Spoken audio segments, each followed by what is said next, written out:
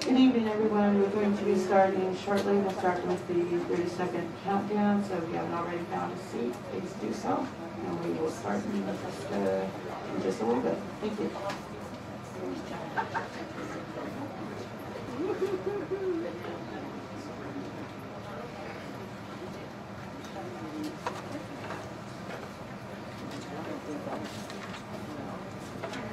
Good evening, everyone. I'd like to welcome everyone tonight. I'm President Linda P. Cavazos, and I call this regular board meeting of November 18th, 2021 to order.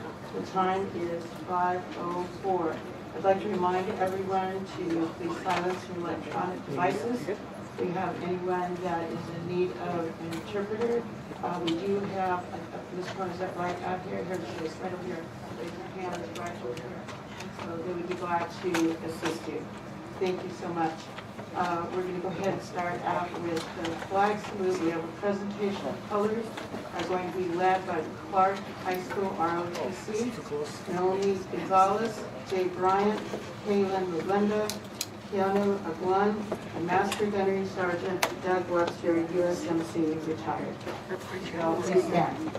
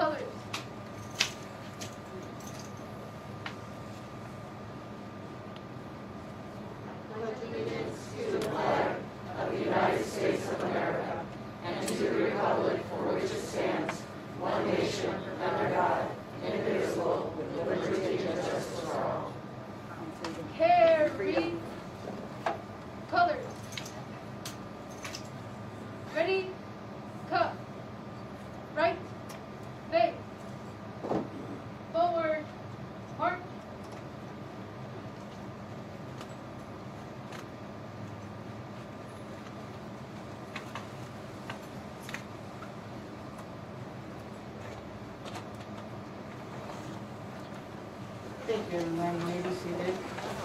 just want to thank Clark High School. They're always so amenable to helping us out. They were just here last month, and we want to thank them again. We're going to move on now to 1.02, adoption of the agenda, and Trustee Garcia Morales will make a motion to approve the agenda.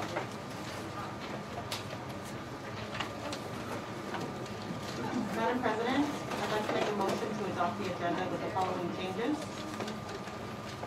Item 3.30, memorandum of agreement between the YMCA and the Clark County School District. And reference material is provided for item 5.06, public hearing and possible approval of the 2021-2023 negotiated agreement between the Clark County School District and the Education Support Employees Association. Thank you, Trustee Garcia Morales. Trustee Brooks? Second. Thank you. Trustees, we have a motion on the floor by Trustee Garcia Morales, a second by Trustee Brooks to adopt the agenda with the changes as presented. Please cast your votes. That motion passes 7-0. Thank you, trustees. We're now going to move on to public comment on non-agenda items. We have many that have signed ahead of time. We're going to be, when the first person comes up, we will start the 20 minutes at that time, see how far we get on that. We can possibly extend it 10 minutes. You are allowed 2 minutes to speak on your item, and anyone that is not able to speak within that allotted time, we will put you on 8.01 at the end of the meeting, and you'll be able to continue at that time. So we're going to start out with the folks that signed up ahead of time, and I will call 3 names at a time. Sarah Comroe, Hannah Comroe, and Jamie Tadrinsky.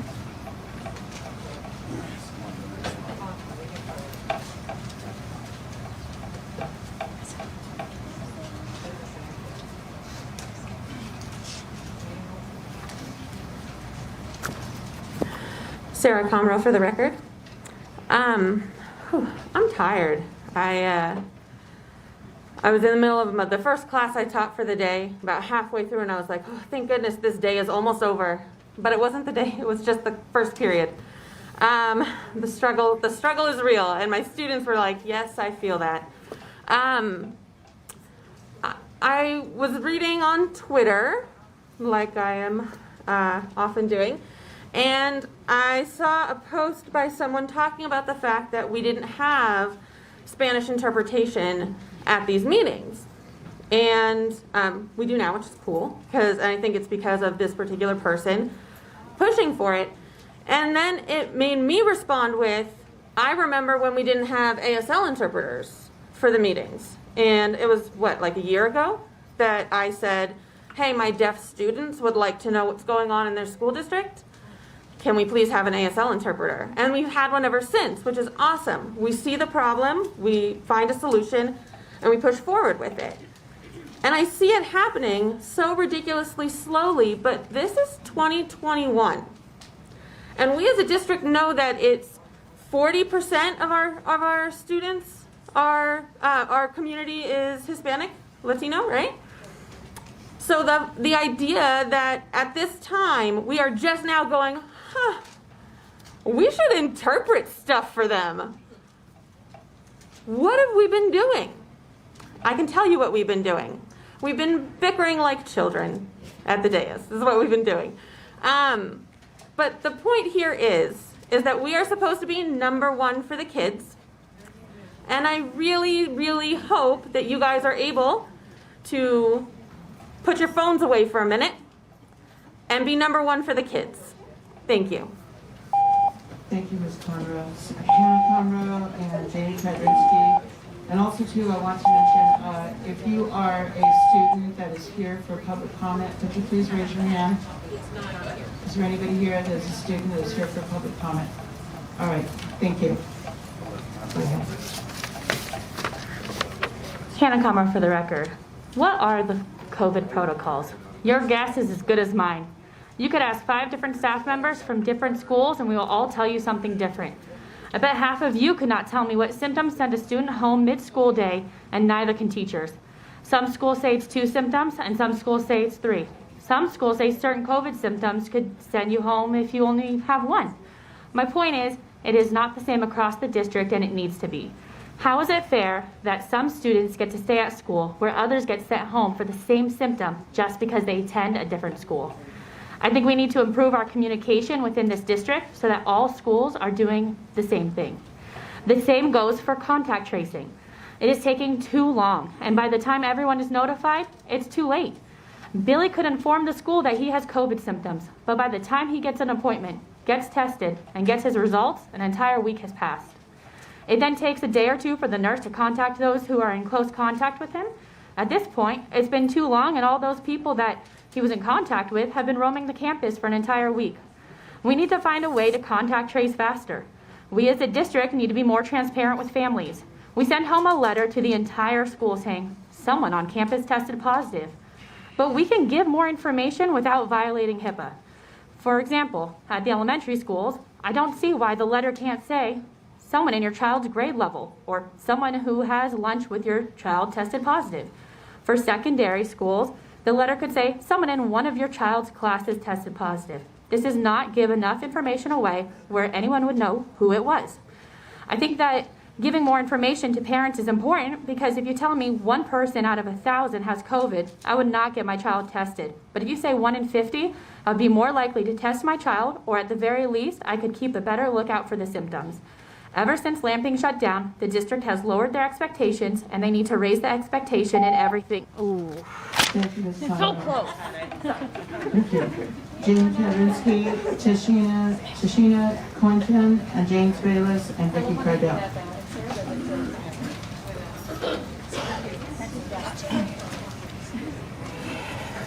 Let's get this party started.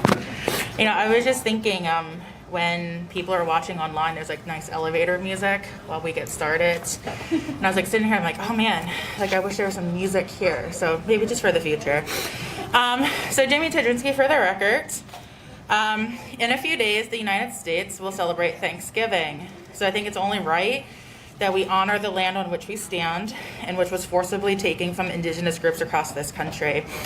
And once again, back to talk about culturally responsive teaching, because it is a severe problem in our district and our society. That was like my introductory paragraph, and then I forgot to write the rest of the comments. So I was sitting there going, oh man. So I'm like one of my kids right now. I'm like, okay, let me just make something up and maybe like they'll believe that it was like the final draft. But I think it's important to acknowledge that there are over 27 holidays that will be celebrated over the next 2 months from major world religions. And as we enter into the holiday season, to be respectful and cognizant of our communities that we serve and that we live in, and to remind ourselves to be culturally competent, to be culturally responsive. You'll see me up here again tonight because you know I'll be back. Talking about various issues about that, including adding holidays onto the district calendar that should be observed. So once again, I'm just here. I'll be here all night. I'll be signing autographs in the parking lot, talking about culturally responsive teaching and reminding the district, as large and as diverse as we are, why it's always so important. Thank you. Thank you, Ms. Kavensky, and for your suggestions also. Tashina Cointon, James Bayless, Vicki Cardell. Is Tashina here? Okay. James Bayless, and then Vicki Cardell, and then Benita Sager. Good evening, ladies. James Bayless for the record. You guys probably already know why I'm here. It's kind of no sense of repeating myself.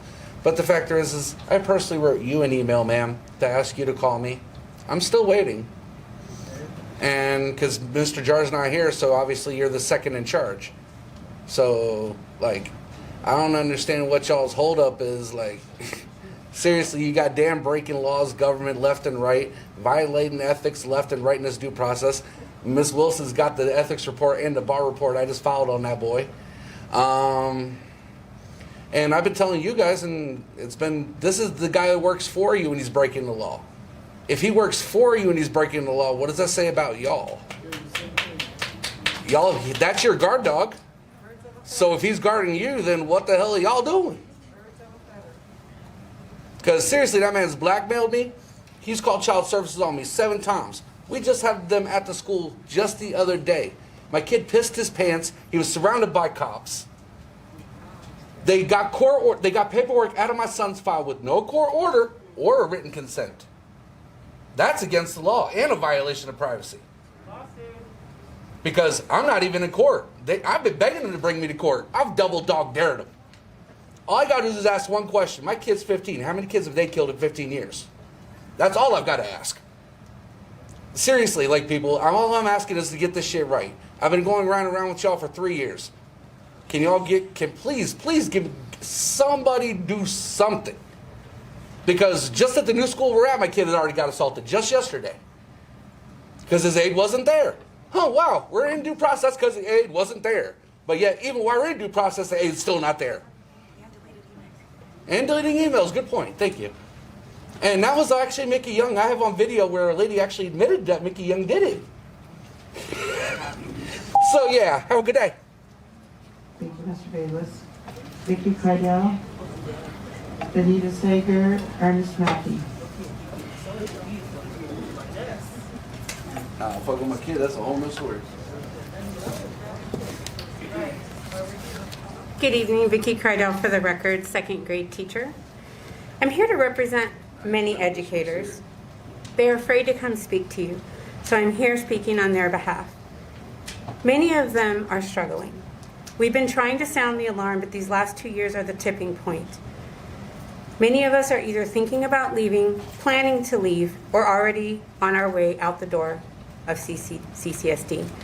The situation here is not sustainable.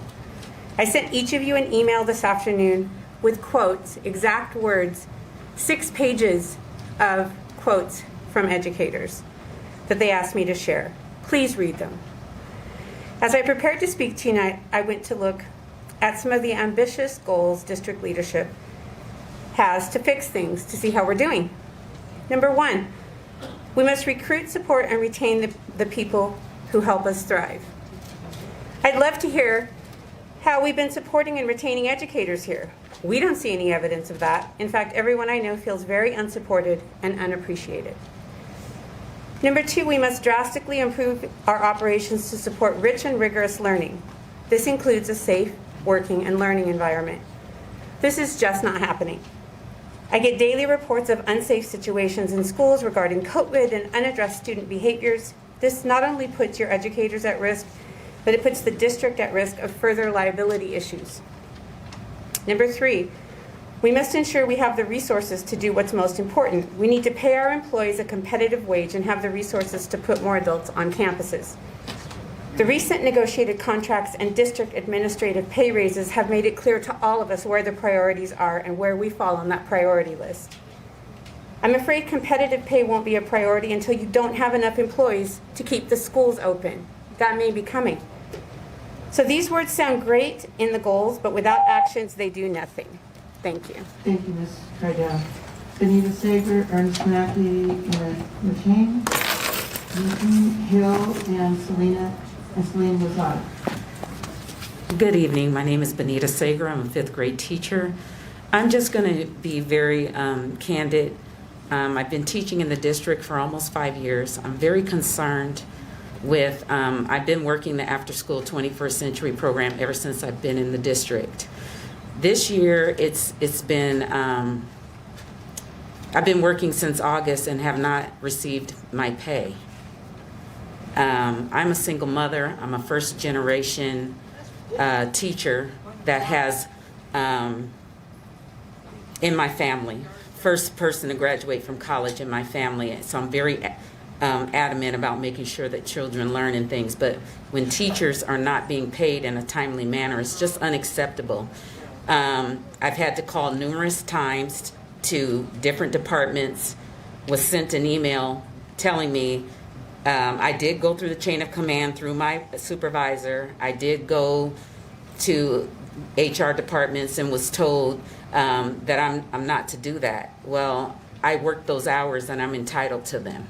And I think it's unprofessional that teachers have to wait. I mean, it's August and here it is November and I still haven't been paid. It's just unacceptable. And I'm not just speaking for myself. There's other teachers that have gone through the similar things. They need to find a concise system that when someone's absent, that the pay is not sitting in someone's box to be clicked to go through all these different chains of command in order to make sure people are paid in a timely manner. I count on those funds for other things because I'm a single mother. And I think it's shameful that the district is making people wait 3 and 4 months to be compensated for the work that they do. We work very hard in this district. Another issue that I have that I'd like to bring up, because we are short-staffed, oh, sorry. That's it. Thank you. That's okay. Thank you. That's okay. Thank you, Ms. Davis. Thank you.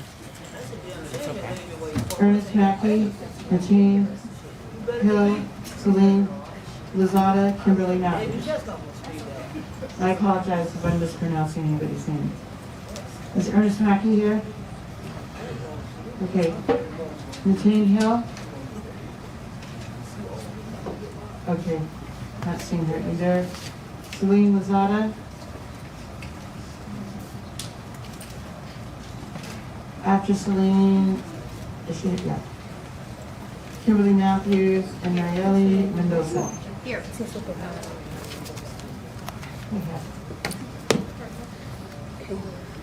¿Quiere que le traduzca eso? Yo le digo a ellos que lo traduzcan. Sí. Good evening, Madam President, members of the board. Oh, yo voy a ser ella entonces. No, hoy voy a hablar en español, okay. Voy a hablar en español. Pero primero quiero agradecer. ¿Me va a traducir? Ya, pero tiene que ser una oración. Okay.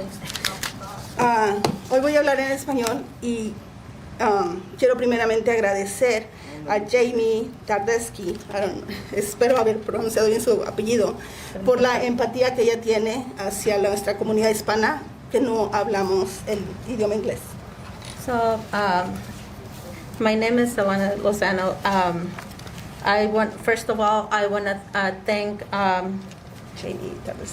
Jamie Tardesky. I don't know if I pronounced it right, but because of empathy that she feels towards us. As a community.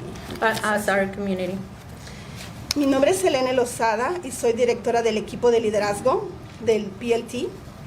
My name is Selena Lozada. I'm the director of leadership of the team of leadership of PLT.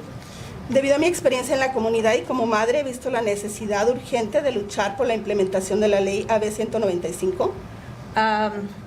With my experience in the community and as a mother, I have seen the urgent necessity to fight for the implementation of the law AB 195. Y quiero dar voz a los estudiantes que están aprendiendo inglés, o mejor llamados bilingües emergentes, y a sus padres en el distrito escolar. I want to be here, their voice for the students that are learning English or a better call as English language emergent, excuse me, give me a second, an emergent English learners. Y los estudiantes aprendices del idioma inglés y de cualquier nacionalidad para que reciban sus documentos en su idioma. And for either any student as a second language learners, and so they can receive any documents on their own language.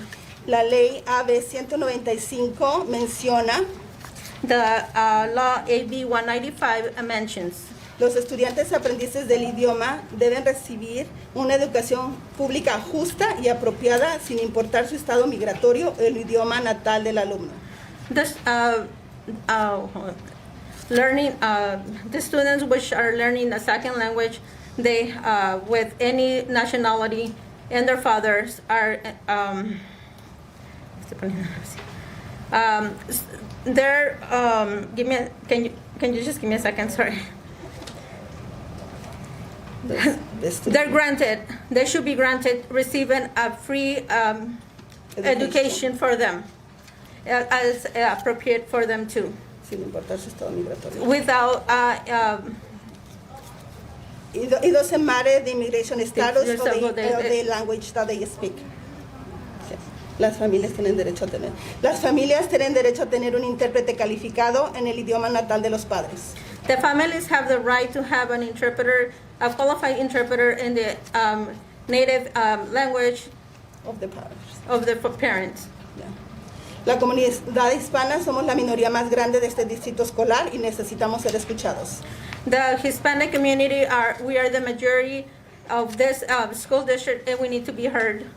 Hoy pedimos a la mesa directiva que tome en consideración a cientos de familias que necesitan servicios básicos como traducción, documentos en su idioma, intérpretes en las escuelas y documentos del IP, así como publicar una copia de sus derechos en un lugar visible en las escuelas. So what? Thank you. Can we tablet for the interpreter for that? Is she? Yes. Thank you. you. So today we're asking that the board members to please consider this for the families that need the services, such as documents to be translated to their documents into English, the IPs, and such documents that are needed for them. Thank you so much. Thank you. Kimberly Matthews, Nael Mendoza, Quincy Williams, Hethia Sotelo.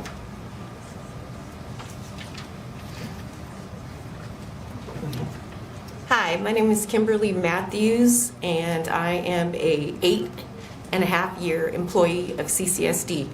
Excuse my attire. I did work a 6-hour shift as a SPTA for the last 3 years, and currently I'm picking up extra hours for our custodial staff. So I had a 9.5-hour day, so excuse my attire, I was rushing from school. So my reason for wanting to speak with you, and thank you for listening, I appreciate the opportunity to speak before the board, is to acknowledge positions such as myself as a SPTA, the bonuses. This is something that's been heavy on my heart, and I wanted to speak with you because I do feel that as a SPTA, we also, I don't know how many SPTAs are here, but we also deserve a bonus for what we do.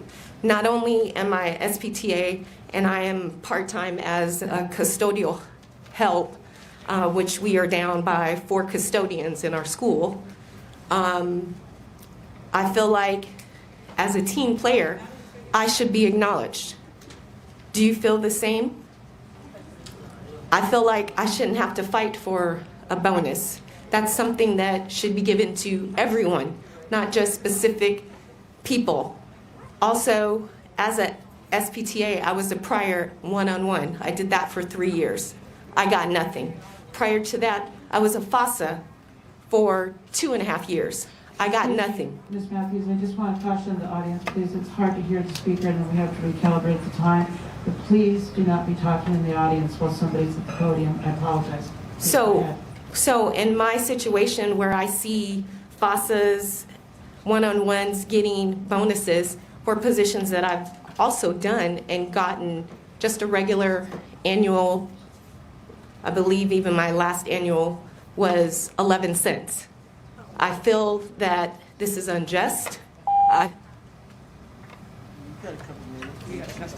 She has a few seconds left. Go ahead. So I feel like I need to address the board for my concerns. We teach kids when you see something, you say something. Well, as an 8.5-year employee who's making a little over $15 an hour, I feel this is pathetic. I feel like this is sad. I feel like I'm a heavy hitter for the district. I feel like I go the extra mile. And thank God I'm at a school that I absolutely love, at Bob Miller Middle School. I love the principal, love our staff. The reason why I do what I do is because of the love we have at our school. I don't feel that's reciprocated through the district to me. Thank you, Ms. Matthews. Also, I do want to make another point. We are out of time. But I do, can I make another point working? I have to be fair. I tried to give you a little extra time because I interrupted you for the audience that was speaking, but I think we've covered that already, but you can submit written comments if you like. Okay, but I would like the board to know that I'm on my 15th month working because I did work through the summer. Thank you. Ms. Matthews. Thank you. Nael Mendoza. I'm Quincy Williams. I don't know what the other person was.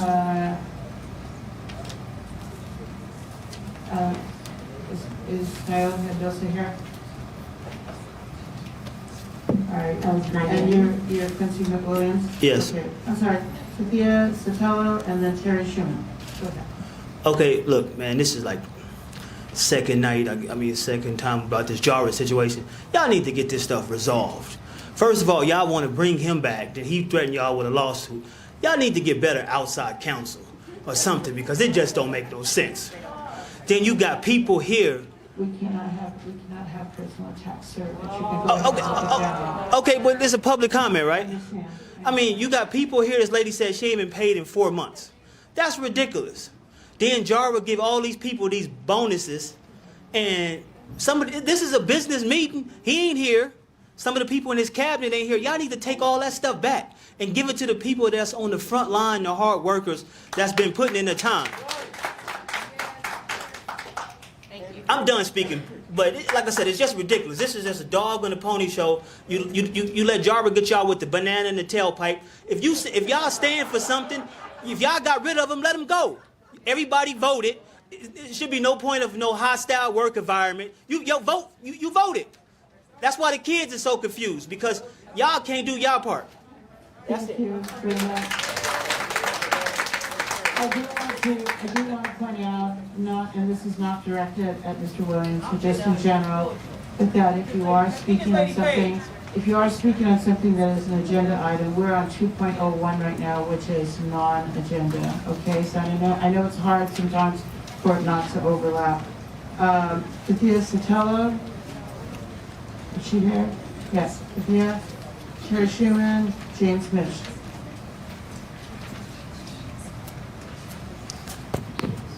Hello everyone, my name is Katia and I am the youth organizer for Youth Power Project. I have here some of our students, our members in the audience in the student section. I am here to urge you to listen to the many youths that have requested police-free schools. A lot of our youths are a bit shy or scared to come up here and make requests, but I'm not, so I'll be sharing their concerns. So, a bit of me, I've gone to a lot of school to prison pipeline conferences, right? And the one thing I always hear at those conferences or meetings is that U.S. prisons are filled with black and brown bodies. Keeping police in schools is a racist system that keeps prisons filled with black and brown bodies. Some of the points that the students wanted me to make is that you need to support the anti-racism policies, replace officers with counselors, and listen to your students. They don't want Jara back. And lastly, they don't want board members that can keep. They want board members that can keep their mask on, especially during work hours where they're getting paid with our tax money. Thank you. Thank you, Mr. Teller. Terry Schumann, if we could please hold the noise down in the audience. We have Terry Schumann, James Mish, Ana Gonzalez. Good afternoon, President Gabasso and Board of Trustees. My name is Terry Schumann and I am a CCSD employee. I'm here tonight to discuss what has been going on with y'all, our Board of Trustees. The last few years, even dating back to the days of Kevin Chow, this board has seemed destined at times to go haywire. But in the last 2 months, what we feared has come true. The arguing, the bickering, words flowing from one side of the dais to the other. Many of you know that I work in a pre-K class with 17 students in the morning, 17 students in the afternoon. Thank God our 3, 4, and 5-year-old students have not acted out in the manner that you have presented before us the last couple of weeks. If they had even come close, they would have been placed in timeout, and if it continued, we would have had talked to their parents. Usually, they say, I'm sorry, and then they can go on with their day. Maybe this is the problem. Maybe there has not been sufficient discipline passed out among this board and makes you think that it's okay. It's not. Maybe it's time to talk to your parents or maybe your constituents to let them know not to vote for you again. Whatever it takes, that is what has to happen. It must start tonight. On November 4th, there was so much bickering and arguing that the meeting ended abruptly with an adjournment. Please don't let that happen tonight. There is much to get done, and it needs to begin now. Thank you. Thank you, Ms. Schumer. James Mish, Ana Gonzalez, Lorena Cardenas. I'm sorry. We only have, I think we're at 5:36, and we're going to end at 5:39. So Ms. Gonzalez will be the last person speaking. Ladies and gentlemen, my name is James Mish. I am a math teacher at Green Valley High School. I'm here to talk about the grading policy. I don't know how many people in this room are aware, but the way that the minimum F works in the current system, if you do your homework, you get a gift, 25 points. We don't even know if you've done it yourself. Other students can help you. If you do that for both semesters, you can get a 0, not a 10, not a 20, a 0 on every single test and still pass. If you get a 75% during first quarter, don't show up for second quarter except you get marked truant, and don't take the final exam, you pass. This is insane. The policy for minimum F was never designed for doing it for first quarter, second quarter, and the final exam. It was designed for only first quarter and third quarter to help struggling students pass. During second quarter and on the final exam is just insanity. Hey, you cannot have a minimum F on a final exam. It doesn't help the students. And you are hurting the students that you are trying to help, because during the next year, they're going to be behind and in the same situation they are now. I have no problem with a minimum F during first and third quarter to help students who are struggling. It should never occur during second quarter and a final exam. And the person who made this policy, who is not here, should be let go like he is. I work with special ed students all the time, and I am all for helping people with lesser abilities. He should not be a superintendent. Ana Gonzalez? Is Ana here? Right here. Okay, Ana will be the last speaker under 2.01, and Why are you taking me out? I'm on the list. I called since I'm Monday. sorry, but Ana is before you. I'm going by the list here. And so we are, I believe, we are out of time. We're already out of time. Someone else? How is that fair? Ana will go ahead and be the last speaker here, and then we will continue with 2.01 at the end of the meeting. Ms. Cardenas, please, this is my last. I am going by the list. Because in the end, you're representing all of us. Why do you always do that? You know you're doing that on purpose, Linda. You're doing that on purpose, Linda. Linda, He's on the list. She's on the list and you called her name. You called her name. She's on the list. What's up with that? You called my name and then I go, you cut it off purposely because you know that what she's going to say. Because you don't understand that's perfectly fine. We have to vote all of you out. Security. By the way, they're voting in a sexologist. They're voting in a sexologist today. Dr. Shaker, all these individuals insane, getting those teachers. Be quiet. Let the adults be quiet. By the way, this is called American culture. We Please already have escort culture her out for at this time. homophobe. We do not want to have to trespass her yet again. Communist! Fuck you, Linda! Ms. Hey, you have a child in the room! Shut up! Ms. Gonzalez, I apologize. I apologize. And again, may I just remind you that if I state somebody's name, that doesn't mean that we're not out of time. I was reminded that we were out of time, and now we've gone even longer because of this disruption. Right. So we added 10 minutes longer onto the time. So Ms. Gonzalez.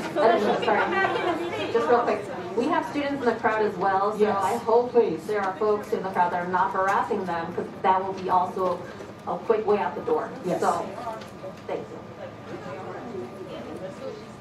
If there is any disruption and if there is any harassing of students, those folks will be trespassed. They will not just be escorted out, they will be trespassed.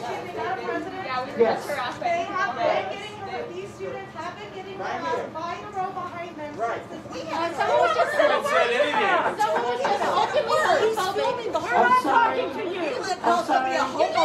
You just called me a communist. You called me a homophobe.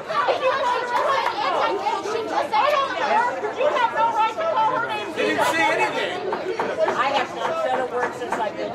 If you have students, listen to everybody at once. If you are a student, I'm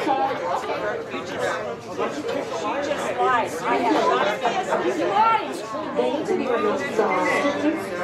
Students, if you have been harassed, please go out the side door or this door. Please report to security or the officers if you have been harassed. But we cannot have everybody talking at one time and disrupting the meeting. Yes. All right. Students, please go out to the office. This is why we have security here. So if you need to talk to a security officer or to CCSD police officer, please do so, but we must continue with the meeting. Ms. Gonzalez, my deepest apologies for the interruption. Please proceed. Thank you. Buenas tardes, Presidenta y miembro de la Junta. Mi nombre es Ana González, mamá de 4 estudiantes, parte también del grupo de padres en liderazgo. Good evening, President and members of the board. My name is Ana Gonzalez. I have 4 students, 3 in elementary and 1 in high school. And I belong to the PLT group of parents. Una de las razones por la cual estoy aquí es por la barrera del idioma, al igual que muchos padres de la comunidad. One of the reasons why I'm here today is because of the language barrier. This is the same problem that a lot of parents in this community face. Claro está que nos limita para entender y poder expresar de la mejor manera cualquier evento o problema donde nuestros hijos salgan beneficiados. Of course, this is a limitation for us to be able to understand and to be able to express the best way that we can any event or problem that our children might be facing or any benefit that they ought to receive any benefit that they need. Por ende, en muchas ocasiones hemos solicitado intérpretes en las escuelas que como respuesta siempre nos dicen que no hay.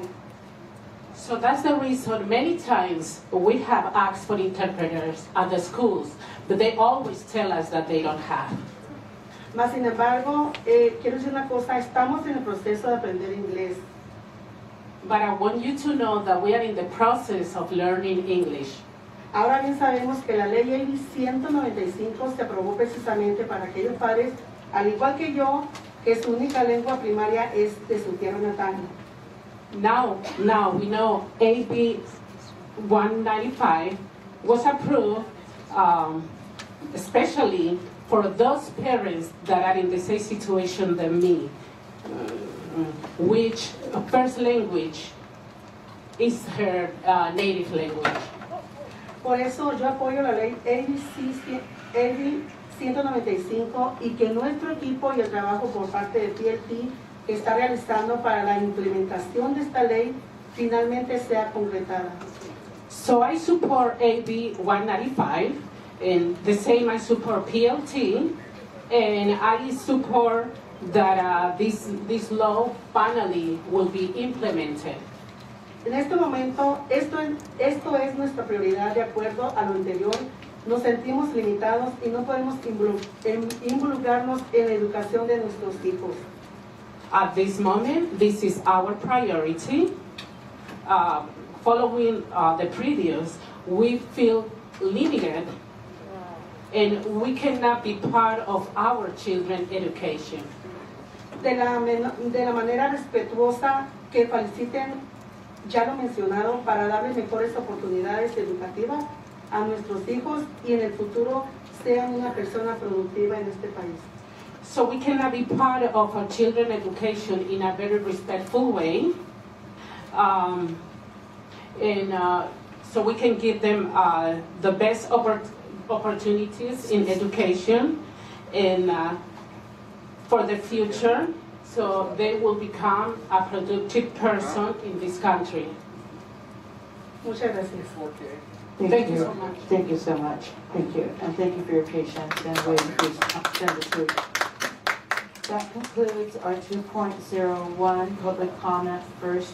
Excuse me, Madam President. I was down on the list for the 2.0 non-agenda item. Yes, sir. We have approximately, if you'll hold on for just a moment, we have 1, 2, 3, 4, 5, 6, 7, 8, 9, 10, 11, 12, 13, 14, 15, 16 that are left on the call ahead agenda. And then we also have, I believe, Trustee Smith, quite a few still here on the yellow. So those folks will be put on the very first part of the list for 8.01. Trustees, we're now going to move on to the consent agenda. We do have speakers on the consent agenda. So I'm going to call them in order. Jamie Kavrinsky, Terry Schumann, Sharon Wheeler, and Sharon Miller. Those will be the first three.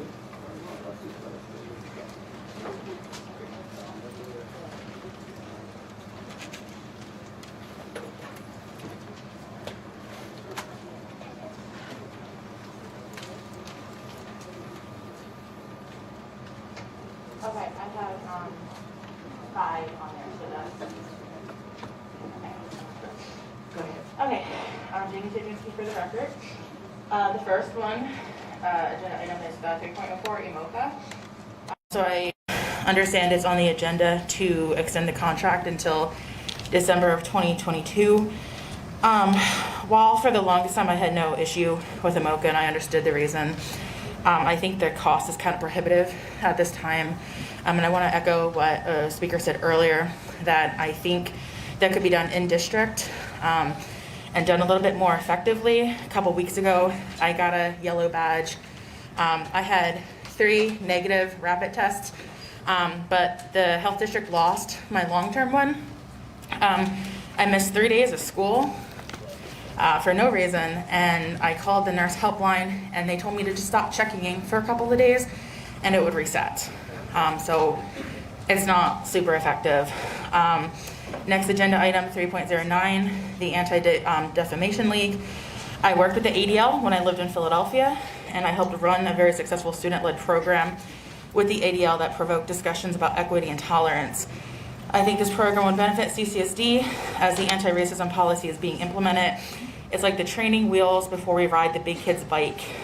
This is especially necessary since we have people who come to these meetings and think it's okay to wear a yellow star or compare the masks and vaccines to the Nuremberg Code.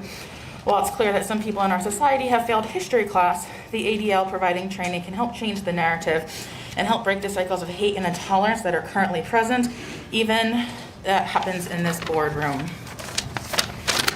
Next, 3.18, licensed personnel. I just want to know how the district is planning on handling the mass exodus that will be occurring at the winter break. When another educator asked for stories of why people were considering leaving, she got dozens of replies. Size 10, single-spaced font, 6 pages front to back. Your teachers are crying out, but it seems like the district is wearing earmuffs. 3.28, policy 5137. I want to read out loud the definition of cyberbullying from the amendments here. Repeated or pervasive taunting, name-calling, belittling, mocking, or use of put-downs, or demeaning humor regarding the actual or perceived age, race, color, national origin, ethnicity, ancestry, religion, gender identity or expression, sexual orientation, physical attributes, physical or mental disability of a person, sex, or any other distinguishing characteristics or background of a person. That is also a run-on sentence. Behavior that is intended to harm another person by damaging or manipulating his or her relationships with others by conduct that includes without limitation spreading false rumors. Here's what I have a problem with. Section 3, Part B states that the provisions of the discrimination based on race, bullying, and or cyberbullying law do not apply to a violation committed by an employee of a school or school district against another employee of a school or school district, an adult who is not a student or employee of a school or school district against another such adult. This is what is allowing some people in this room to be hateful online. It's disgusting. It's what it's allowing the woman who runs the CCA Social Justice Caucus to use racial slurs online, on TikTok, on Facebook, and on Twitter, and to not be held accountable. Calling a woman of color Uncle Tom for standing up for students and teachers is not what we're going to tolerate.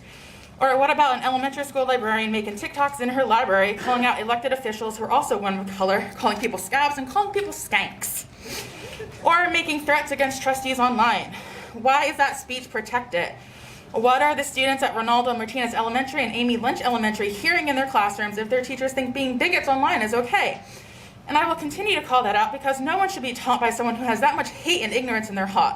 And not a single person in this district should have to sit through a board meeting with QAnon supporters who cannot even be bothered to stay for all the votes at a meeting.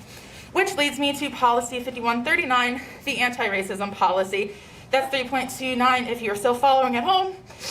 I think we need to acknowledge that trustees Cepeda and Cavazos were a driving force behind this policy, and we need to acknowledge Assemblywoman Brittany Miller, who is also a teacher in CCSD, for making this policy a reality. It's been a long time coming. It's a pretty little 8-page document. Y'all should read it. But now we need to make sure it is enforced fairly and consistently. This isn't like the user agreements where you click yes that you've read the terms and conditions, because I will be holding your feet to the fire to make sure my kids have all the best opportunities afforded to them without the barriers of racism and inequality. Thank you. I'll be back later. Thank you, Ms. Chadrinsky. Sherry Schuman, Sharon Wheeler, and then Jamie Chadrinsky again, Jeff Cohen. I'm sorry? Okay. Right. Thank you, Sherry. Sharon Wheeler, is she here? All right. Jamie Chadrinsky, Jeff, I guess you, I did all mine, you did yeah. all of yours already, okay. Yeah. All right. Jeff Cohen? Is Jeff here? Sharon Wheeler is not here. Desiree Rodriguez? And Jamie, you've gone through all of yours, and then Gloria Castro. Hello, Jeff Cohen. I just want to make a couple of comments on 5 point, the Sex Education Advisory Committee. I'm sorry, your mic, I'm not sure if your mic is on. Oh, sorry. Yeah, I just want to make a comment on the Sex Education Advisory Committee. You were going to, I guess, nominate Dr. Laura I'm sorry, Deach. I don't believe that is on the consent agenda. That's a separate item. Okay, so Did you have another one? yeah, so the Defamation League. Okay, that's fine. I guess there's a lot of anti-bias training in our schools. So my question to you guys is, have you checked into any other committees to do this for you? And I noticed, I'm doing a lot of research on them. You're saying they're going to teach the kids in the schools. What are they going to teach them? I mean, I haven't seen any literature of what they're actually going to teach, because hate is taught. So what are they going to be teaching the kids in the school? That hasn't really been determined. So that's an issue for me. That's really all I wanted to say. I'd like to see some other literature upon other avenues you may take other than this particular organization, which I have not seen. So I'd like to see that if you have any other options. That's it. Thank you, sir. Thank you, Mr. Cohen. Desiree Rodriguez, Gloria Castro, Celine Gonzalez.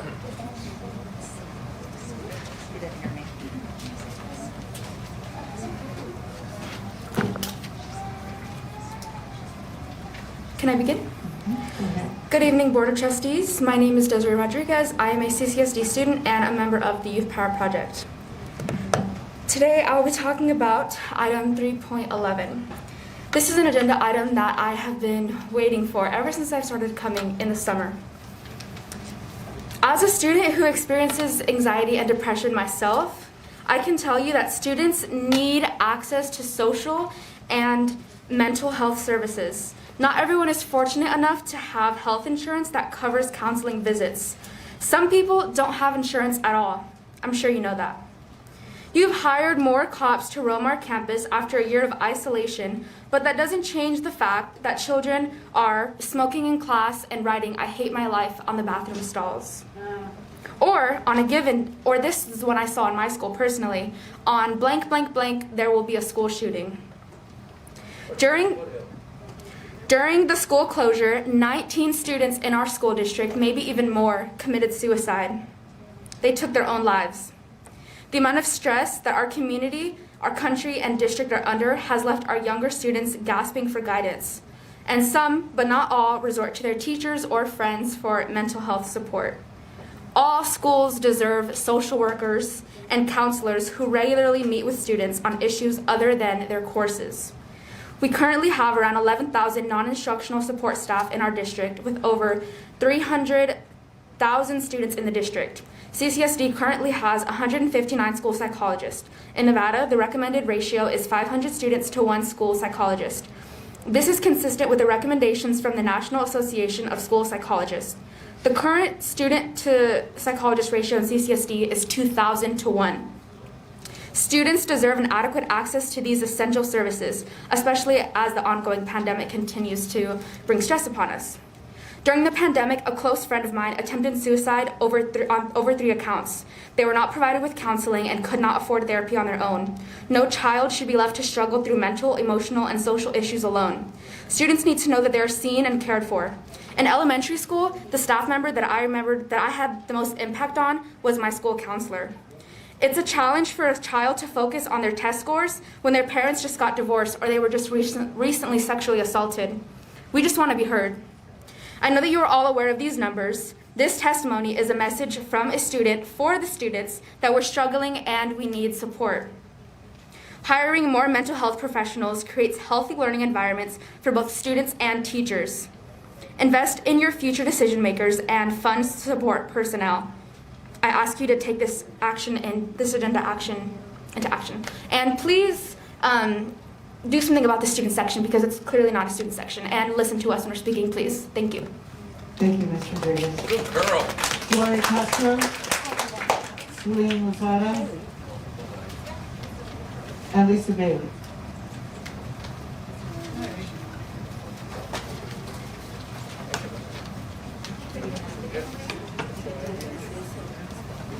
Pardon, what's the name that was called? Gloria Castro. That's her. Oh, no, Gloria Castro. She's not going to speak about this part. And then Celine Lozada. That's her. Go ahead.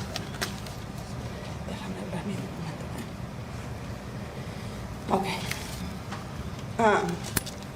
Señora Presidenta y miembros de la mesa directiva,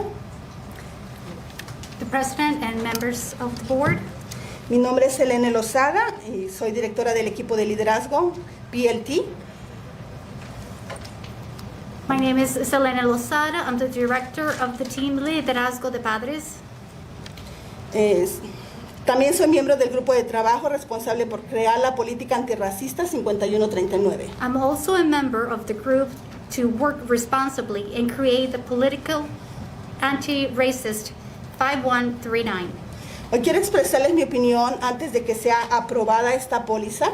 Today, I want to express my opinion before this policy is approved. Nosotros consideramos importante incluir 2 definiciones en la póliza. We do consider important to include 2 definitions in this policy. La primera es lenguaje y el segunda es estatus migratorio. The first one is the language, and the second one is status, immigration status. La primera definición hemos estado trabajando directamente con el Dr. Barton y Dr. Escabela en el grupo de trabajo. The first definition, we've been working directly with Dr. Barton and Dr. Scavella on the group of work. Sin embargo, es importante enfatizar y dejar claro que no debe existir discriminación en base al lenguaje. However, it's important to emphasize that there should be no discrimination based on your language. Dentro de este punto está incluida nuestra comunidad de ILL bilingües emergentes, también para aquellos que son refugiados o inmigrantes en nuestro estado. Here we are including our community, English learner speakers, and also people who are beginning to learn the language, and refugees and immigration people or immigrants. Por otra parte, el racismo no es solo un problema basado en el color de la piel, sino que también afecta a aquellos que tienen un dominio limitado del inglés. Whatsoever, racism does not only affect the color of your skin, it also affects the people who have limited English. O estudiantes de ELP o estudiantes del inglés ILL. Students who are learning English, ELP, or students who are starting to learn the language or in the ELL program. Muchas veces estos estudiantes y familias enfrentan discriminación y ataques racistas que dejan a las familias viviendo con miedo y sin saber qué pueden hacer para proteger a sus hijos. Many of these family members are facing discrimination, being part of racist attacks that leave the families living in fear without knowing how they can be protected. Nuestro equipo del PLT también cree que todos los niños tienen el derecho legal a una educación pública sin importar su estatus migratorio. Our team, also PLT, believes that all kids have the same right for our kids to be educated all the way from kindergarten to the 12th grade, no matter the status of their immigration. De acuerdo al fallo de 1982 en la Corte Suprema de Estados Unidos. According to the rule of the Supreme Court in 1982. Cada día tenemos la oportunidad de hablar con varias familias y el común denominador es el temor y la inseguridad que sienten debido a su estado migratorio. We have plenty of opportunity to speak with the community, with the families in the community, and the common denominator that we face is the fear and insecurity that they have based on their status on immigration. Todas estas familias solo desean ser incorporadas y productivas. All of these families, they only wish to be incorporated and be productive. Las escuelas deberían ser un lugar donde cada estudiante se sienta a salvo y pueda desarrollar su potencial y no un lugar de miedo y represalia. The schools should be a place where all the students feel safe and they can develop their skills and potential without any precautions or fear or repercussions. Hoy la mesa directiva está concentrada en resolver problemas internos más que apoyar a las familias que lo necesitan. Today, our board members are concentrated and we are focusing in resolving internal problems. Okay? Sí. And support families that needs it. Miembros de la mesa directiva, no pierdan su enfoque, sus decisiones son trascendentales en el destino de la educación de los estudiantes. Please, board members, don't lose the focus. Your decisions are transcendental. They're important in the future of our students. Hoy ustedes van a dar su voto y aprobar esta póliza. Por favor, cerciórense de incluir a los estudiantes inmigrantes antes de aprobar la póliza 5139. Today, you're going to vote to pass this law or this policy. Please make sure you include all these students before you approve this policy 5139. Para muchos la palabra estatus migratorio suena tal vez fuerte u ofensiva, pero es una realidad y no podemos ignorarla. Today, this word immigration status might be fearful or offensive to many, but the reality, we cannot ignore it. Porque para avanzar y crecer en nuestro distrito necesitamos ser por ciento transparentes. Muchísimas gracias. But to make progress and grow in our district, we need to be 100% transparent. Thank you very much. Thank you very much, Ms. Alvarado. Thank you. Is Gloria Castro here? Gloria? Yes, I'm here, but I don't know. I want to talk about other things. That's why I don't know. You're signed up for 3.28, the amendment of Clark County School District 5137. Anybody who signs up for the consent agenda on any of the 300 items, you can speak on any topic within that agenda. So, would you like to go ahead, Mark? After Gloria, we would have Lisa Bailey, Margaret, I think it's Muha? James Brisman.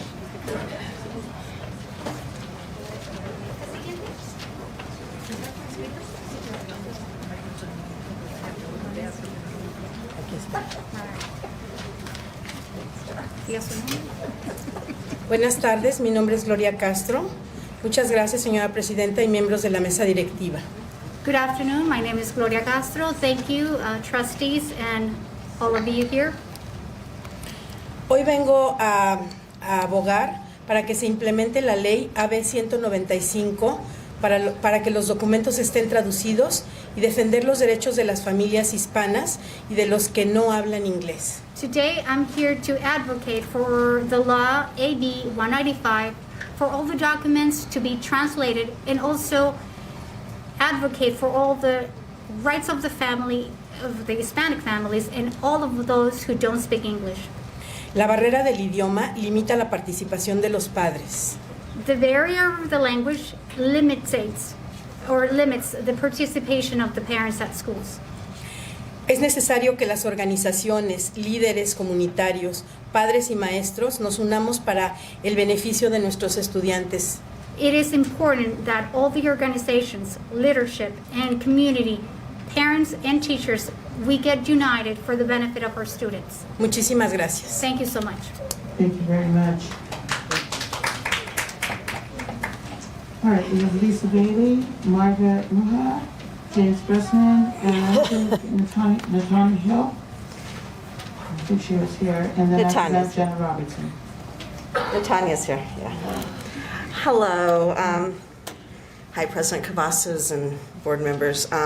As a member of No Racism, the board member of No Racism in Schools, #1865, the lead of Showing Up for Racial Justice in Las Vegas, and a social justice activist from UCLV in Las Vegas, I'm also a white woman and who works with other white folks about how to dismantle white supremacy.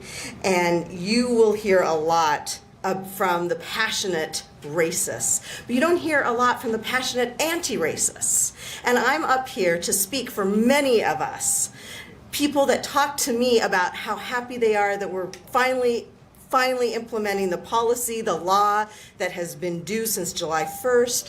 And I'm super excited to be one of those people to hold accountable each one of you and the administrators in this school for implementing it and having equity in our schools finally, because it's a toxic work environment, toxic learning environment. Our kids cannot succeed and do what they have to do, and we're all here for the kids, right? That's apparently why everybody ran for the school board. And what I don't understand is how can anybody be against anti-bias training? How can anybody be against anti-racism?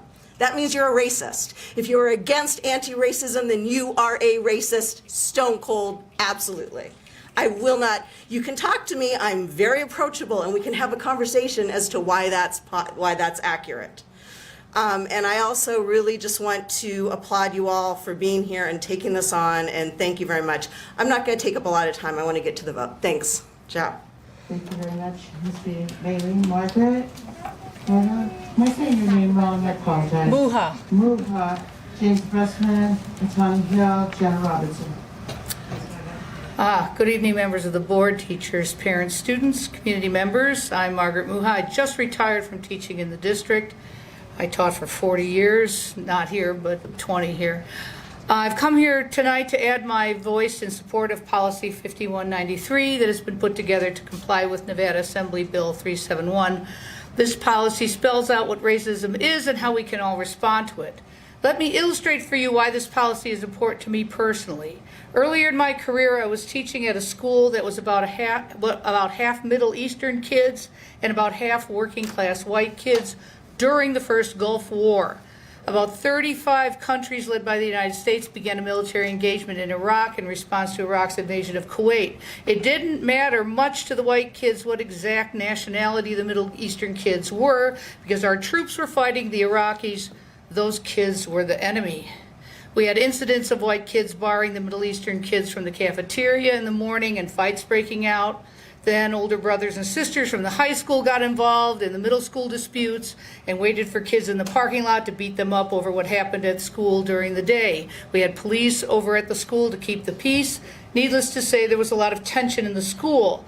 I had a homeroom class and we were going through a curriculum about values clarification, which was popular at that time. I thought it might be helpful if the students were to talk about the stereotypes they had about each other. I told them to be respectful but honest. One of the white kids started. He said, here's something. All the Middle Eastern people own donut shops. This elicited some laughter, but I asked if anybody wanted to respond. A girl whose dad was Iranian and whose mom was Palestinian told this kid that her parents were both highly educated, but the language barrier here kept them from the professional fields they had worked in at home. So they took what money they had and they put down a down payment on a business. The boy who asked the question said, "Oh, I never thought of that. I never thought of that." Without talking to each other, without a knowledge of history, we will never reach an understanding of each other. Did those talks solve all the problems at the school? No, of course not.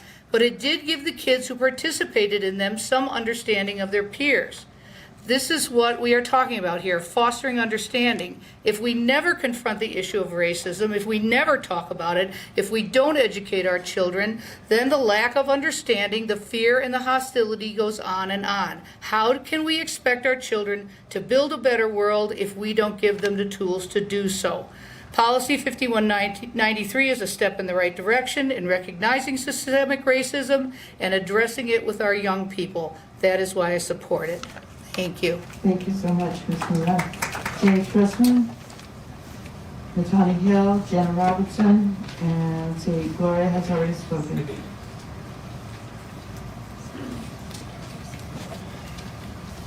Good evening. I'm Jim Brusman. I'm a resident of Clark County, a member of the Unitarian Universalist Congregation of Las Vegas. We're on East Lake Mead near Clifford Street. Speaking in support of the adoption of this policy, just thinking in terms of dismantling white supremacy so that there's equity for all, so there's access to quality education for every kid in the district. I'm just one person, but I represent many people who are not quite as vocal. I'm getting applauded by my peers at church for coming up here, but I think there are many other people who feel similarly to me. Hate speech is not conducive to creating a learning environment, and that's what this thing is about. Allowing hate speech impacts everybody, and it creates an environment where kids are going to be not able to learn. Our schools should be safe for everybody, but some teachers and some students create a toxic environment. And the anti-racism policy will protect everybody, not just some kids. It's not exclusive to one group of people. Thank you. Thank you very much, Mr. Pressman. Natani Hill. Then Jenna Robertson, and then see Gloria and Celine have already gone, and then Heather Bruton.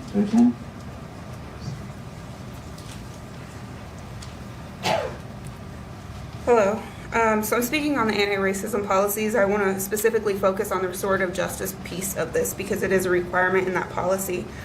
Our current policies and procedures are ineffectively designed for punishment, sending a message, and ensuring that we check boxes for legal liability concerns rather than safety, accountability, and interventions. I want to ensure that we're implementing restorative policies and interventions to assist our children and staff in resolving conflicts so that all children can excel while at school. I'm asking that these restorative policies are utilized within all conflict, not just racially motivated incidents. I'm asking that the board require these practices to be implemented immediately following an incident rather than 3 months after the fact. I would like to ask that we require facilitators to be properly trained and certified in restorative practices rather than just slapping the word restorative on the current practices. I'm also asking that we do something about the current state and leadership of our Equity and Diversity Department.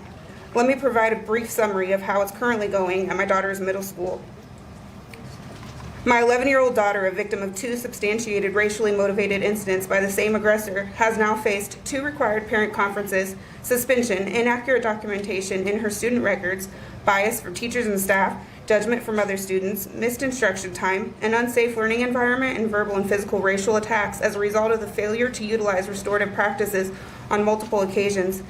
And instead, the school has utilized dative punitive measures such as no contact agreements, separation, removal from school. She's also faced unnecessary trauma as a result of the Equity and Diversity Department head conducting what he called a restorative conference despite it not being rooted in restorative practices. Thank you. Thank you, Ms. Hill. Jen Robertson, Heather Bruton. President Cavazos, members of the board, my name is Jenna Robertson for the record on behalf of Nevada Alliance for Student Diversity. Thank you for passing 5139 tonight and for upping the game, so to speak, on the anti-bullying policy, which often feels inadequate and inconsistent. This policy, if implemented well and with proper training, will be invaluable in helping so many of our students, and it might even be a guide for updating and improving current policies that really need to be updated. Thank you for passing the policy tonight and for becoming compliant with AB 371. Thank you. Thank you, Ms. Robertson. Heather Bruton, and then Darlene Anderson.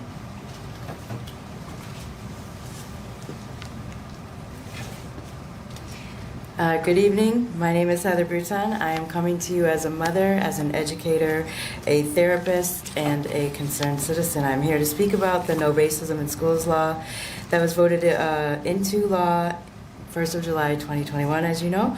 I'm happy to share my perspective as a mother, who often works with children also. I am a member of Surge Las Vegas and Surge National. I am here to physically, emotionally, and legally support the fullest implementation of this law into policy. I'm one person wearing many hats, but standing before you to represent many mothers and higher education educators. Most importantly, I am also the mother of 3 children, 2 of whom are Black, and I am a very powerful champion for their futures. I have watched one of my children move through the elementary all the way up and is now in college, and I have 2 other children in the school district at this time. I want to be really clear that I firmly believe that all children deserve to feel safe, both physically and emotionally, while learning. Parents deserve also to feel that their children are safe and being protected, and that CCSD is guaranteeing their right to learn in a harassment-free environment with the fullest protections that the Constitution stipulates. As an educator, I am keenly aware of the impact of hate speech, harassment of students, bullying, and/or unsafe environments, and how inconducive to learning that is for all of our students. It is also something that creates an incredibly difficult teaching environment for the teachers. Our children in Nevada, I believe they deserve better. My son is now 22 and in college, but he experienced multiple situations of discrimination, racial bullying, taunting, and generally making his learning environment at times unpleasant and unsafe, not just from fellow students, but sometimes from faculty as well. My son is an exceptional student who excelled despite these obstacles and was on the Presidential Honor Society and is now on the Dean's List at his respective college. Had this policy been in place while he was in CCSD, I just wonder how much further he would be now, and not having these distractions and these problems to contend with. One of my other daughters is in middle school at this time, and she is astounded by some of the racist things that kids say and do to other students, and she is always quick to point out how in conflict that is with the Be Kind program, sentiments that they are taught. The issues that Black and brown students are facing is more than Be Kind can handle, hence why the legislature, I think, voted this into law in July. All of Clark County students need and deserve the implementation of this policy sooner rather than later, and being one of the largest school districts. You can finish your sentence. Thank you. Being one of the largest school districts in the nation, Las Vegas, with our global notoriety, has the opportunity to show the rest of the country how this is done and how to do it well. Thank you so much. Thank you so much, Ms. Brittany. We're going to go to, I believe I've gone through everybody that was in advance. I'm now going to go to the yellow cards that some folks have more than one item. Darlene Anderson, Sarah Comroe, Paul Happ. Is Darlene here? Oh, there you are. I didn't see you, I'm sorry.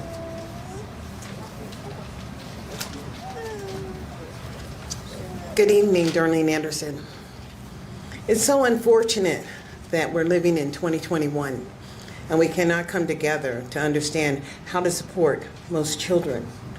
As special education is real, and so is IDEA, and so is IDEA 2004, and how you measure children. The data doesn't equate to logic because so many kids here are failing. And it's not an easy thing. I don't know where the committees are. You know, the English Language Learner Advisory Committee, they would be huge, working with the teachers to support the children here who are second language learners, to understand what they need, really. Why would they have to come to the board? And the board is not in the classroom with these children, or the teachers, or the parents. The school site is critical. When we're looking at developing humans, we really want to make sure that these people that are becoming citizens after 12 years of public education are successful. But why is it that African American children are dropping out every year? And so many are going to penitentiary every year. We are harvesting the human beings because the opportunity doesn't exist. We're not holding ourselves accountable to ensure access happens for the youngest and the neediest. And that would be required to receive the federal dollars. But if you get the federal money and you don't have the data, it's questionable. What are you doing? Nevada never had to take the federal dollars. They chose to take them. That means that why are we discussing an anti-racism policy in 2021? I'm 63 years old. I know who I am. I'm an American citizen. We need to have American citizens on the front lines defending our nation. But yet and still, we have people who come back and they can't even get their children basic services. This is unthinkable, and it has to change. It is a personal responsibility to be over millions of dollars, billions of dollars, and then to have kids commit suicide. And then you sit up there and act as if you have no personal responsibility. And all the name calling was just sad and unfortunate, but I witnessed it. I expect leadership, and I expect accountability. And I think the federal government has to be hard on Nevada because Nevada gets too much money to have no outcomes.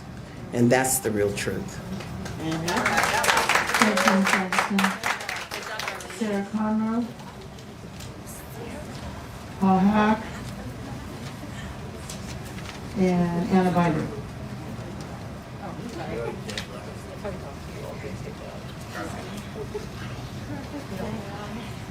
And just to clarify again, that if you do have more than one consent agenda item, you can speak on those at the same time.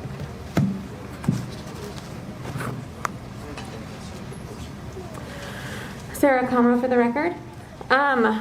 First I wanted to talk very briefly. I signed up for two, right? For IMOCA and anti-racism. So first I want to speak briefly on IMOCA.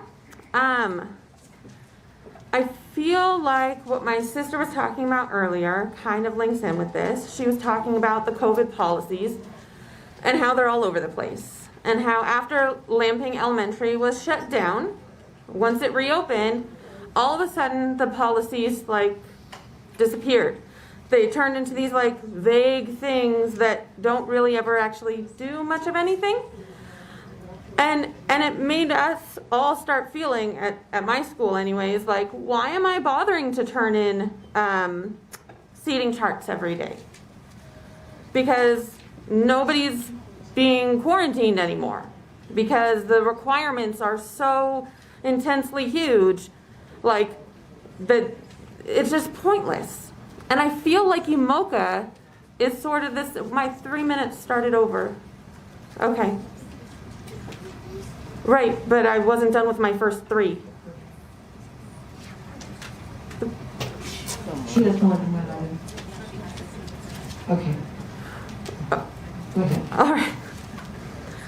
I'm not a math teacher, but something seems off. All right.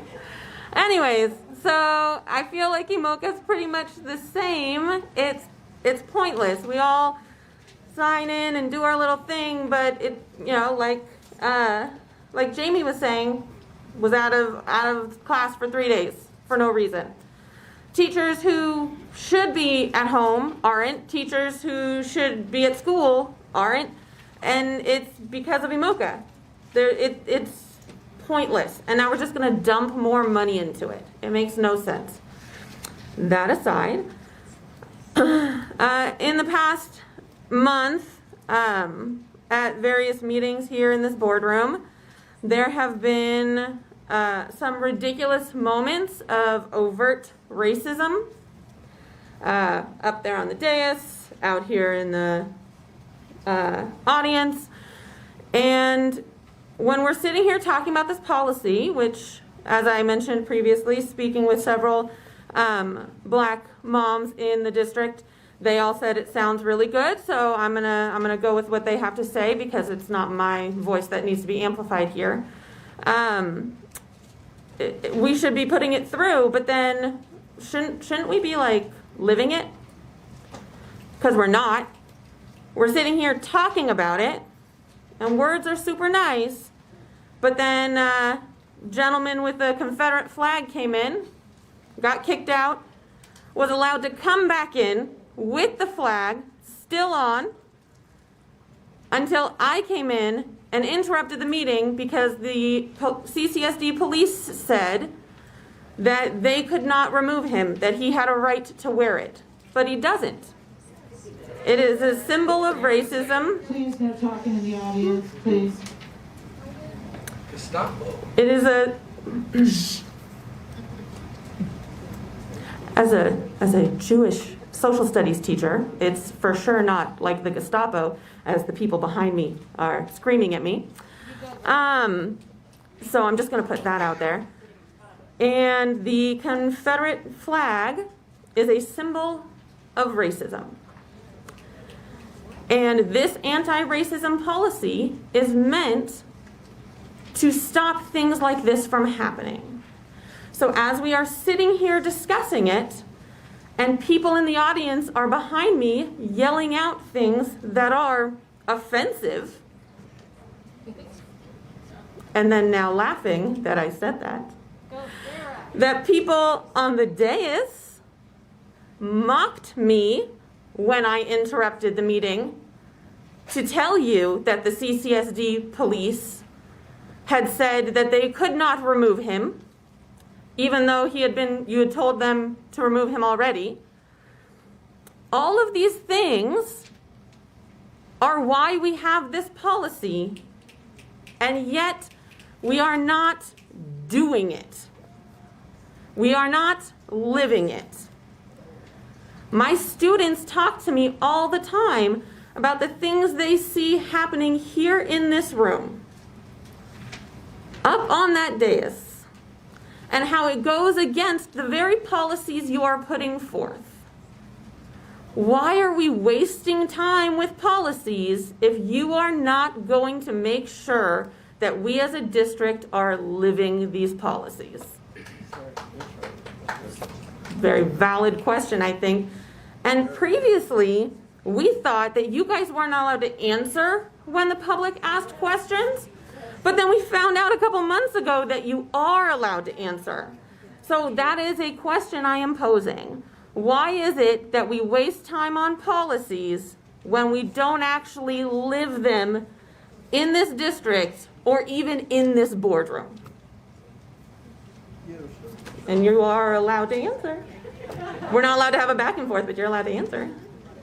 Ms. Conroe, what I can tell you right now is that a large part of what our staff has striven for, and also the community that were volunteers on this task force, is basically talking about the implementation and the enforcement, and that there has to be teeth to this, because again, it can look good on a computer screen, it can look good on a piece of paper, but the implementation is going to be the most important part. Great, so then I would love to see those teeth, because so far it's just a lot of gumming, and we need a little bit more. Thank you. Thank you, Ms. Collier. Paul Hack? Is Paul, you have two different ones. Two for the 300s, two for the 500s. 313 and 328, you can speak on both at the same time. Okay. And I believe the one with anti-racism kind of just ties in, but I'll talk about that. So with this. So you've got the anti-bullying and the anti-racism on here, right, that you're talking about, the policies. The interesting part is you let the same people that speak in favor of those things come in here, lie, bully, and then claim that people are falsely saying racist things, and then they expect all of us to take them serious when they come up here and talk. It's happened on multiple occasions, claiming an entire row is saying something racist. That's a lie. That's a form of bullying. Shouldn't even be going on. Then you got fart noises right here, right? This guy right here making fart noises. That's awesome. Then you got the 3.13, the continue for emergency response to COVID. I think this ties in really good with what somebody was, or a bunch of people were talking about in your psychological assistance and help for therapy and stuff for kids and all that. I mean, you're destroying the kids with all these mandates you guys have going on with masks and stuff, just so you can get $777 million to then ignore the needs of the students. And then there's a lot of people in here that keep telling you what they want to happen as if you guys actually can do it, because you can't even teach reading, writing, math, science, and yet here we are talking about everything but the reading, writing, math, and science that you can't teach. So there's a few things for you guys to think about. Thank you, Mr. Hack. Anna Binder, John Christian Carlo, Camila Barwell. And Anna, I think you have... I got about 12 items on there, ma'am. 1, 2, 3, 4, 5, 6, 7. You actually only have... Whatever, it was a lot. Anna Binder for the record. Unlike most people, I read almost every page of these agendas and the documents. So, to the gentleman who was asking earlier about what the Anti-Defamation League was for, if you looked at the insert, it is for professional learning. Sorry, he left before I could catch him. 3.02, Title I funds. Obviously, those always raise a red flag for me because Title I comes with a lot of responsibility, accountability, and data. After I left a meeting with the state tonight, I know they're not going to be happy I'm going to say this out loud, but they finally admitted to me in our Strong Start panel that the data the state receives from the districts is flawed. We have, it's not that they're not collecting data. They are stressing that they need more professional development in the way that IEPs are coded, the way that those are entered into the system that goes back up to the state. So I have sat for a little over a month on a panel trying to create baselines and projections for growth and improvement on data that you can't even start a baseline on because it's inaccurate. So I'm probably not going to get to most of what's on here, but there's this beautiful thing in California, and it's called the Uniform Compliant Procedurals Pamphlet, and I will leave a copy with Ms. Crone. But basically it goes through a centralized little thingy where you can put whatever complaint other than child abuse and employment stuff into a system. And like all of our mini departments, each department is assigned to take care of those complaints, and there's like a beautiful tracking system so you can log in and see who's working on it. And something like that would be really, really great because then it would keep people from coming here and yelling, right? But I highly doubt, sometimes I've said it before, how many people actually go through the proper procedures before they show up here. And we know historically that most people show up here before climbing the chain. So anyways, I'm very happy about the Crisis Prevention Institute MOA. Our children need that. As people have already spoken tonight, and I believe most of you know, we did lose a student to suicide this weekend. So as anyone is speaking about suicide tonight, please keep that child, family, and the school in your thoughts. We also lost a teacher. So, not suicide that I know of, but we have 2 losses in our community tonight that we should be careful with our words when we're bringing up. I'm just going to echo the AMOCA because we've heard all from our teachers and staff what a disaster that's been. Seems like a waste of the $2.8 million. I'm also very happy about the MOA with UNLV. I found out today that my son, who's diagnosed with behavioral mood disorder, is going to be partnering with UNLV on an emotional behavioral discipline, like little panel, and so we're really looking forward to getting that support. But these services are pretty much for additional wraparound services for student health services, including mental and behavioral health. So that's a beautiful thing to see. I'm very embattled over my feeling on all of the ESSER money tonight. We have one for $346 million and another for $777 million.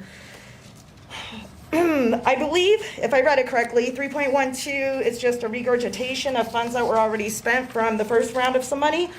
But when you look at 3.13, I am very, very disheartened to see that we're spending more on supplies than salaries, especially when the supplies are going to be, it seems, predominantly going to software.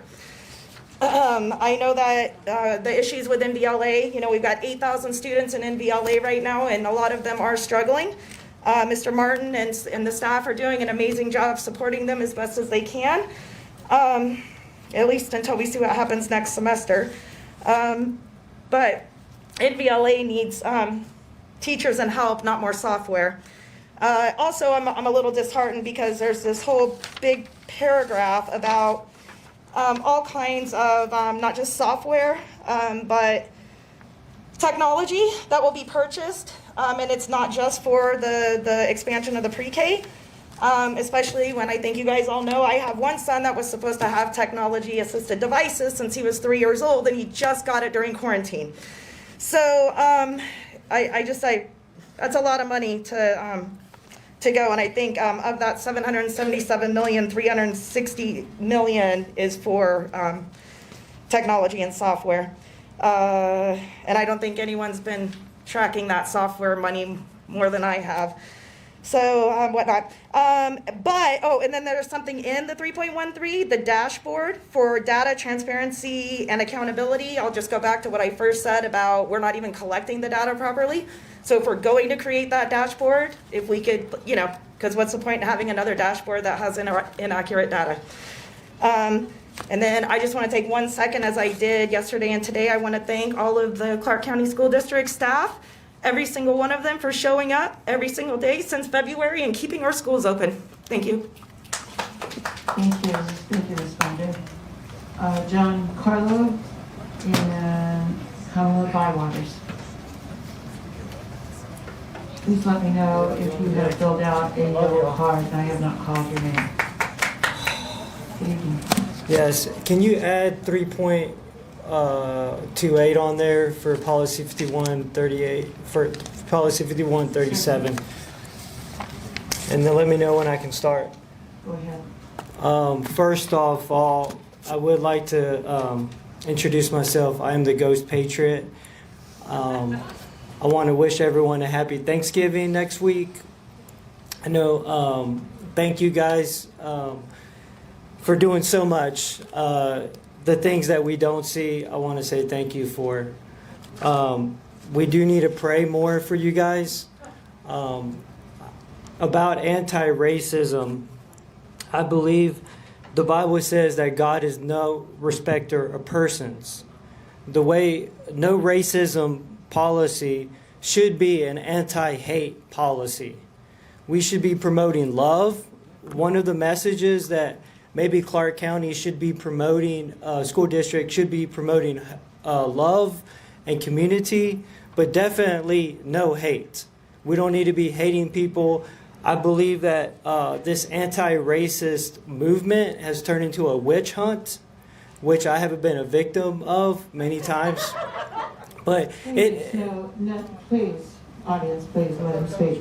I believe that anti-racism, just like there were Christians back in the day, they went overboard and they put witches on trial and they murdered witches. I don't believe that falls into y'all's anti-racism policy. I have the policy right here, and it talks about, I'll read to you how you define diversity. Diversity is defined as includes all the ways in which people differ, and it encompasses all the different characteristics that makes one individual or group different from another. It is all inclusive and recognizes everyone and every group as part of the diversity that should be valued. So when I come here, I want to be valued.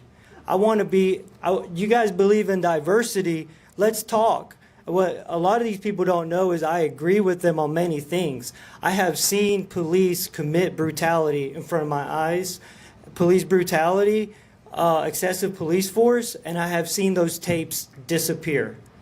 So these people also, school board, you guys should be very clear with the community of what you mean by anti-racism, because I have 28 pages where the white man appeared to be a racist person. You guys, this I'm not sure if the whole board has seen this.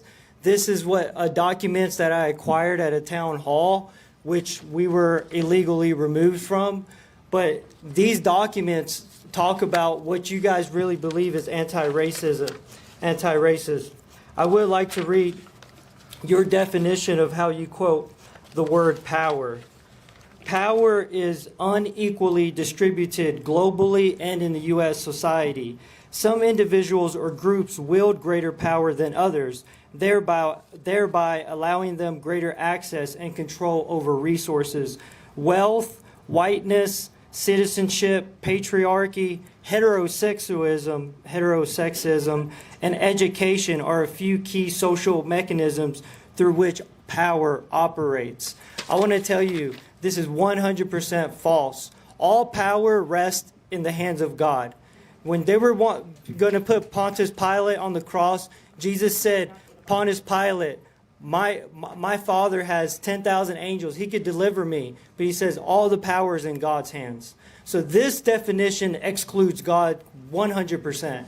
This somehow says that there's a systemic racism. Anyways, this is what the community doesn't know. What I have in my hand, these documents of your anti-racism policy needs to be really taught to what you're really trying to pass.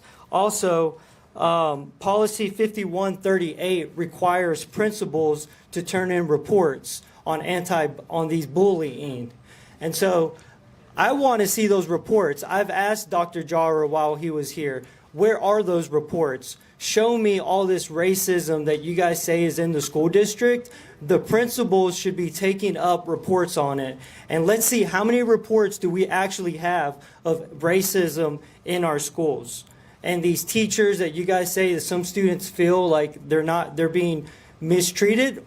I want to know these teachers' names. These teachers need to come here and publicly talk to us about how they're treating the kids. Also, in your no anti-racism policy, there's no mention of the radical Islamist terrorist groups that are really persecuting the LGBT community. They are really torturing homosexuals. They are trafficking little girls. They are abusing women. Women don't have the right to speak in those countries. That is real racism that is not in here. Also, there's Syrian refugees. These refugees that are going to be coming to this count that are in this school district. They are at Vegas Valley High School. We have refugee kids that our kids can see with their own eyes. You guys talk about you want real no racism policy. How about we teach the real racism about why we have refugees in our school district?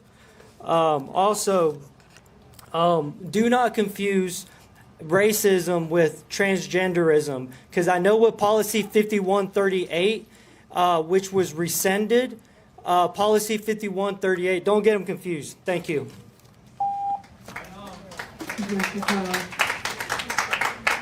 Camila Bywaters and Casey Bennett. Is Camila here? Yeah, I'm right here. Oh, there she is. Yeah. I see you brought your troop. Oh, yeah. I'm on the consent agenda. I have a couple items here. Now that we're all discombobulated from that madness. You just have consent agenda. Oh, I have to, Are there any okay. numbers that you want me to write here? Yes, so I'm going to do 3.04, 3.07, 3.10. Where's the one for the professional development with the lady who's from Chief for Change? That one's deleted.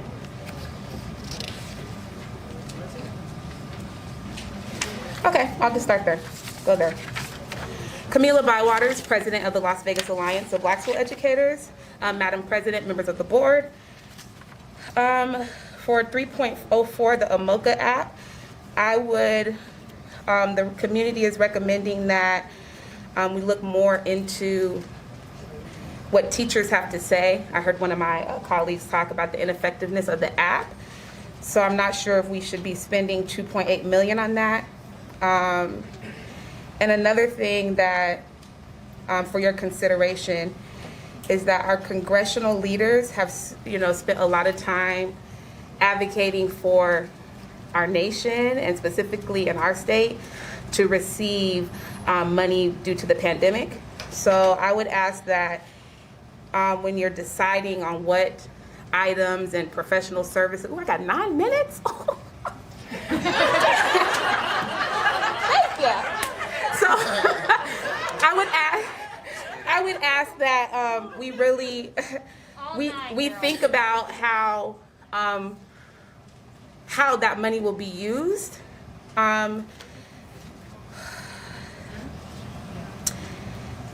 Yeah, so I'm going to move on from the AMOCA app. But as from what I'm hearing and what the complaints that we're getting, is not really effective. So I would ask that we consider not moving that agenda item forward. The partnership, initially, when I was thinking about the AMOCA app, there's a gap here that we're witnessing with our students. So the partnership with UNLV, I think that's a great partnership. For our students and families to have services with the UNLV Medical Center. One thing that I was thinking about, I'm not sure if this will be, if parents and families will need transportation to get to UNLV, that might cause some discrepancies and keep families who need that service unable to get those services. One thing that has come to my attention is that when students, I'm hoping that this partnership will give priority to students and staff. Let me talk about the students first. There was a situation that was brought to my attention where a student was sent home because of COVID, and they have to stay home for the 10 days or whatnot. But because we don't have like a virtual learning district-wide plan, to my knowledge, the student was told, go home and get on Smarty Ants. So Smarty Ants is like a software program. That's not really effective learning for an elementary child. So I would hope that once we get done with CCSD Love and Hip Hop Style, we'll be able to do some achievement, focus on achievement for our students. And I'm hoping that whoever the next person, the leaders or the people who still have their jobs, will work on a virtual learning plan that is conducive for students who, if they have to be at home, that there's some learning.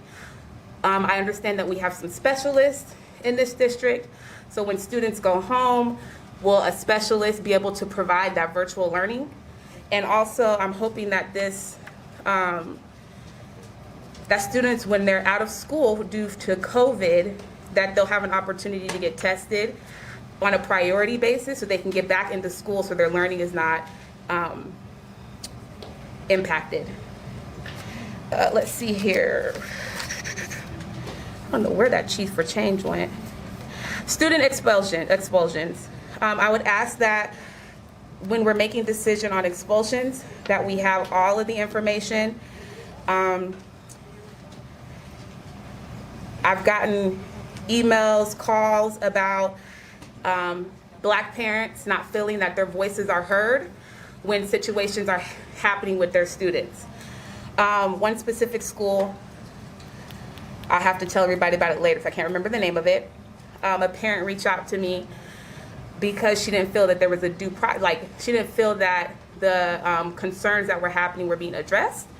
And I would hope that during student expulsions that we really look at all of the evidence, ensure that there's a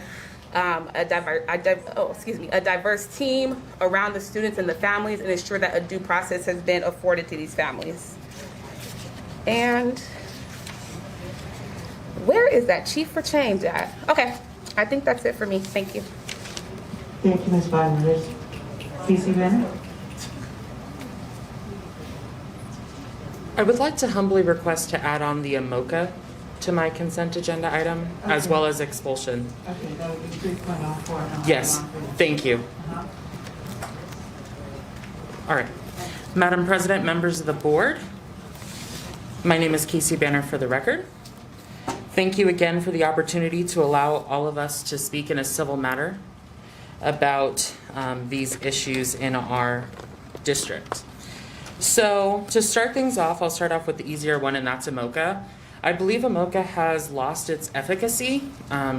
Too many of us are now considering it as a daily task, and not many people are being honest with it anymore.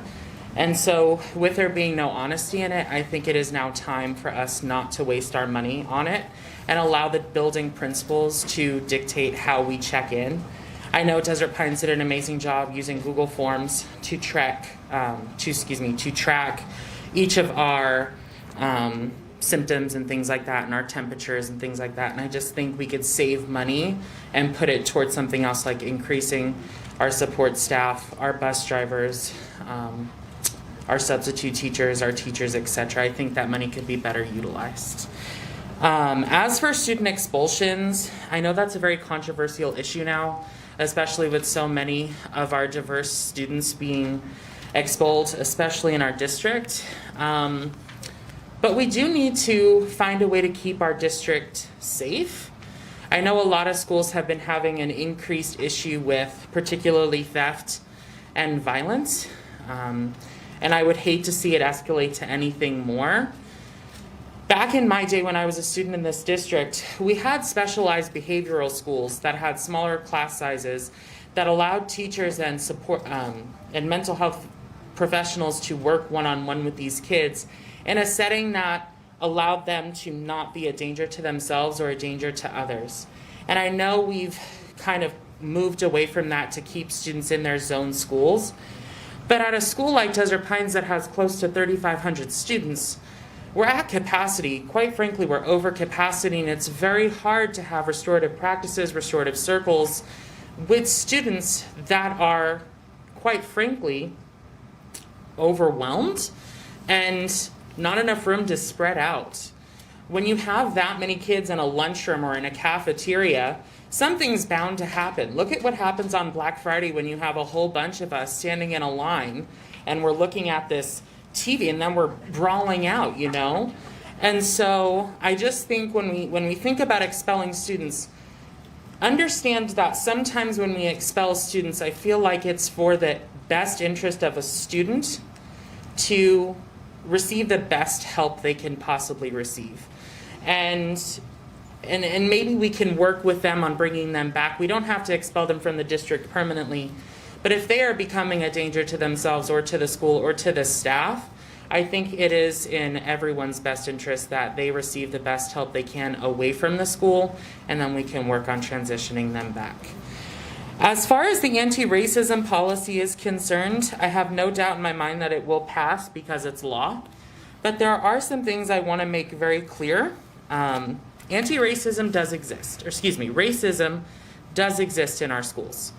I see it. I work in a school that has predominantly Hispanic, Latinx, and Black American students. Students come to me, and the things they say are hard. Staff come to me and tell me things that people have said to them, and it's hard. And the one thing that I'm missing from this policy are the consequences. So when we pass this, what are the consequences going to be for someone who violates it? What are we going to do when we have a student show up with a Confederate flag cape saying that's their First Amendment right? What are we going to do when the Supreme Court gets involved because they have a case that says, I think it's Tinker versus Des Moines, that allows students to have the freedom of expression and the freedom of choice to speak their minds? You know, what happens when a student wears a Black Lives Matter t-shirt to school and another student feels like that's a threat to them? How are we going to handle these conversations?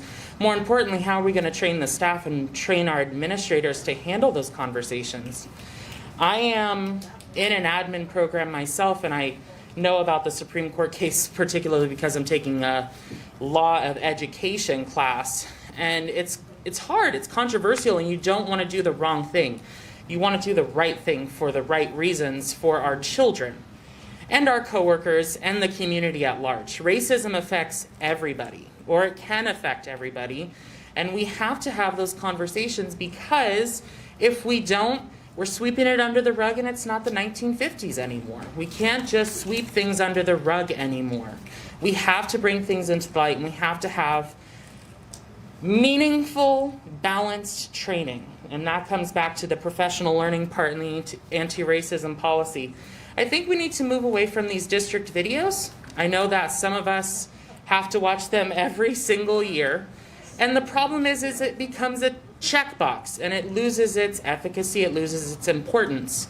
And these things are very important to me. I feel like having live trainers with, people who have the correct training in, dismantling systematic racism, implicit biases, microaggressions, etc., macroaggressions, having those people come into our schools and train us would give us a more and a better appreciation, and hopefully allow us to take this a little bit more seriously. And so I thank you all for your time. Thank you for listening. And I hope you all have a good evening. And I'll see you again at the end for public comment. Thank you very much, Mr. Banner. Thank you. Michelle Rasmussen?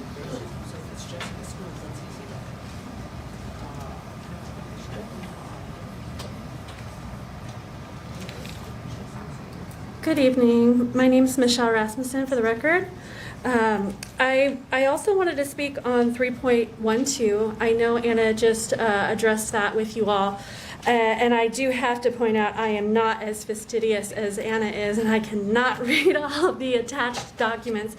But what I do have to say is that I know we're really excited about the money that we got for ISERA, and it can do a lot of great things for our district, a lot of changes that we're looking forward to. But I look at 3.11 or 3.11, and I see that we're only allotting $4 million for mental health services.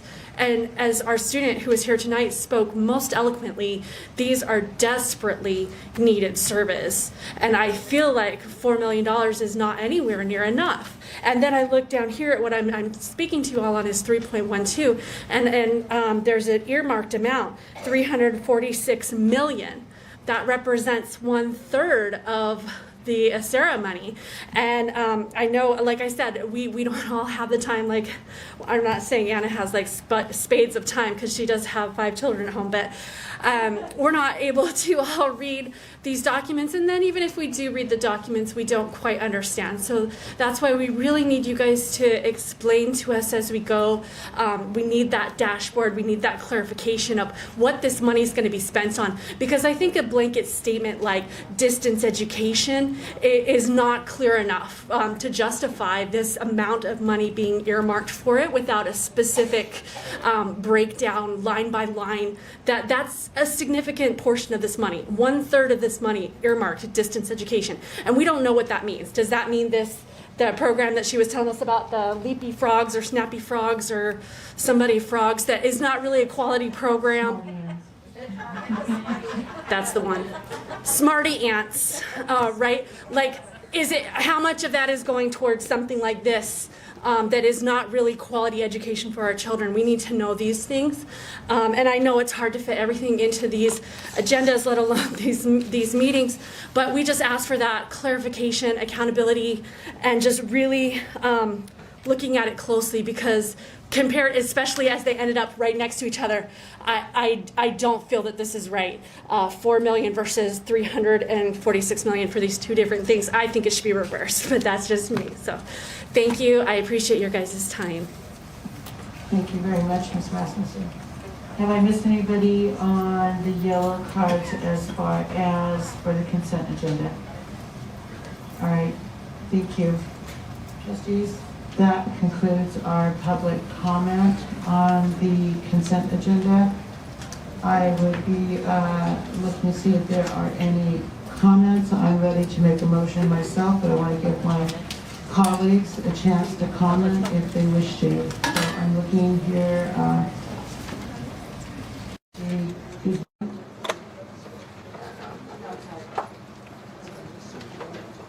It's Trustee Garcia Morales, I apologize, and then Trustee Cepeda. Thank you, President Cavazos. I actually was ready to make a motion to approve the consent agenda. Thank you, Trustee Garcia Morales. Trustee Cepeda. I was hoping you might be amenable to a quick amendment to remove 3.28 slash 3.29 for the purposes of well, I guess first Mary Ann's have done that. And can you please read the items aloud, Trustee Cepeda? Can I first ask Mary Ann a question? Sure. So Sure. that we don't have to. Absolutely. Sorry, Mary Ann. Or you waited till she was out of the room? Did you want to check in with Ms. Miller first? Yeah, Ms. Miller, because I know we have 3.28 and 3.29 on the consent agenda. In terms of modifications, if we wanted to add a word or two, specifically like to include language and legal status and discrimination/bullying, is that a significant enough change where it has to go back and then come back again? Or can we just add it on the dais and cool? Could you indicate where in those items you'd like to make those changes? Yeah, in 3.28, there is let me pull it up. It would literally just be adding to the commas. Because it mentions something about distinguishing characteristics. However, language is not necessarily a distinguishing characteristic.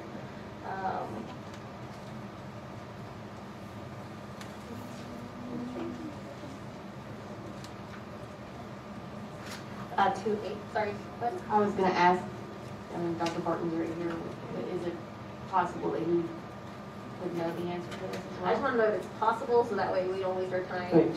to pulling up the agenda, the item. Right. So far, what you've described is possible. Then trustee Alvin Garcia Morales is open to it, moving 3.28 for a separate discussion. I'm open to the friendly amendment. And second. All right, and so Ms. Miller, as long as it is not a substantive change, that we are okay with that with trustee Cepeda? The proposed changes could be read into the record so that people following along on TV or currently present can make their attitude. Okay, thank you. And so trustee Cepeda, that would be 5137 and, 3.28 and 3.29. I'm looking at the policy numbers instead of the agenda Well, numbers. it was specifically 3.28.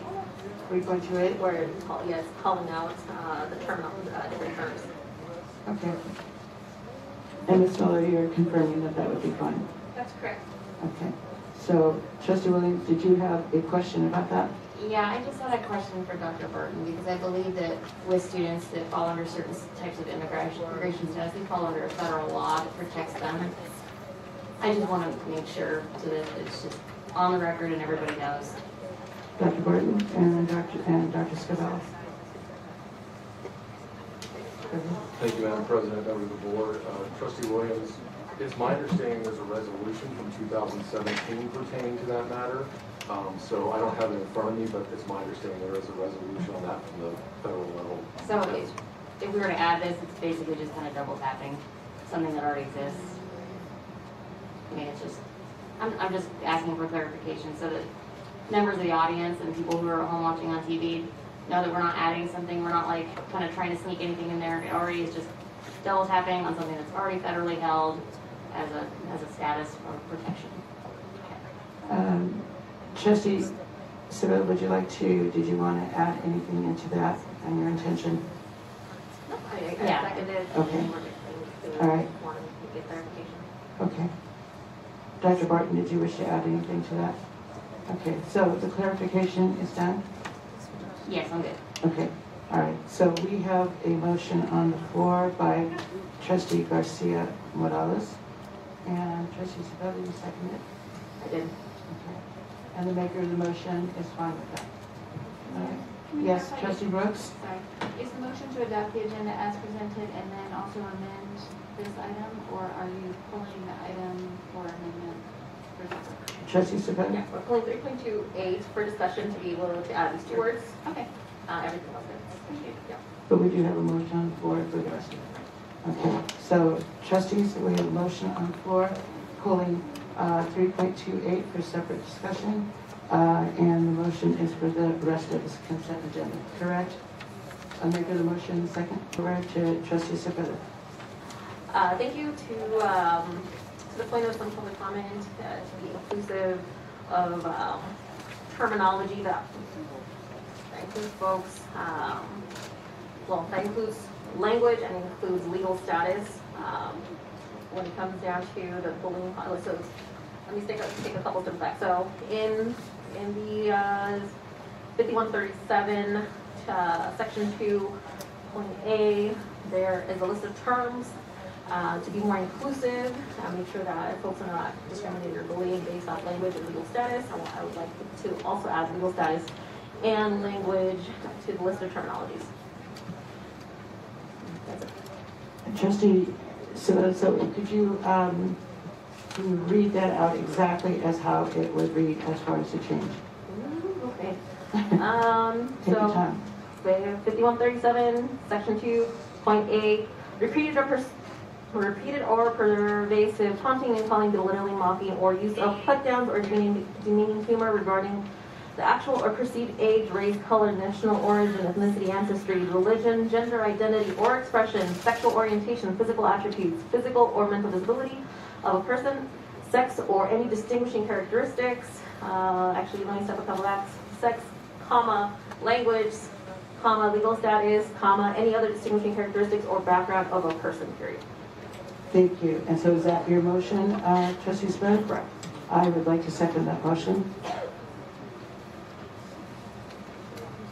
Trustees, I don't see anybody else in the queue. I'm not going to try to repeat everything because I just had Trustee Cepedi do that. So I think we have that. Very good job. So we have a motion on the floor with the 5137, which is agenda item 3.28, to add her amendment. Please cast, trustees, please cast your votes.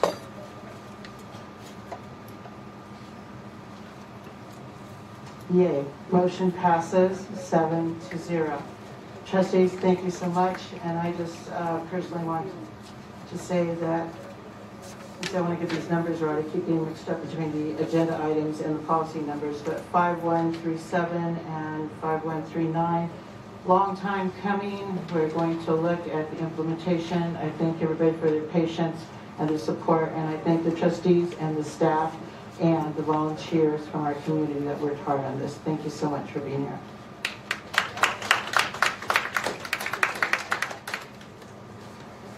Okay, moving right along, we are now going to go to Trustee Garcia Morales to read the warrants. Thank you, President Cavazos. The ratified warrants as listed in the bills payable transmittal and board memorandum number 08-21-22 in the total amount of $108,291.57. Thank you, Trustee Garcia Morales. We do not have any formative board reports and updates. We're moving on to 501. And we are with the, let's see, I do not believe that we have anybody, Ms. Crone. Let me look on the yellow cards here. We have multiple people who have a lot of different numbers on their card.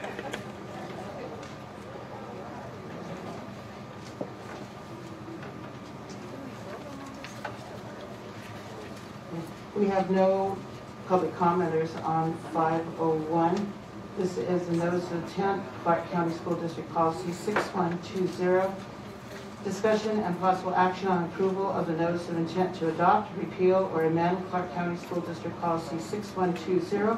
This is the multi-tiered system of supports prior to submission to the Board of School Trustees for approval on Thursday, December 9th.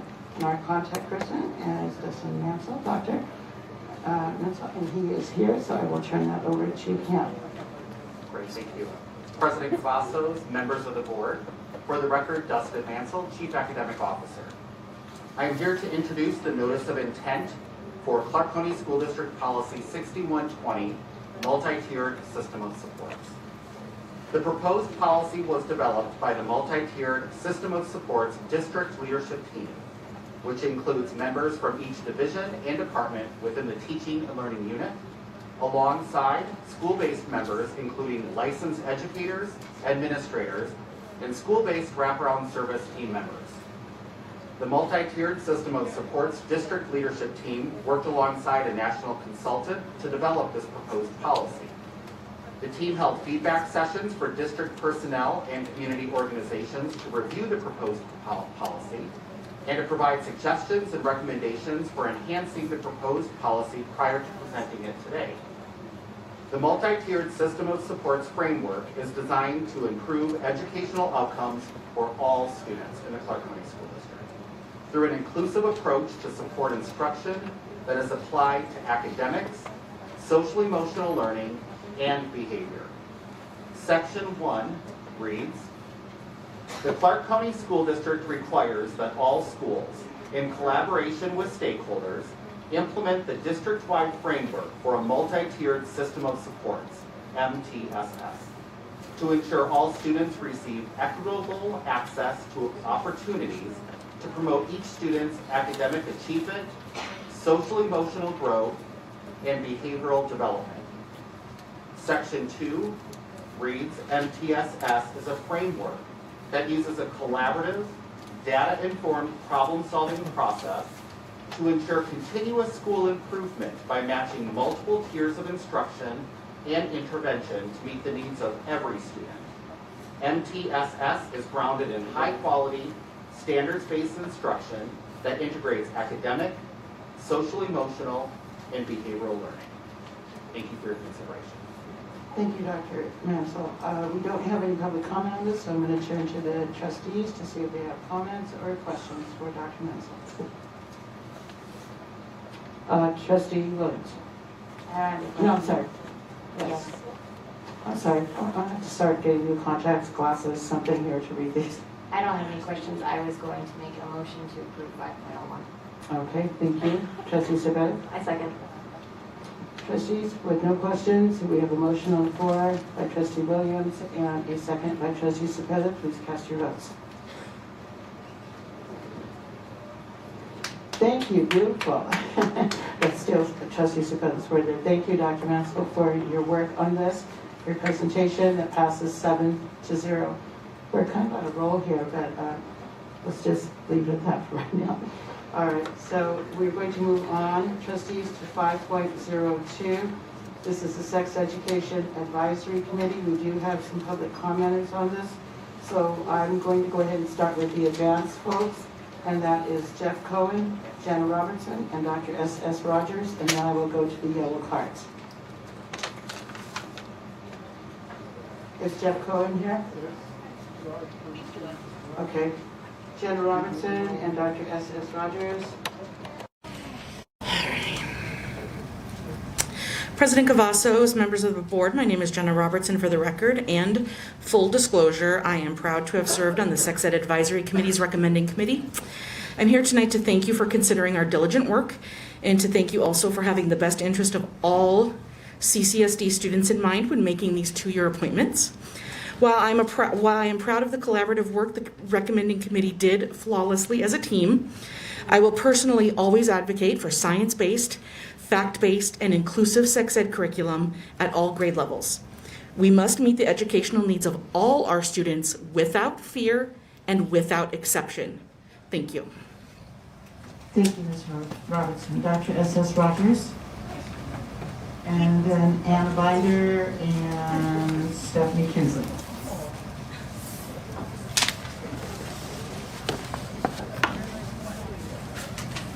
Good evening, President, Board of Trustees. I'm Dr. S.S. Rogers, pastor teacher of the Greater Mount Sinai Missionary Recruiting Ministries, and also I am the President and Minister of Alliance.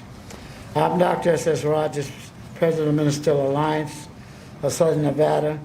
Nevada revised statute states NRS 389.036 and Clark County School District Policy and Regulation 6123 specifically the Clark County School District Board of Trustees must appoint members of Sex Education Advisory Committee to review a content of material to be used in unity of instructions of human reproductive system relating to community of diseases, sexual responsibilities, and acquired inhuman deficiency of symptoms as far as AIDS and other diseases, and to make recommendations regarding these materials to the superintendent, who is in turn make a recommendation to the school board. For 2 years or more, I was on the CCSD Sex Education Advisory Committee. Just learned that I was kicked off of this committee without a reason and why. And looking at this committee, there are no representation from District C of the CCSD Sex Education Committee Advisory Committee. Again, racist practice and a lack of respect of historical West Las Vegas and innovating of our community. This is CCSD investigation of bullying, racism, and discrimination must start with the superintendent and the trustees that represent District C. Our District C community, students, parents, and schools should be represented on this committee, but thanks to the trustees that represent District C, we are not. I was not informed that I was kicked off of this committee. Our committee and our community also was not aware. Why? I need to know why, and I know why. If you read Romans chapter 1, verse 1 through verse 31, as I said to the board at this committee, why I was there and certain issues about sex and so far about different agendas, then that's why I was kicked off the board. Thank you. Thank you, Dr. Rogers. Ann Binder, Stephanie Kinsley, and Paul Happ. I actually believe she was ahead of me, and I'm okay with that. Okay, it's just And like Anna and I, are we that. about to be best friends, Anna? No. Oh, man. Aw, shucks. Okay, so do you want to have Ms. Kinsley go before you? Yes, that was. Oh my gosh, thank Okay. you. Go ahead, Ms. Kinsley. Hi, I'm here to talk about your sex ed plan. Again, parents, Nevada is #1 in human trafficking in the nation, #3 in the world, and we're failing our schools. So our schools are last in the nation, and we're #1 in human trafficking. Do you think that's on accident? Because I don't. I would love to hear your responses if you think that's on accident, since you are allowed to respond. I don't know why a group of people who can't get math and reading correct are now trying to sexualize children at a young age. This is not about self-identity. This is about sexualizing children because you guys obviously have some sort of pedophilic agenda. You follow whatever Steve Sisolak says, or Fuhrer Sisolak, just some white guy in a suit who is a commie. He's paid by China. We know what happens there. He's already been. It is. I don't understand why you guys are comfortable being last in the nation in education. Our kids can't read or write, but you're setting them up to get an OnlyFans? Okay, what happens to people like me who are built like a graham cracker and we can't get an OnlyFans account? Well, how about we teach people to read and write and do math?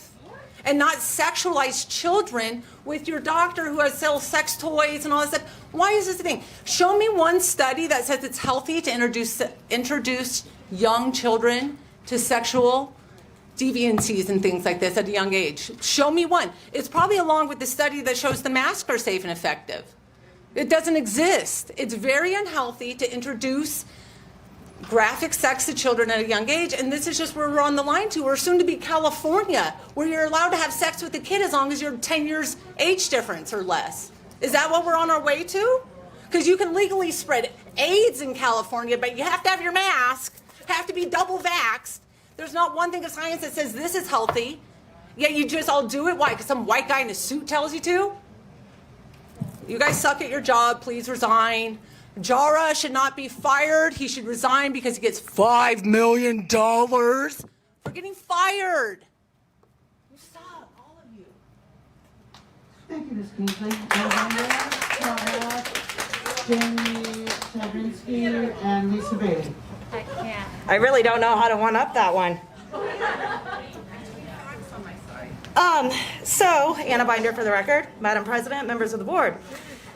I believe what is being referenced here and discussed is the Federal Department of Education's 2020 Nevada Academic Standards for Health and PE.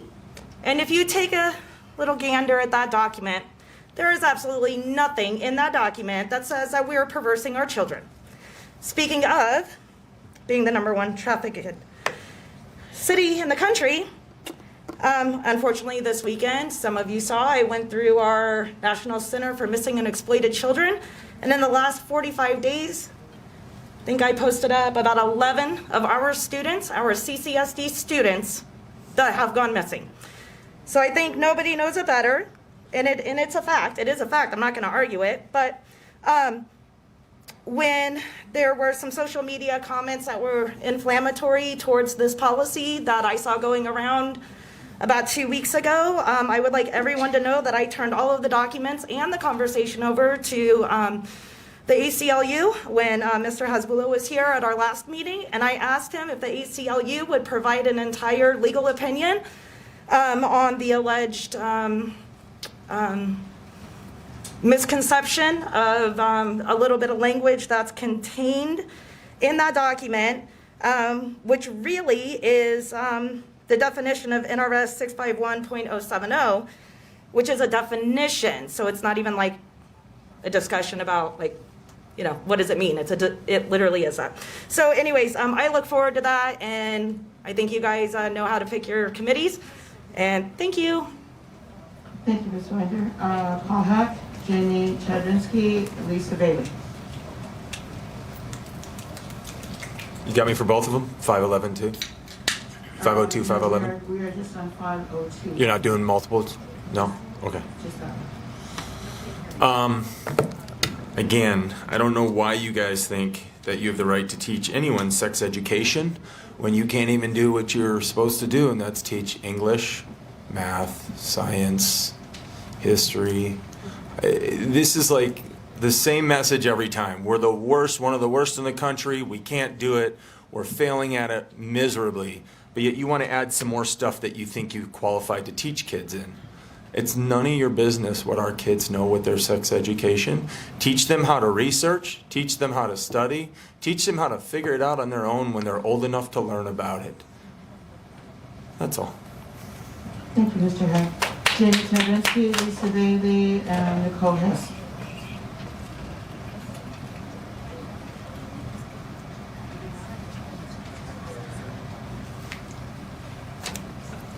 I just had to switch it up and went yellow card this time. Okay. So, for the record, Jamie Tedrinsky. Dr. Rogers basically read the overview of what the committee does, so I can just eliminate that from my little spiel here. But the one thing I do want to focus on is as the committee members should look for the relevance of material for the class subject for age appropriateness and for medical and factual accuracy. So what this committee does is important work and should be commended. And I think some audience members here could benefit from some sex education. Because having gone through sex education in high school and middle school, we learned about our bodies, right? And the functions of our bodies. In 5th grade, sex education included, hey guys, this is deodorant, you should use it, right? Sex education was teaching young girls about their menstruation cycles, right? It wasn't, hey, here's a sex store, let's show you what a dildo is. That didn't happen, right? But it will not happen now, and I do not want to be interrupted by the audience. So what this committee does is important work, and it should be commended. Students should learn about their bodies in a healthy and age-appropriate way so they are more informed. Before I came here, I started my career in Catholic school. If you have experience with Catholic education, sex education is like God said no. Guess what? God didn't protect my 15 and 16-year-old girls from getting pregnant because they had no education, they had no safety. All right, this committee is designed to provide age-appropriate conversations, right? And if you think that our high school sophomores, juniors, seniors are not sexually active, you need to pull your head out of the sand. And what we can do is provide them accurate information on how to be safe. And sex education is not just, hey, here's a condom. It's also teaching young women how to say no, how to protect themselves, how to walk away from bad situations, and how to understand their worth. All right, so when we have people who come up here and they want to talk about, oh, it's on this Marxist agenda, or this is my favorite, the gay agenda. I talk to the other gays, we don't have an agenda, we're too busy, right? They're denying their kids accurate information, and that's only gonna hurt their kids. And to be completely honest, the people who are like standing up here going, oh, we don't need it, their kids are probably the ones who need it the most. So I fully support this committee, the work that they've done, and the work that I'm sure they're gonna continue to do. Thank you. Thank you, Ms. Chadrinsky. I accidentally, Lisa. I know, I'm not. I know, I accidentally read Lisa Bailey and Nicole Hess, and they are on different items, so I apologize for that. A lot of people with a lot of different numbers on their papers. So we have Sarah Conroe, Rita Bywaters, Casey Banner, Mac Miller.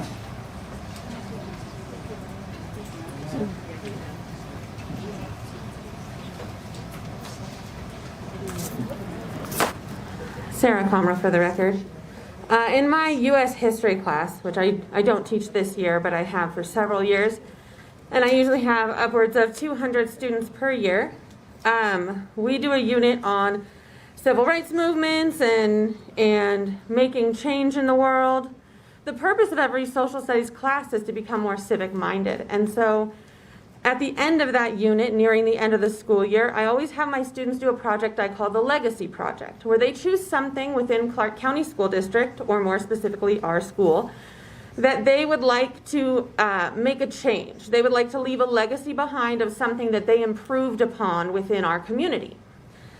And every year, out of 200 plus students, I have several dozen that select sex education. They choose sex ed, and they say that they do not have a comprehensive, full and complete sex education provided to them by Clark County School District.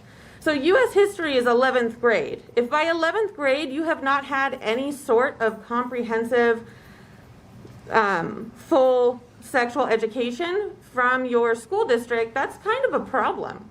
It is in our curriculum. And it does need, as previous people have said, to be based appropriately to the age group that it's being provided to. But I'm honestly kind of confused because, like, we've had sex ed in the curriculum nationwide at, like, pretty much every school district for decades, right? And so I wanted to come up here and express to you that our students would like a more comprehensive sex education. Can I pause? Because I don't know what's happening, but there's a lot. Yes, please just pause. Is everything okay? Somebody needs to control this one right here. I laughed when he moved her pillow. You're not I'm sorry, Ms. Bywaters. Ms. Bywaters, we will have security take care of that. And please, no talking. People who are harassing or making comments. I didn't threaten no violence on you. Ms. Bywaters, When did I I'm say going to have security take care of that. No, we're not going to victimize victims. We're not going to do that. She's been interrupting the whole time. She's not going to sit here. I can barely see her because she's behind the podium. Kids would have done. She's the one threatening violence and threatening to throw This hands. kid's the one that's doing it. Threatening violence? It's on camera. This is recording the whole thing. So he heard her she threatened to lay hands. We cannot have this going on. You have to realize that up here on the dais, we cannot see and hear. We can hear some of what's going on, but we can't see who's doing it. So security, I'm going to ask at least one security person to please be at the end of that row, if you would not mind. And to also have one over here on the side and one over here on the side. I have an extra security person here. If we could also have them pick a spot. But we need to be covering the entire room. We don't need two security over here in the corner or two over here. That's fine, all right? But we need to please be quiet and respect other people. It's not necessary to laugh or make comments, and then we're taking time away, and we have to start the time we have to figure out the time again for Ms. Conroe. So I'm very sorry. Please go ahead. Not you. I know it's not you. No commenting from the audience. Go ahead, Ms. Conroe. I don't know where you left off.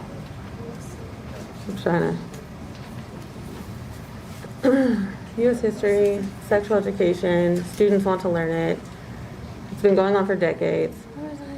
Can't hear you on the mic. No, I'm rewinding in my head to see where I was at. I apologize. We need science-based, comprehensive sexual education in our schools. This committee, as selected, seems like they are going that direction, so high fives on that.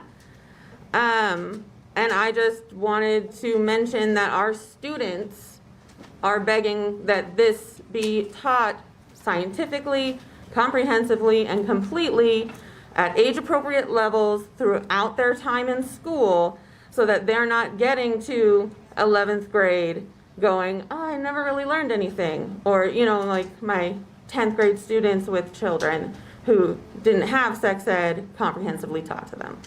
Thank you so much. Thank you, Ms. Conroe. I'm sorry for the interruption. Kamala Bywaters. And then Casey Banner and Matt Miller.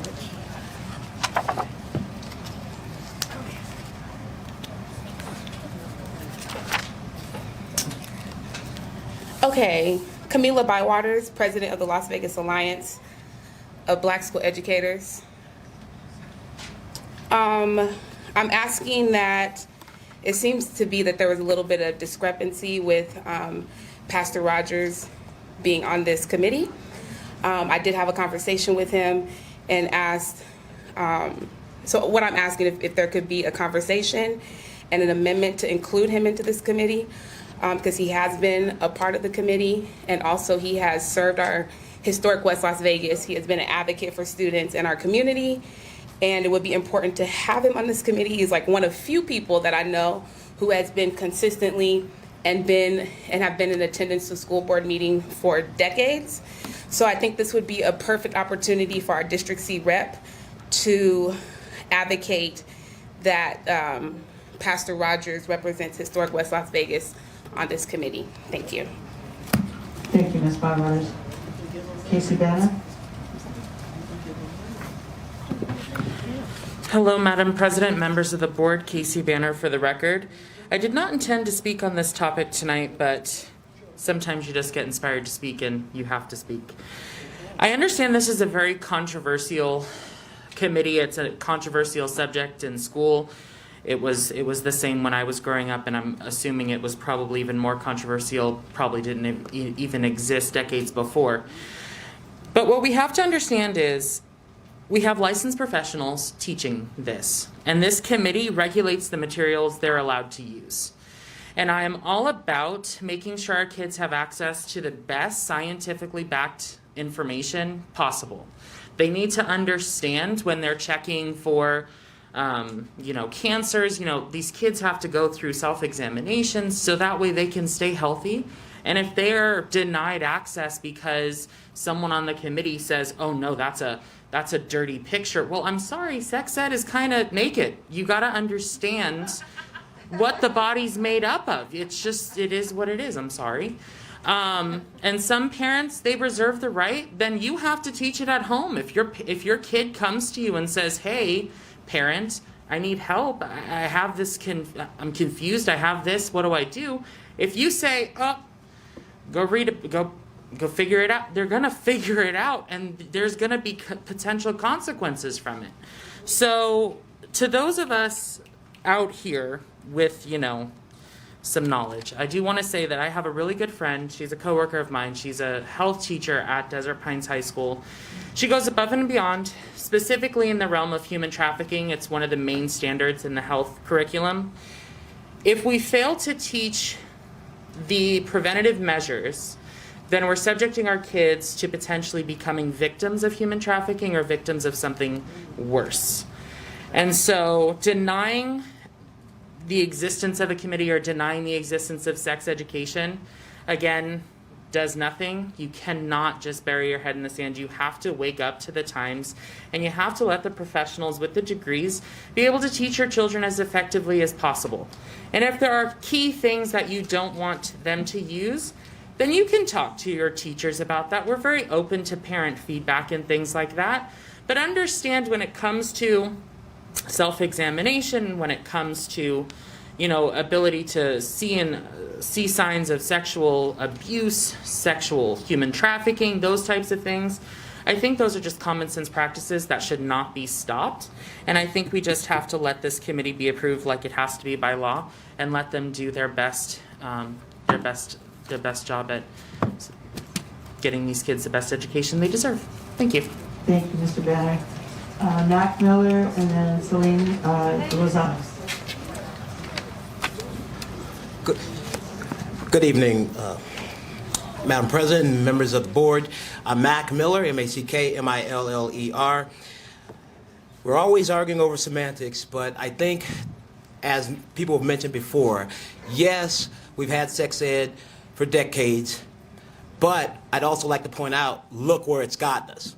The government is not exactly great at anything,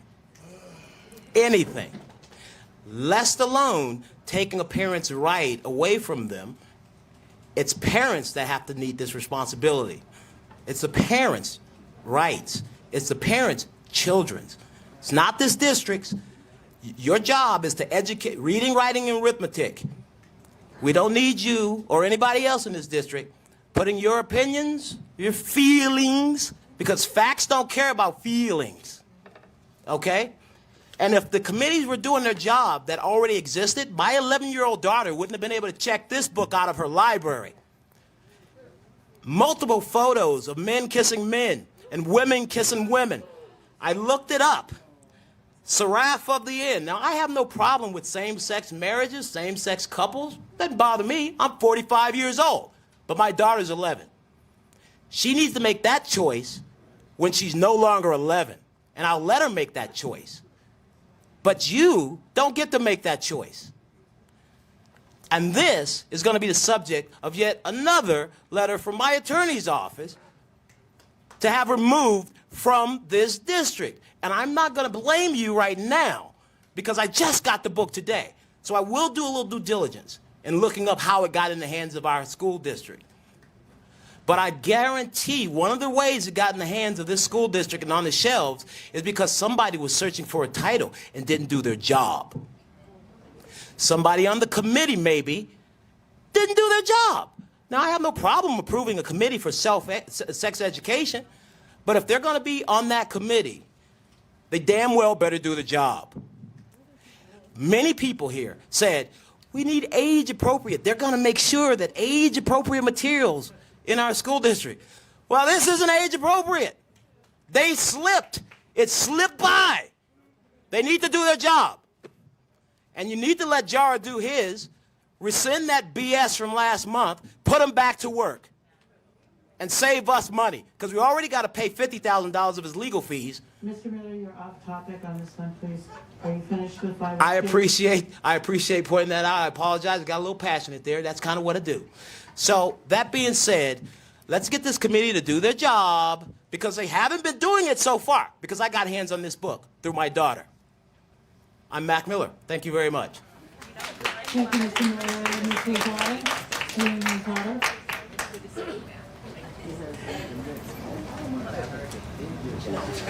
That's what she was dad's home, Matt. We're dads like you.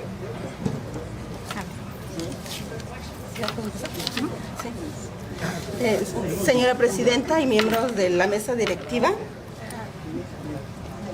Board of Trustees. Okay. President of the Board. Hoy estoy hablando como madre y quiero dirigirme a ustedes para hablar exactamente del tema de la educación sexual. Considero que los padres todavía tenemos, uno de los pocos derechos que todavía tenemos es la libertad y la libertad de exigir que se nos respeten nuestros derechos acerca de la elección que tenemos de la educación sexual de nuestros hijos. Today I'm here speaking as a mother and about this topic about sex education. As a parent, I believe we have the right to choose and demand the right to educate our kids on sex. Considero que la decisión de aprobar o no una agenda acerca de la educación sexual no debe ser tomada por una mesa directiva, sino por los padres. I believe that the fact that we have to create an agenda for education on sex, it shouldn't be taken or decided by board members. It should be taken by the parents instead. Cada padre debe decidir cuál es la educación sexual que sus niños deben de tener, porque estamos en una sociedad diversa donde hay diversidad de puntos de vista, de educación y de principios morales. Each parent should be able to choose the education, the sex education that they give to their kids. We live in a very diverse community where education, principles, and morals are different on every case. Tengan en cuenta la edad de nuestros niños y exactamente también hasta dónde y a qué punto se les puede enseñar ciertos principios que la escuela quiere mostrar. Keep in mind the age of the kids, also the education that you're giving them at the level that they can proceed and understand. Es importante que ustedes como mesa directiva tomen las decisiones correctas que van a ser de beneficio para cada familia. You as the board members, please take in consideration the right decisions that you're going to implement for our families. Para cada padre es importante y también es una responsabilidad el dar educación sexual a sus hijos. For each parent, it's very important to educate and give the right information about sex to their kids. En este caso, yo propondría que haya talleres para los padres, que ellos puedan asimismo dar educación sexual a sus hijos. In this case, I'm proposing to be workshops for the parents so they can educate or learn how to educate their kids at home. Esto es una tarea en conjunto y confiamos en que ustedes van a tomar la mejor decisión en beneficio de las familias. Of course, it's a group decision that we can work together and make the best decisions for our kids. Gracias. Thank you. Thank you very much. Have I missed anyone on the yellow cards for 502, Sex Education Advisory Committee? All right, thank you. So trustees, I'm going to turn this over to Dr. Mansell. We have trustees in the queue. I assume that you do want to hear from Dr. Mansell first. Go right ahead. President Cavazos, members of the board, for the record, Dustin Mansell, Chief Academic Officer. I am joined by Cheryl Kogan, Director of Science, Health, Physical Education, and Driver Education. On Thursday, September 16, 2021, the Sex Education Advisory Committee Recommending Committee met and made recommendations to the board to appoint applicants as members of the Sex Education Advisory Committee. On behalf of the recommending committee, today we are here to present those names.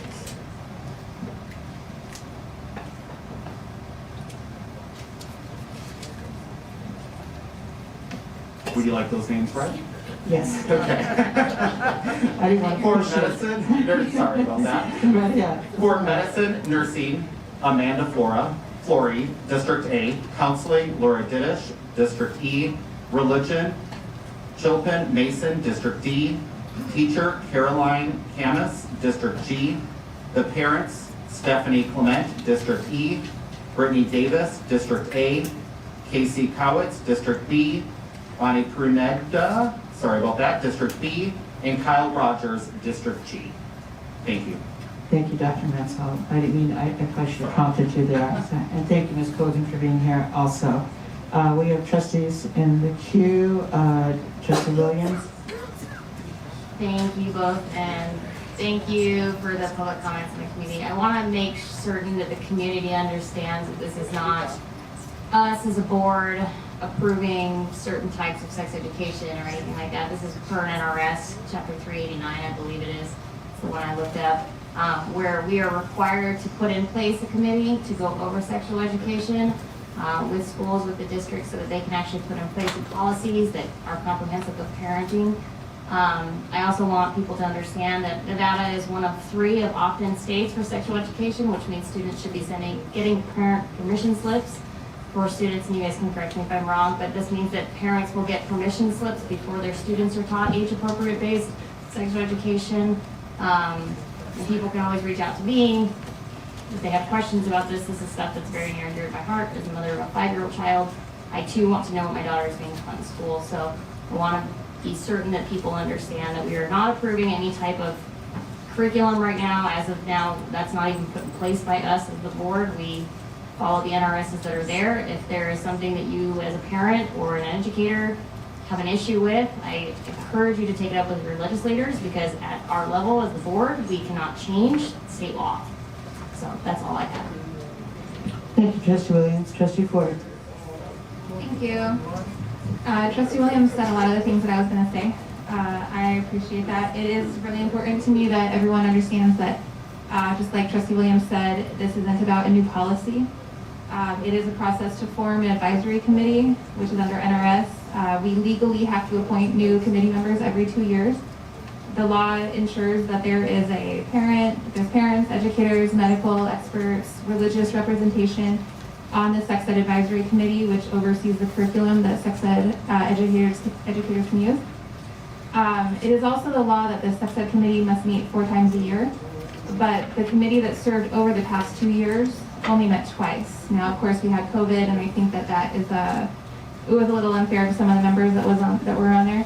But that might be where some of the confusion is, because I feel like the last committee, got the short end of the stick for that.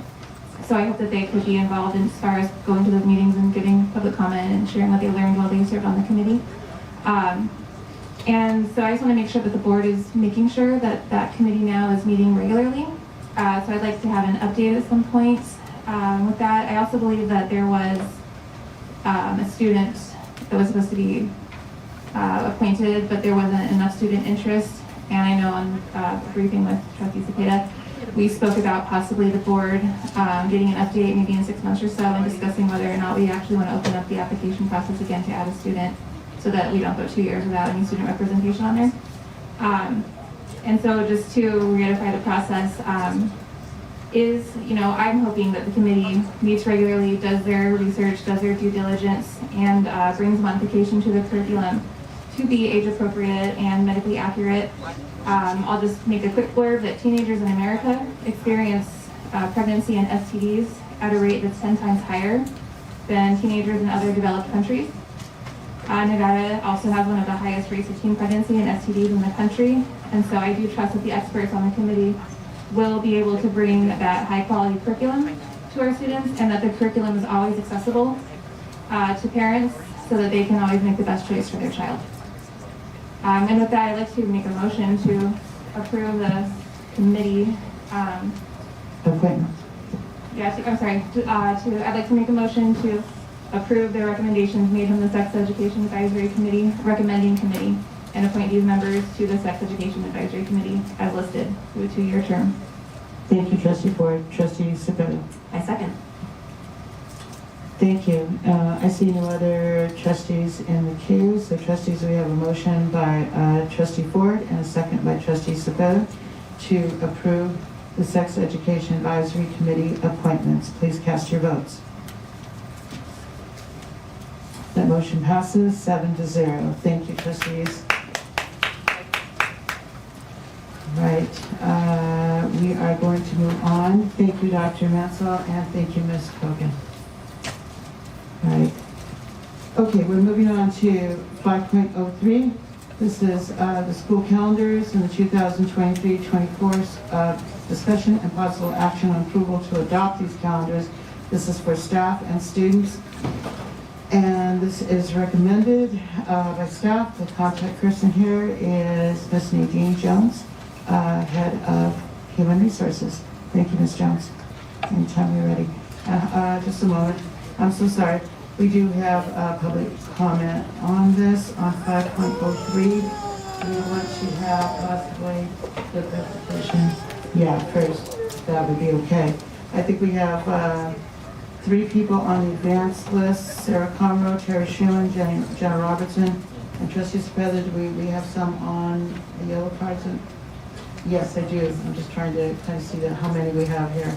Okay, let's go ahead, Ms. Jones.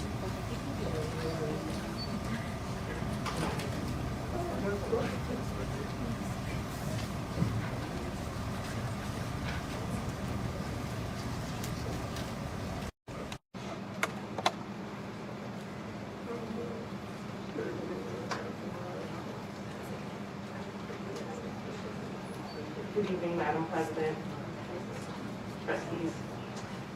So this evening, we'd like to present to you the 22-23 and 23-24 school and staff calendars. And essentially, we'd like to just highlight the two primary changes that are proposed in these calendars. So the very first change is the most significant change, is the change of our spring break.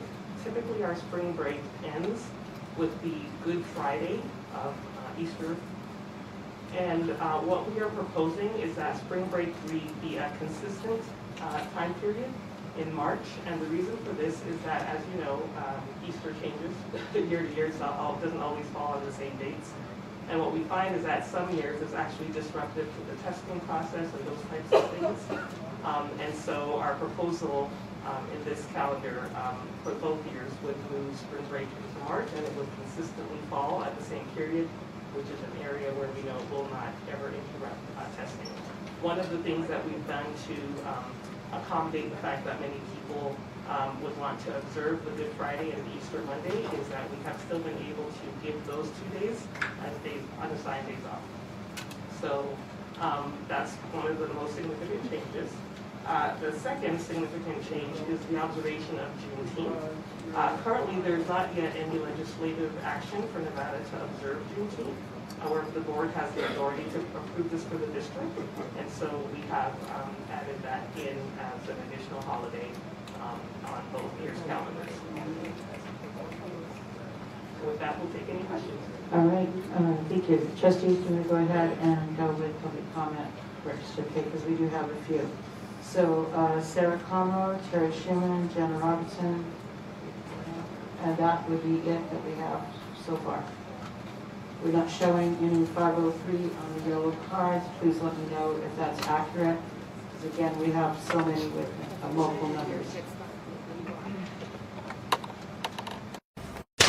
Sarah Comer for the record. I spoke on this when it was originally on the agenda, and then it got pushed back because of shenanigans. But the reason I came to speak on it at that time, and again now, is because we have 3 days off for Thanksgiving week, Wednesday, Thursday, Friday, and I don't see a logical reason not to put unassigned days on Monday and Tuesday. I don't know a single teacher who plans strong curriculum or really important content on Monday and Tuesday of that week because attendance is low. Focus is not happening. These kids, they know that those 3 days are coming, and it's in the middle of no school November, and they are done. Other districts have fall break in October. Other districts have fall break this week in November. We don't really have a fall break. And I saw a video of this being brought up previously. I want to say it was like 2 years ago maybe. And while you guys were talking about it, Ms. Jones was asked, I believe by Trustee Ford, would it be possible to put those 2 days on, those 2 unassigned days? And the response was, yes, it would be possible. But that the calendars had already been produced, so that basically it would kind of be a pain, so it wasn't happening. I mean, that was like the general gist of it. There was no valid reason not to do it. And so I don't know a single student, I don't know a single teacher, I don't know a single support staff, or anyone, honestly, who doesn't want this to happen. So I'm just super duper confused about why it's not being talked about and why I'm the only one talking about it. And that's all I have to say. I have an extra minute. I feel like I should say something, but I won't. Have a great day. I'll be back later. Thank you, Ms. Conroe. Terry Schumann and then Jenna Robertson. Good evening, President Cavazos, Ms. Jones, and Board of Trustees.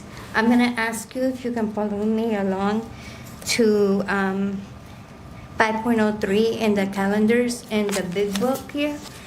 And I'm going to direct your attention to March and April of 2024. What has happened is that a couple of months ago, I was called into a Zoom meeting to go over the calendars that have been proposed.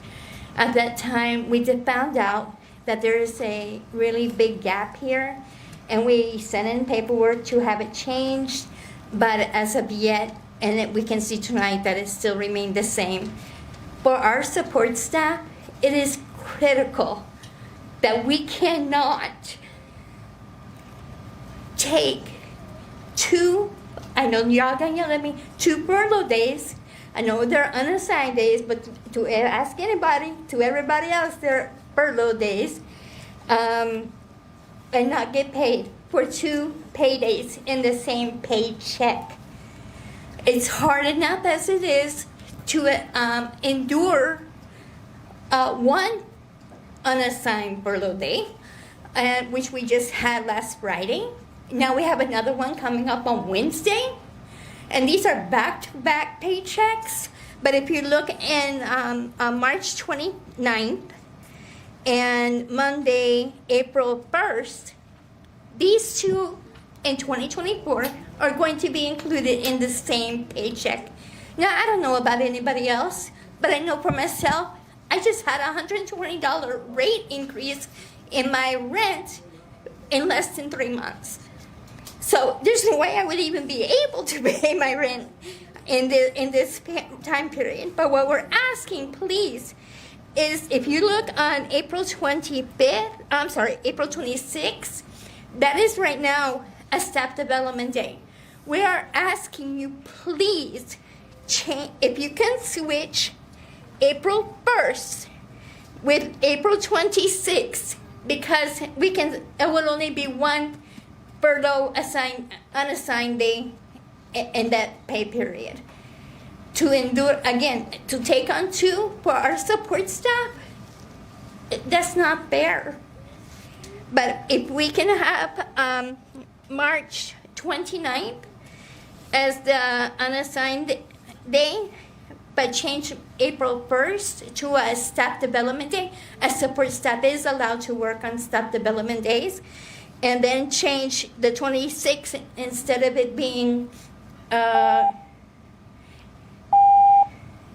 I finish my sentence? Yeah. Please. Okay, and change the 26th to unassigned day. They will then be in 2 separate paychecks. Thank you. Thank you, Ms. Sherman. Jara Robertson. Thanks. Jenna Robertson for the record. I just want to take a moment. If anybody still needs to take notes about what Terry just said, I'll watch my clock run out, because you want to talk about mental health in the district. Let's help a person out. That just seems like a no-brainer. Thank you for listening to her. Notes. Thank you. I just want to say 2 things. One is I just wanted to add my name to the list of people who supports that full week off for Thanksgiving. To be honest with you, I don't really care. My family doesn't go anywhere, but clearly a lot of families do, and it seems it's a travel week for people. It seems to be an easy morale boost. Give people a week off. That would be great. Make no school November make some sense. And then my other thing is, I know Juneteenth was just mentioned, so I just want to add that I hope that's a no-brainer. I really hope that Juneteenth is on and it's passing, and we're going to celebrate diversity in a very real way in this district with Juneteenth. That's all. Thank you. Thank you, Ms. Robinson. I don't think I missed anybody, and we do not have anybody else. Ms. Kingsley, I can hear you from the dais, and unfortunately, you are wearing a mask that is very sheer, and I'm pretty sure it's not the one that our staff asked you to wear at the very beginning, so I can see your lips move. So consider this your second warning. Otherwise, you're going to face Please keep her out. right outside. Thank you, Trustee Cepeda. Do you want me to double mask? Maybe just appropriate. We just want you to follow the rules that everybody else has to follow. All right, we're going to go on to, please stop talking there. Mr. Solorio, have you had a card filled out? Okay. Go ahead, and then you can just go ahead and turn it in. Buenas tardes. Good evening, everybody. My name is Jose Solorio. former school board trustee a long time ago. I am glad that we're looking at the calendar and we're looking at holidays and celebrating days that are important. I wholly support adding Juneteenth as a day to celebrate, mainly because it's celebrating the African American culture. And the more opportunities that we can have in our classrooms to value culture and celebrate culture, the better we are for it. I would, having looked at my calendar on my phone, add 2 possible days to choose from, and it could be the 16th of September of the next school year or the 5th of May, Cinco de Mayo. Both are important days celebrating culture, Mexican American culture. As you know, nearly half of our students are Latino, and nearly 80% of those Latinos are Mexican American. And I think it would be a great opportunity to also celebrate the Latino culture. I know this is the last minute, but I came, I'm hearing, I'm listening, and I think also I'm a member of the anti-racism committee that we have here. So the more opportunities we have to celebrate culture, the better we are for it. So if it's at all possible, consider it. If not, let's keep it as an important situation for the next calendar year. So thank you. Thank you, Mr. Solari. I don't believe that we have anybody else, so we're going to go ahead and go to the trustee discussion. Anybody who has questions or comments? Trustee Williams. Thank you. Ms. Jones, I know that Juneteenth was recently named a federal holiday. Question is Cinco de Mayo, are those able to be added? Because I know during our briefing, you had stated there was a certain amount of instructional days that we have to have for our NRSs. And I know that you guys tweaked these calendars, perfectly. So I know that any change that we make to them, they actually have to come all the way back to you guys and then come all the way back to the board. And I think we're already late on these, right? Yes, that is correct. May I introduce, I neglected to do so earlier, Demetrius Johnson, who is our Executive Director of Recruitment. He led the meeting for the calendar, so he did all the hard work is what I'm trying to say. And so to answer part of your question anyways, Cinco de Mayo is not a federal holiday.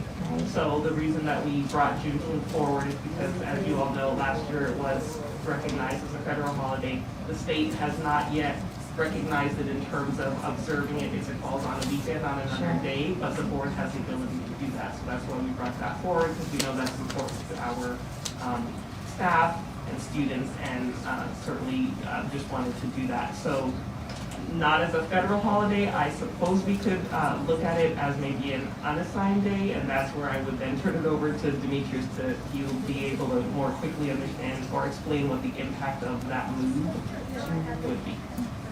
Mr. Johnson. Good evening, Demetrius Johnson for the record, Madam President, members of the board. So it is possible my understanding is that the board has the ability to make it a holiday or to enter that as an unassigned day. And in the 2022-2023 school year and 2023-2024 school year, there is room within the calendar to absorb unassigned days that they get added. We have to remember that every time there's an unassigned day, that is a day that the 9-month employees are not getting paid. But as we move through the calendars into the future, more days get introduced. So, we went through this last 2 years. This year in particular, because of how dates fell, you had a lot of unassigned days in the second semester. Because we had to push out past testing dates, we had to push out past sporting dates, so that we ended just before Memorial Day. So at present, the kind of the rules that we've operated under are that we try to end, we end the first semester before Christmas break, and so we go 90 days back there, but we can't go too far back into August, because then we get into July and we start getting into ESY and starts of new contracts, and so we have to, usually that first week of August is the limit, that first Monday. So as we add unassigned days into first semester now, we start to shrink first semester. So as of now, this time, the first semester is going to be 89 days. If we added another day here or another day there, it would shrink it, and those days would get moved to the second semester. There comes a point where you shrink the year too small, or the semester too small, and then you start to impact the Carnegie units for high school classes, which are 60 hours, which at block schools becomes a much bigger challenge because of the number of minutes. So adding those days, I mean, it certainly can be done. It just, as we get into years where we have to add more and more, we're going to break the other rule that we set for ourselves, which was to end before Memorial Day. So then we'd be pushing into the last week of May or into early June as we did before in previous years. So the law states that we have to be 180 days minimum for students. The teacher contract is a maximum of 184 days for the teacher contract. And so those guidelines we have to meet. Adding unassigned days here and there, like I said, it can be done, but it creates additional issues as we move into later years. Just a follow-up, so then that week of Thanksgiving, because I actually agree with most of the commenters in the fact that students are not paying attention that Monday and Tuesday if they show up at all. I don't believe I remember ever having a Thanksgiving break that lasted longer than 3 days, but I could be wrong. So along with that, that's not something that's possible, or is that something that has, if we decided to add those tonight, those would go back to you, you'd have to redraft these calendars and they would come back to the board, right? Yes, and in this year, it potentially could be done. But down the road, we're going to be back in a year like this one, where we have a large number of days. Adding those 2 days into that Thanksgiving calendar creates the problem of shortening the first semester too much. It also adds two more unassigned days in November, when you have support staff who are also going to be getting hit by Christmas unassigned days, and potentially, depending on where Veterans Day falls, you get another unassigned day in there. So it impacts them. It impacts our free and reduced lunch kids, because those kids aren't going to school. They're not able to get access to food to their lunch program necessarily. It ripples throughout the process. So it's not impossible, but we just have to take into account all the impacts of it. Okay. I think I have more questions, but I'm going to let the other trustees go. Thank you, Trustee Williams. And I just want to clarify, because I was taking notes there, Mr. Johnson, were you saying that when Trustee Williams was asking about the Monday and Tuesday, as far as Thanksgiving for this year, that it would be possible for this year, but would then cause a problem going forward? Yes. All right, I'm going to go ahead and go to my colleagues, and then I can circle back if I need to. Trustee Guzman. I believe Trustee Ford is before me. Trustee Ford. Thank you. No big deal either way, but I remember this well the last time we approved this, because you and I were both fairly new to the board. And I had some extensive conversations with you about it even before the board meeting, because we were hearing from a lot of educators and staff that they were like used to having the full week off. And I was very much, I think I voted against the calendars, and if I didn't, I was very vocal that I wanted to give our staff that week off. But it just didn't make sense, and I don't think the rest of the board had an appetite for that. I pretty much, I think I said I told you that, like, you might want to relook at it in a year, because I said, hey, next year we're going to have people in our boardroom when they realize the change that we made, but that didn't happen because of COVID. So now we're seeing the second year of that change, and our boardroom is packed. I don't know that it's for the calendars. I think it would be, first of all, I would totally support changing it for this year. And I believe that the way I understood it when it was first said was that if we changed it for this year, that change wouldn't affect next year. It's just, it would be harder to do the same change next year. Is that correct? Like, it's not going to make next year harder if we change it. It won't make the next 2 years more difficult, because there's space at the end of May to add those. Again, we'd be shortening from 89 days to 87 days for the first semester, because we can't push any further back into August, because then we get into July. But as we move forward, the next set of calendars, or the calendars afterwards, it's going to be We're going to be going into June, essentially, well into June. Okay. I think that we could deal with that later on if we needed to. Also, if we heard from the community this year that they, really supported having the full week off, maybe we could revisit it or whatnot. If the board was in agreement, I would really like to give those 2 days off to our staff. The only thing I worry about is all the students who depend on those meals. So I wonder if there is something we can do to communicate with our admin or principals and figure out a way to still support those families with food if need be. And then I just wanted to ask a question. I feel like right now we have an opportunity, an easy opportunity to do something for our staff that they're asking for, and as a way to say we appreciate you and we hear you, even if it's just a couple extra days with their family. And I wanted to ask that switch that that Terry was bringing up. Is that possible to do, or would that be such a big deal to switch from April 1st and April 26th in 2024 with each other, or will it cause some sort of issue? It doesn't appear to here on the calendar, and if it was a simple fix, then I would like to suggest that we do that for our support staff. Demetrius Johnson for the record, Madam President, members of the board. So the staff development day at the end of April is a request from principals so that they have time to meet with new staff that is transferred into their buildings after the end of or as close to the end of transfer season as possible. And that particular one, I believe it's on a Friday. It also has been placed there because it's as close to the end of the testing, the SBAC testing window as possible, which is why we left it in place, because that was something that principals felt they really needed for their staff coming in.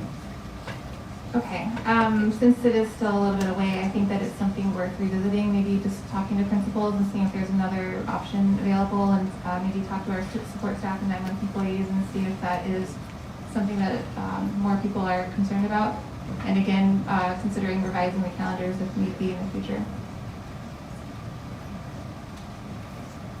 So that's still 2+ years away, so.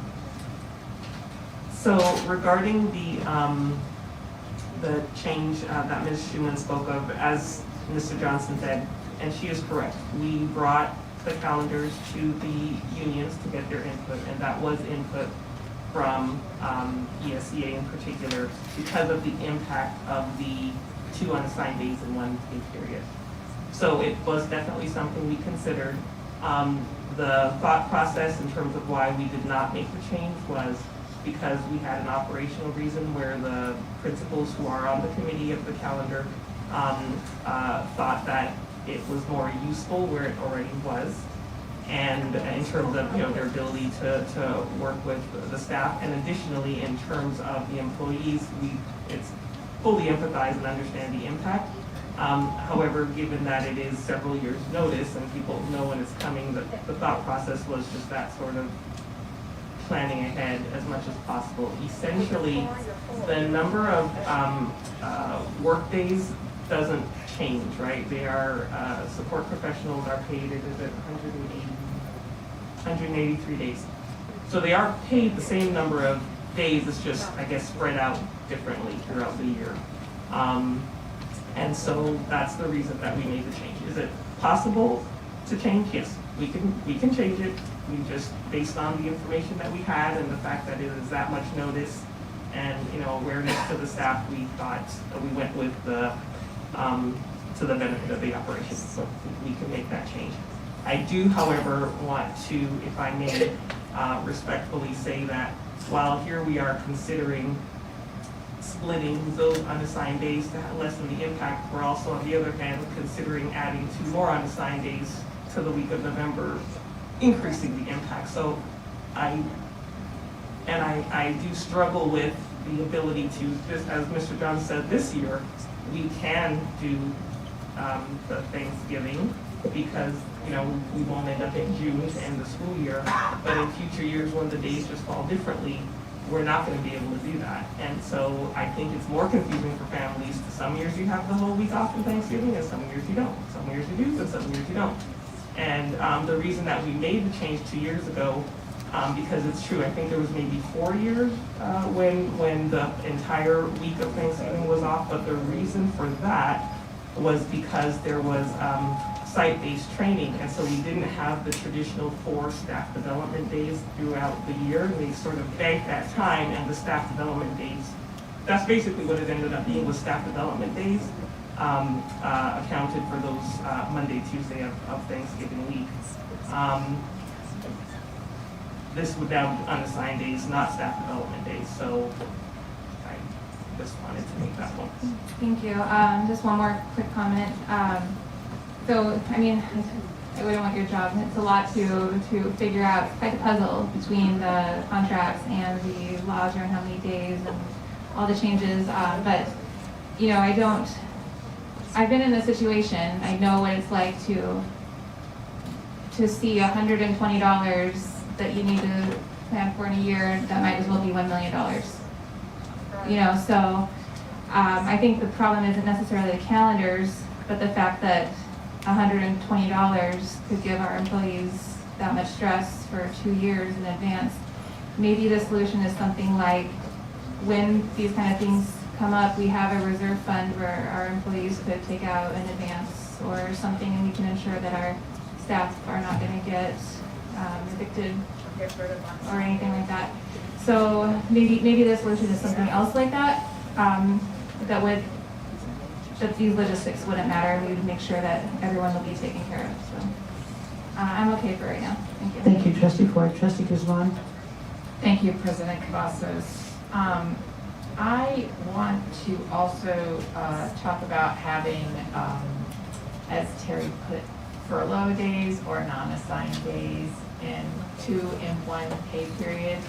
I don't agree that we should do that to support staff for Thanksgiving. I'm just putting that out there because holidays are coming and it's going to be really tough for them. But I do want to really analyze and take a look, because it is really tough for our people. I remember making phone calls to folks who were living in their cars during the pandemic that worked for this district. So I want us to really think about that. I understand that the principals want 426 in 2 years. Is there a way that we can talk to them and ask them if there is a way to switch? Because I know as my son graduates in that year, that he will already be given a letter of intent, although he's going to Japan. He will already be given a letter of intent from a district to come and work for him. I'm not quite sure that April 26th should be a hard and fast date.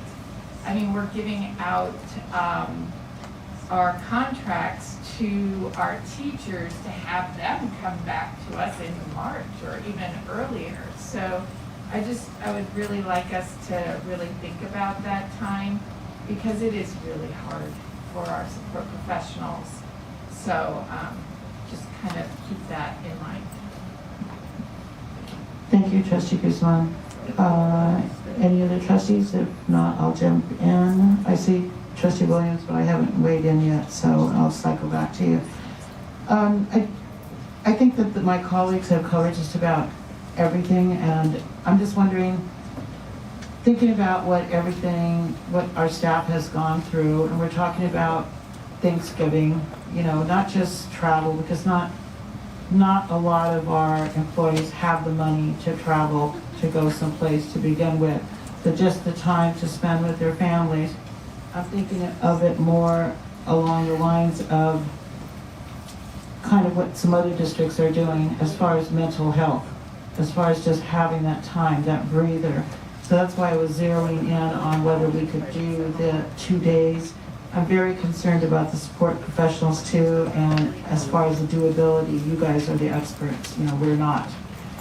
So at this point, I don't know the appetite of the rest of the board of maybe trying to do, and we're on 503 right now. I want to point out that I know we were kind of letting people go back and forth talking about Juneteenth, but I wonder if the board would have an appetite for being able to do those 2 days for Thanksgiving for Monday and Tuesday, but still respecting the work that you would have to do to make that work. I'm just thinking about this year in particular and those 2 days, how much more that would mean than say in another year where they had not had all of this that they've been through. So that's what I have to offer right there. Trustee Brooks, I don't think you've had a chance to weigh in, have you? No. Okay, so I'm going to go to you first, and then Trustee Cepeda, had you weighed in on this? Yes. Okay, then I'll go to Trustee Brooks, Trustee Cepeda, and then back to Trustee Williams, since she had already spoken.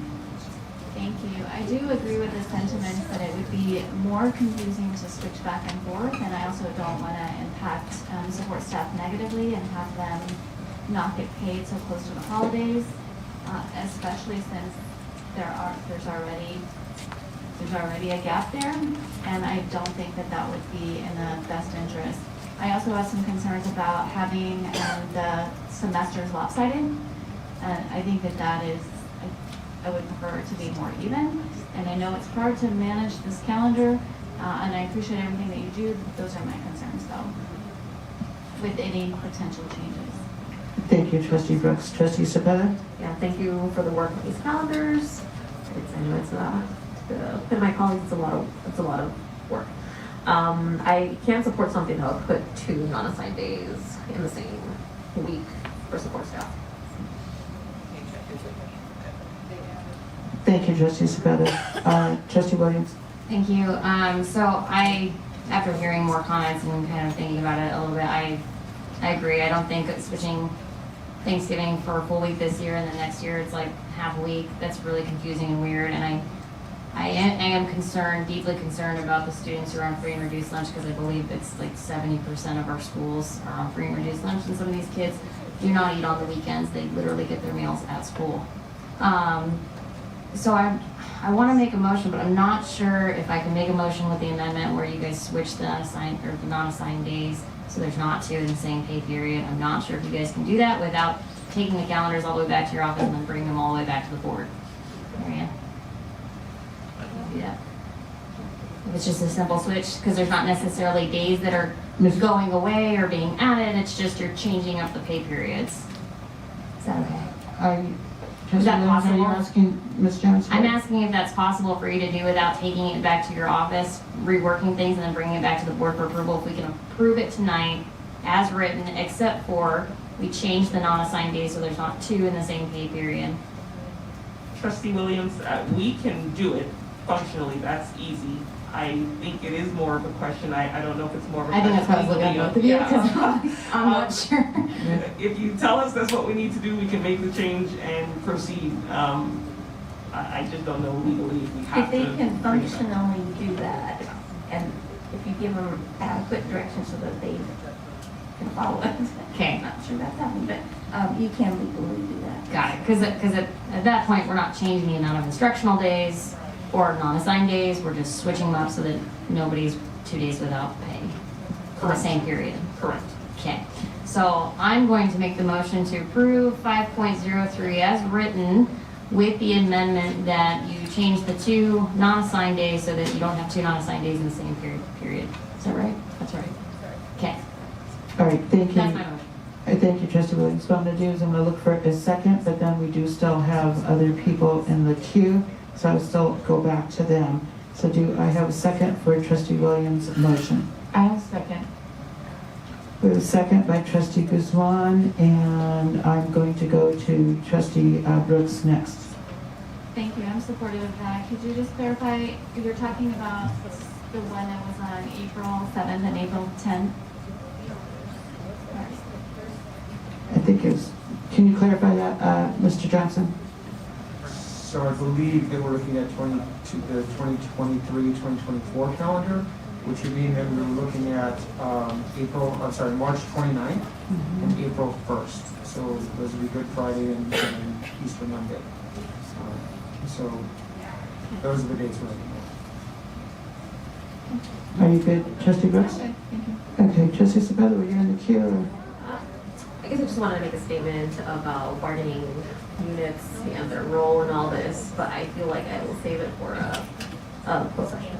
Okay, All right, thank you. So then trustees, with no one else in the queue, we have a motion by trustee Williams and a second by trustee Guzman. I think everybody's pretty clear on what the motion is, and Mr. Johnson has clarified the dates. So trustees, please cast your votes.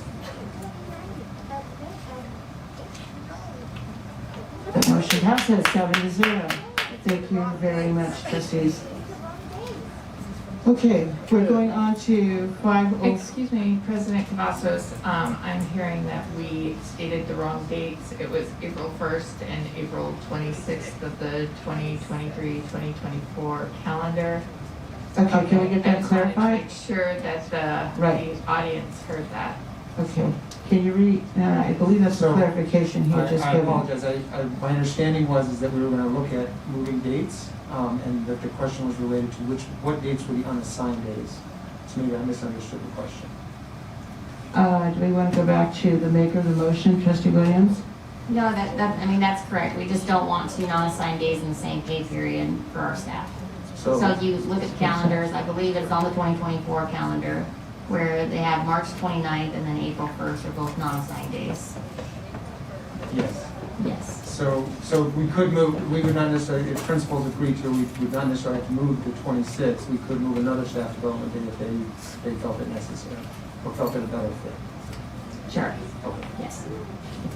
All right, trustees, Ms. Miller, can you weigh in here because we have voted, and so did we get the wrong dates? I thought we had gotten the correct ones.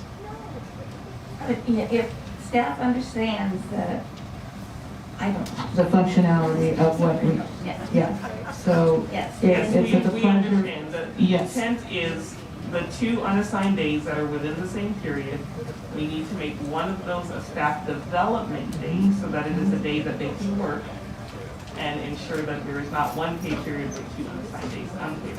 So then you are delegating to the staff that authority to pick that Yes. due date.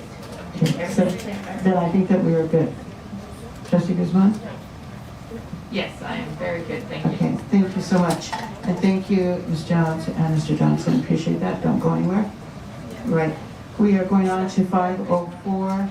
This is the actual school calendar for staff having to do with amending the 2021-2022 school calendar for staff to include the Juneteenth holiday. Sorry, it's not even the end of the evening yet. We do have some public comment on that. We have Sarah Comro, Jamie Chadrinsky, Jenna Robertson, and do we have anybody on here? And Darlene Anderson. So, trustees, it's your pleasure to hear the public comment. All right. So, could we have those folks please come up? Sarah's already there. Chair Schumann. No, not Chair Schumann, sorry. Jamie Chabrinsky, Jenna Robertson, and Darlene Anderson. Sarah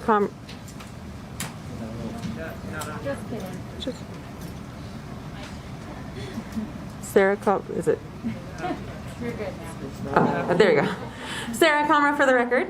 I just wanted to speak in support of this. It sounded like most of the board was also in support of it, so I don't need to speak very long. This is such an important holiday to have. If we have July 4th off, we should have this day off, and it should be represented. And a lot of people in comments and stuff like that have been saying, like, why does it matter? It's in the summer, but I do want to point out we have like the extended learning programs, extended school year for special education, summer school, and all these other things. And so that is why it is so important. Again, just like we have July 4th on the calendar as being observed, we need to observe Juneteenth as well. Thank you. Thank you, Ms. Conroy. Ms. Chabrinsky, Jenna Robertson, and Darlene Anderson.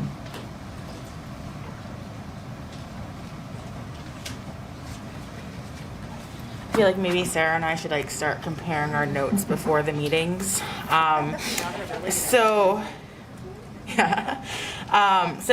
Juneteenth originated in Galveston, Texas. And the reason for Juneteenth coming about was that Texas plantation owners were just like, if we don't tell people they're free, they won't know. Until the Union Army rode into town and told enslaved people, you're free. The war is over. The Confederacy surrendered 2 months ago. All right, so June 19th, 1865 is when the last Black Americans who were enslaved in America found out that the war was over and that they were free. That's incredibly important, right? We celebrate July 4th. Talk about 1776, Ghost Patriot, wherever he went. He's got 1776 in his bio because that's apparently important. But what people fail to realize is in 1776, freedom meant something completely different. All right, people of color were not free, women were not free. All right, if you're a wealthy white guy, you got to celebrate Independence Day. All right, so 1865, June 19th, very important day. And yeah, our students aren't in school, but we have administrators, we have support staff who are, we have ESY, we have summer school. And it's just culturally responsive. So let's circle back to the very beginning of the meeting. Culturally responsive to acknowledge the history that Juneteenth holds. Not only is it a federal day, a federal holiday, it is something that is deeply important to several members of our community, and we need to respect and we need to honor and recognize that. Thank you. Thank you, Ms. Tedinsky. Jen Robertson and then Darlene Anderson. I already spoke. Alrighty, Darlene?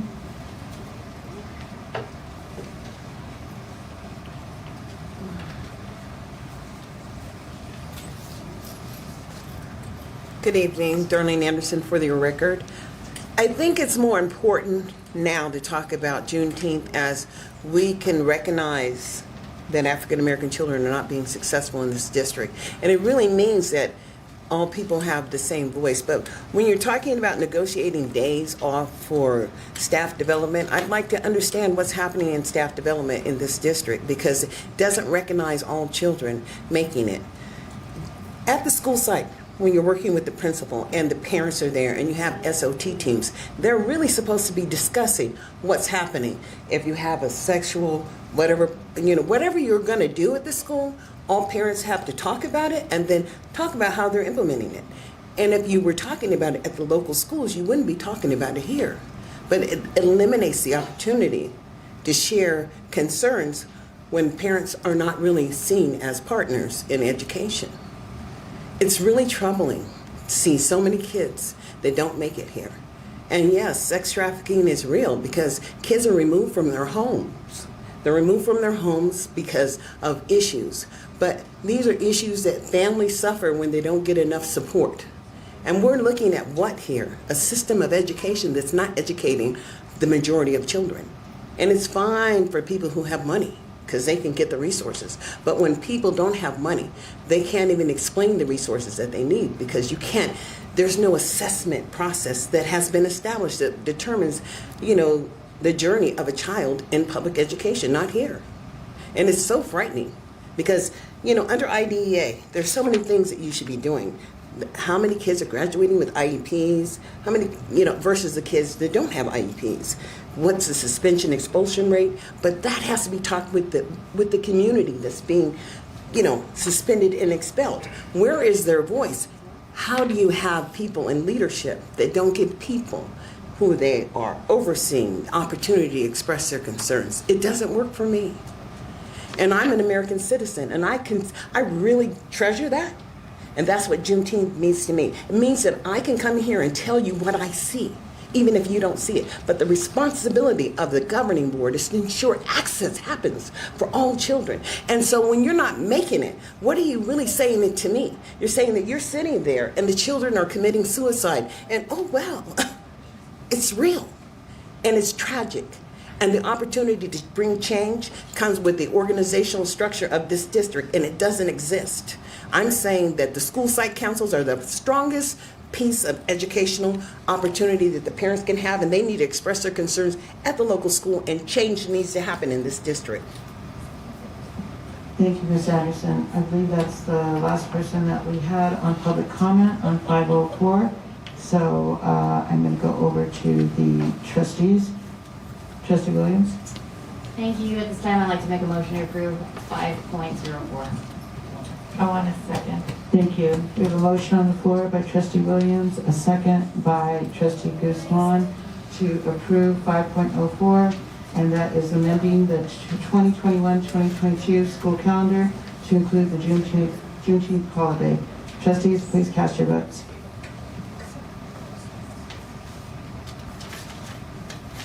I have to hit it harder.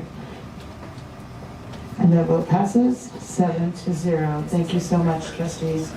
I think that was a really important step we took. Thank you, staff, Mr. Johnson and Ms. Jones. We appreciate it. Trustees, we're now going to move on to 5.05, and let me see.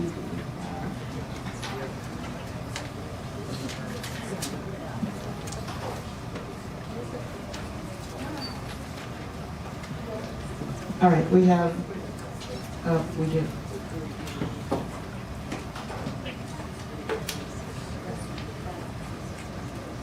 Ms. Anderson, had you wanted to speak on 5.05?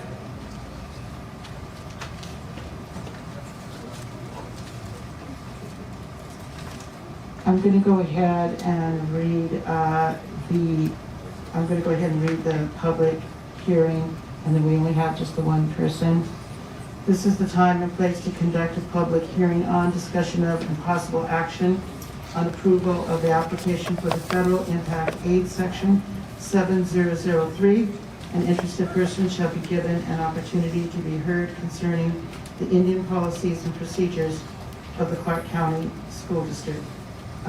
This public hearing is now closed. We now can go on to the public comment. Okay. Thank you.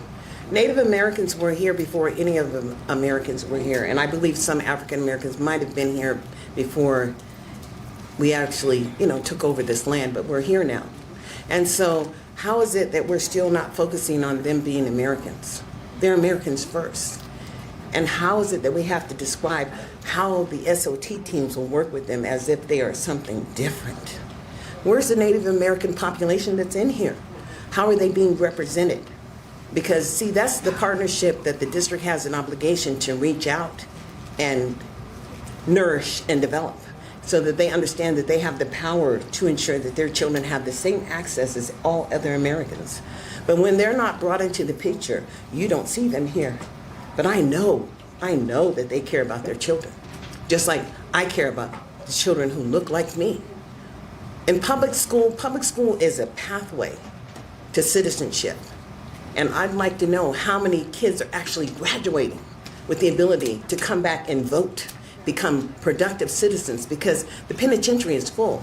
And when you have an 88% population of African Americans in the juvenile facility here, it concerns me because it's not your conversation, but you are representing. You may not get paid a whole lot of money, but you are certainly directing dollars in this community to help people who are not helping us as citizens.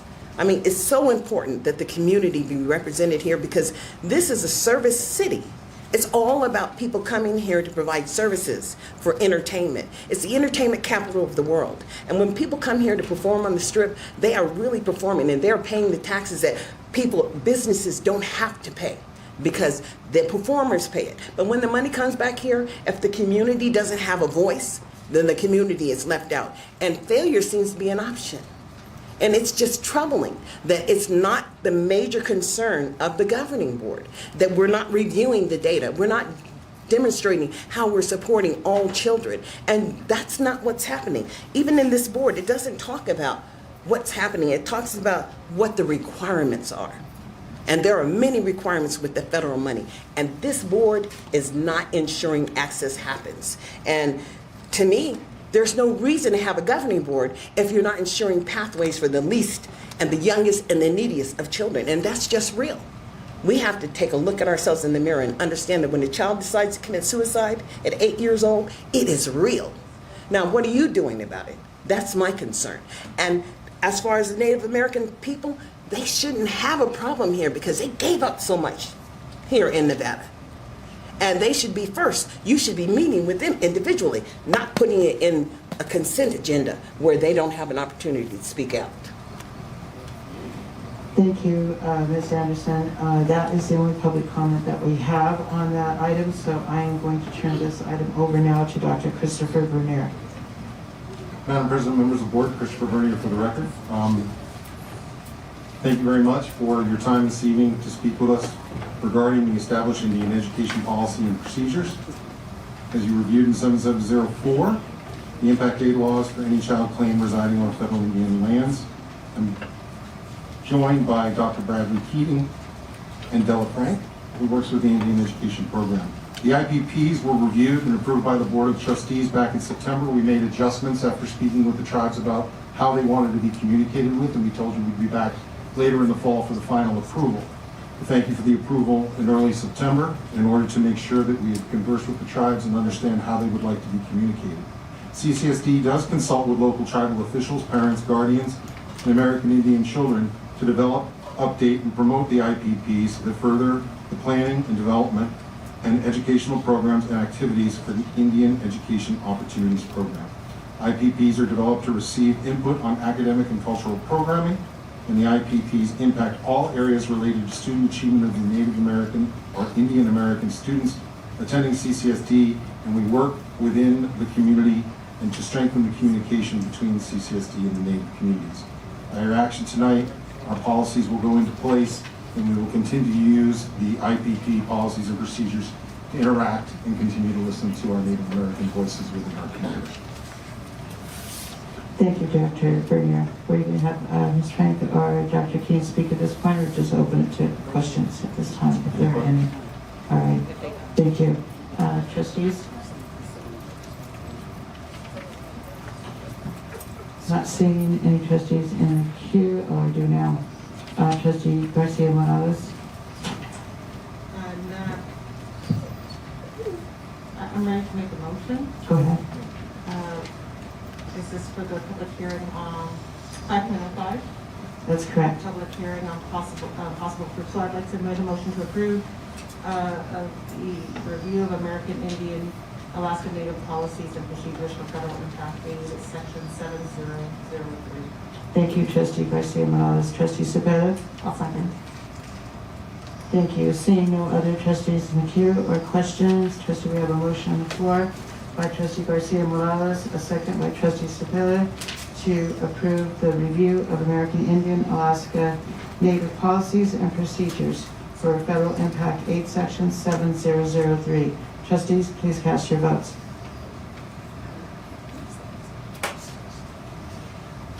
That motion passes 7-0. Thank you very much. Thank you very much. 6-0. Oh, 6-0. I'm sorry, I did not know that Trustee Williams was out of the room, so it is 6-0, noting that she is absent. Thank you for pointing that out to me. Trustees, we're going to move on to 5.06. This is the time and place to conduct a public hearing on, discussion of, and possible action on approval of the 2021-2023 negotiated agreement between the Clark County School District and Education Support Employees Association. The public hearing is now closed. I do want to go, before we go over to, and we do have public comment on this, I'm going to go to Trustee Guzman. Thank you, President Cavazos. I need to abstain from this vote because I work for the Nevada State Education Association, and ESEA is a local for that organization.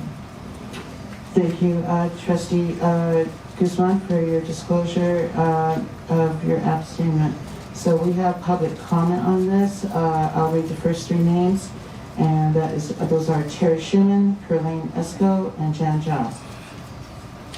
506. Good evening again, Terry Schumann for the record. First of all, I cannot tell you thank you enough for voting in favor of mine and our support staff requests. That meant the world to me.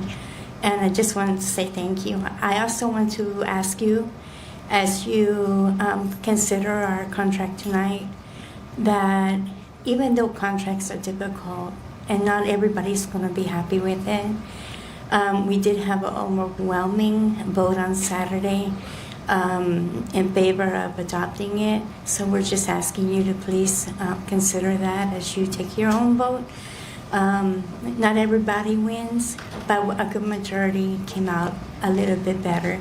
So we just want to thank you and those who negotiated our contract. Thank you so very much. Thank you. Thank you, Ms. Shannon.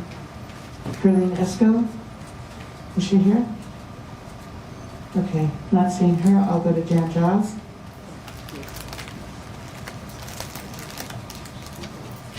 Hello, good evening. Jan Giles, President of ESEA Education Support Employees Association. This evening, I am speaking in favor of the collective bargaining agreement that was ratified by education support professionals this past weekend. For the past few months, ESEA, along with our partners, Teamsters Local 14, have been rallying under the banner of Demand Your Respect. Every day we hear from support professionals how difficult the past 2 years have been. It has been our goal to make sure our students and ESPs are receiving the support they need to succeed. All we ask for was respect in the form of a contract that values our work and the student services we provide. We believe the contract before you is a step in the right direction. We hope the contents of this contract will begin to process of filling the 600 plus vacant ESP positions throughout the district. We often hear a lot about recruitment and retention when it comes to teachers, but we cannot forget the backbone of the CCSD, which is the support professionals. Your approval of this contract is necessary now more than ever. There is still a lot of work to be done, and we will continue to demand our respect. Funding remains an issue, and our leaders need to continue working to ensure that education support professional positions in CCSD remain competitive, respected, and filled. In order to remain competitive, new steps must be added to the top of the pay scale and continue funding step increases. We look forward to accomplishing this in the next contract in 14 months. To close, on behalf of those involved, I would like to say thank you. We often say you can't spell respect without ESP, and that is what we deserve. ESEA and Teamsters remain committed to all the support professionals at CCSD who are keeping our schools safe and clean and ensuring our students have the best education and nutrition. Please vote yes on the ESEA collective agreement and improved services MOA. Thank you. Thank you very much, Ms. Giles. That closes out public comment. 1 second. Just a second, would you have Ms. Blinder? No. Is this on this item? Yeah, this topic. 506? I'm sorry. Camila? Oh, this is on 506. Okay. Go ahead. Okay, Camila Bywaters, President of the Las Vegas Alliance of Black School Educators. We are definitely in support of ensuring that our support staff are fully taken care of. If you have not had an opportunity to listen to personal stories, listen to our support staff give their personal testimonies on climate and culture, then you're really missing out on their experiences within our district. So we support this agreement and stand with our support staff. Thank you so much, Ms. Bywaters. Is there anyone else that would like to speak on 5.06? All right, I'm going to turn this over to Luke Kushner. Good evening, President Cavazos, Board of Trustees. What you have before you as item 5.06 is the 2021 to 2023 negotiated agreement between the Clark County School District and the Education Support Employees Association. Basically, this is a 2-year extension of the 2019 to 2021 agreement and modifies the old CBA by the changes listed on the agenda item. The total cost of this agreement will be $1,106,191,000 over the next 2 years. I would like to acknowledge the hard work of the CCSD negotiating team and the former chief negotiator, Takesha Miller. The staff respectfully requests approval of this extension agreement for our hardworking support staff. Thank you so much, Mr. Pushnig. And I left myself in the queue because I don't make a motion very often as the president with restraint, but I would like to make the motion for this one. And I would also like to acknowledge what Mr. Pushnik just said as far as the hard work of the negotiations teams on both sides. And I see that Trustee Ford is next in the queue.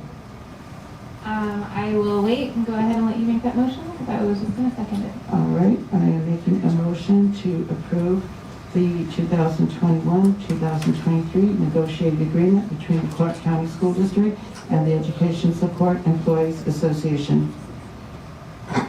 I will go ahead and second that with a comment that we appreciate you all very much, and I hope that the board can continue to show their appreciation.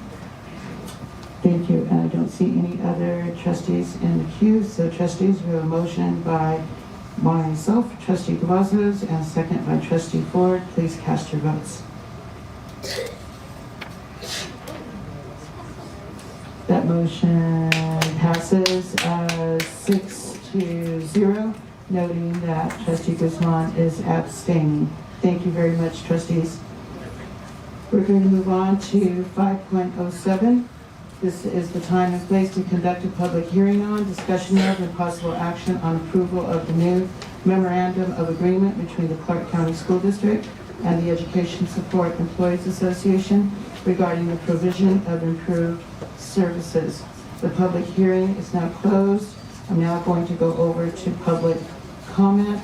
President Cavazos, I need to. Oh, I'm sorry, forgot. Go ahead. I just took my eyes off the screen for 1 second.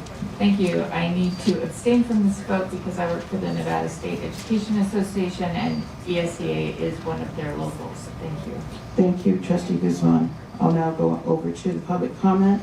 I have Terry Sherman and Jan Giles to start with. And this is 5.07.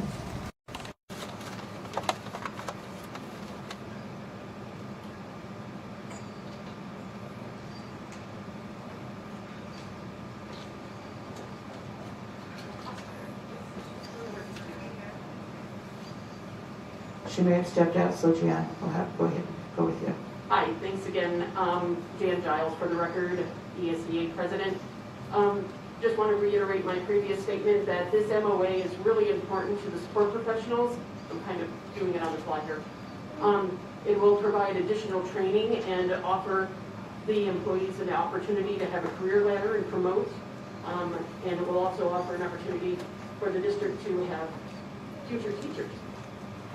Skilled trades will be able to have on-job training, and the first aid safety assistants will actually be able to have some real medical training and be able to serve the students better. And that's all I have to say. Thank you. Thank you very much, Ms. Giles. Is Terry here? Has she stepped out? All right, so I will go ahead and turn this over. I don't see anybody else that is speaking on this. Sorry.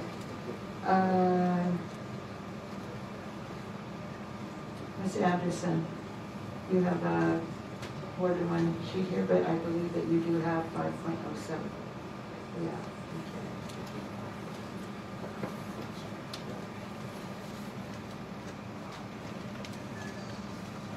Okay, I'm sorry. I just would like to understand the relationship with Clark County and the harbor.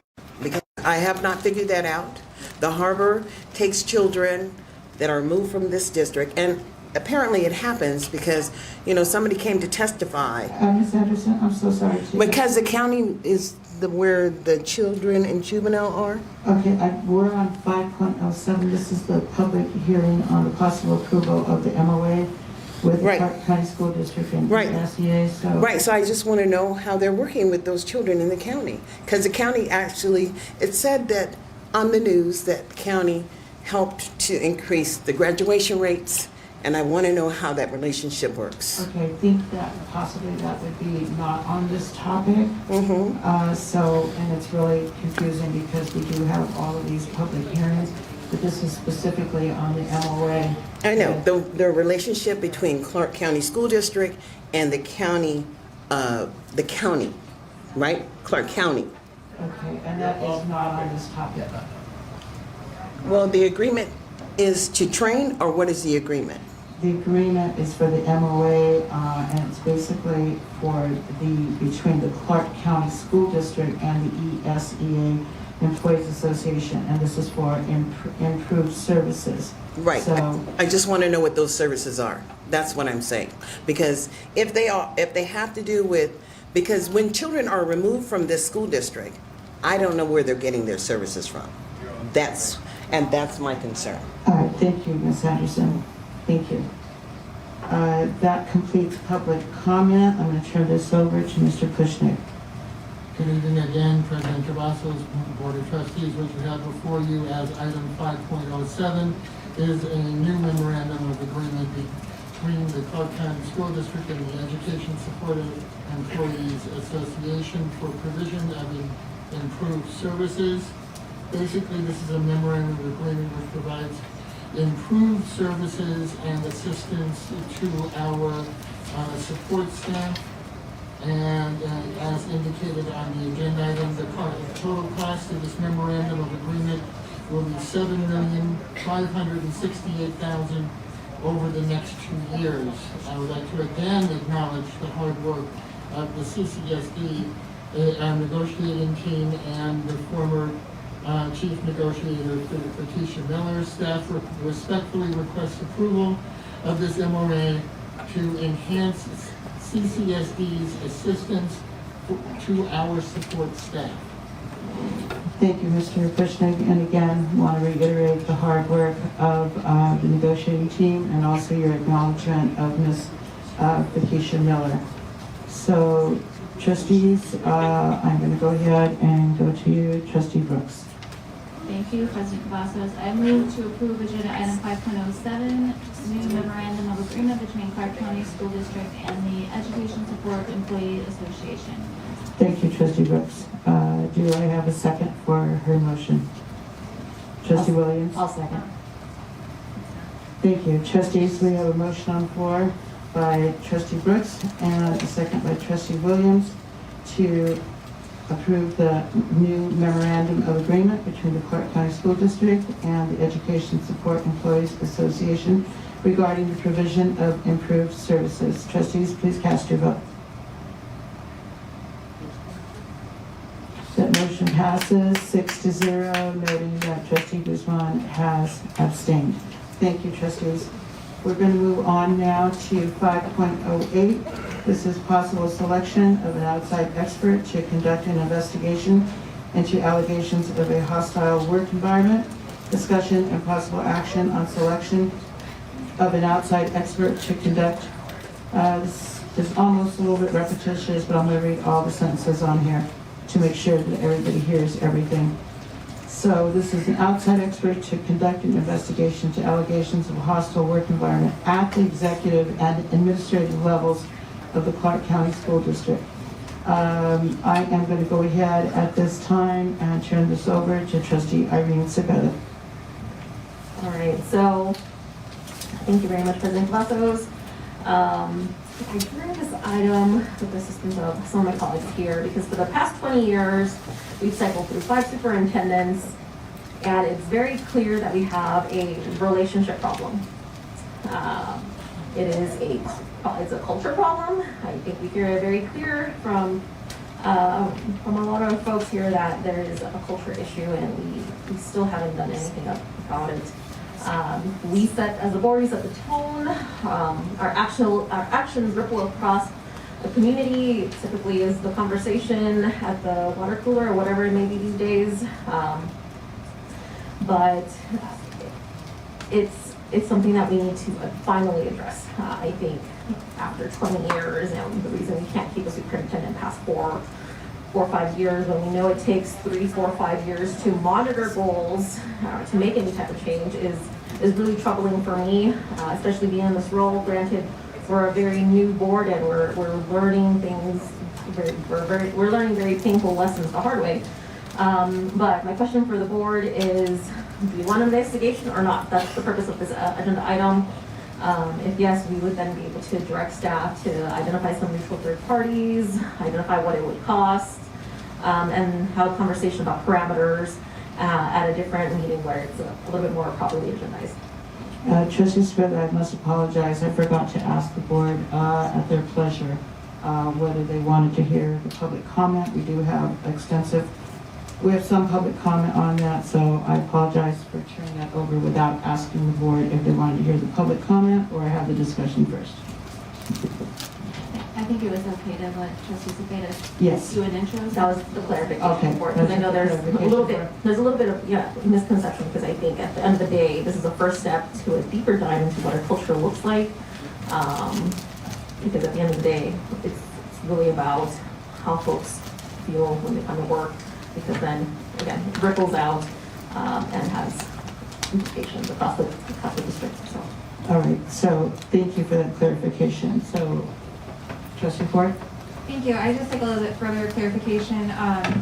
Sorry, Trustee Ford, but I still want to get a consensus from the board. Or if they want I to think hear- that we should have public comment first. Is that okay?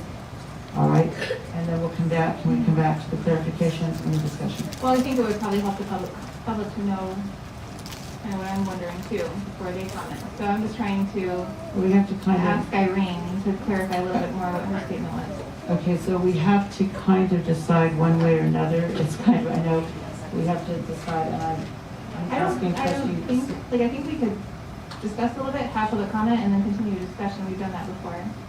You want to have a partial discussion, have the public comment, and then come back and finish the discussion? I just want to ensure that the public commenters know what they're commenting about, and if anyone is having the same questions that I have, I want to make sure that that's up there first. Okay, I'm going to leave this up to Trustee Cepeda because she's the one who put this on the agenda. Trustee Cepeda, what would be your pleasure on this? I want to hear from the community. Again, that was my statement. Is this yes, do you want an investigation, or no, do we not? Do we not want to dive into our culture? Because for me, this is a first step as we dig deep into our multiple levels here at the district, because we are a huge organization. Trustee Ford, thank you, Trustee Cepeda. Trustee Ford, I think I see where you're going on that, and I too am going to have, I'm sure I'm not going to be the only one, but I do have a lot of questions on clarifications too. I think it would be okay to have the public comment first and then come back and do some of those clarifications. That's fine. I guess can I ask Mary Miller if I can just make a quick Sure. statement or something? Sure. That's cool, and then have public Ms. comment. Miller, would you like to weigh in? It's up to the call of the president.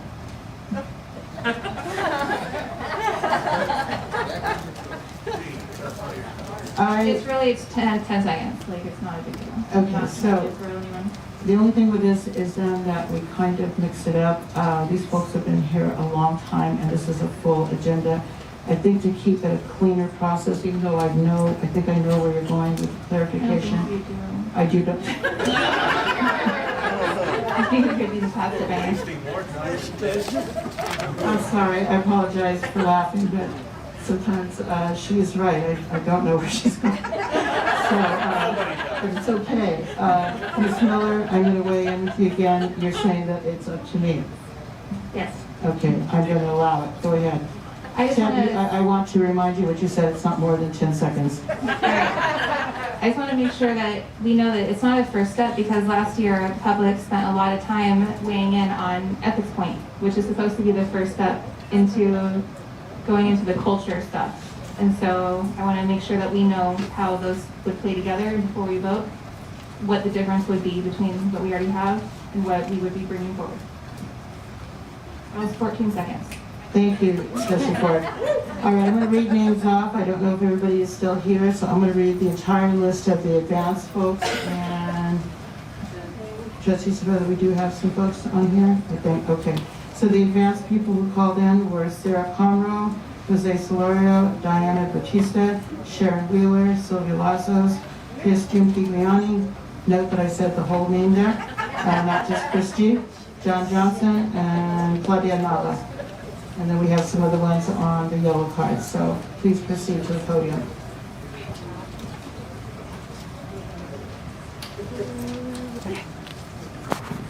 Sarah Comro for the record. I had some clarifications that I needed. So it says, Investigation into allegations of a hostile work environment at the executive and administrative levels of Clark County School District. So that's like Jara and central office and principals? But are we doing an investigation into the hostile work environment created by those people at the sites?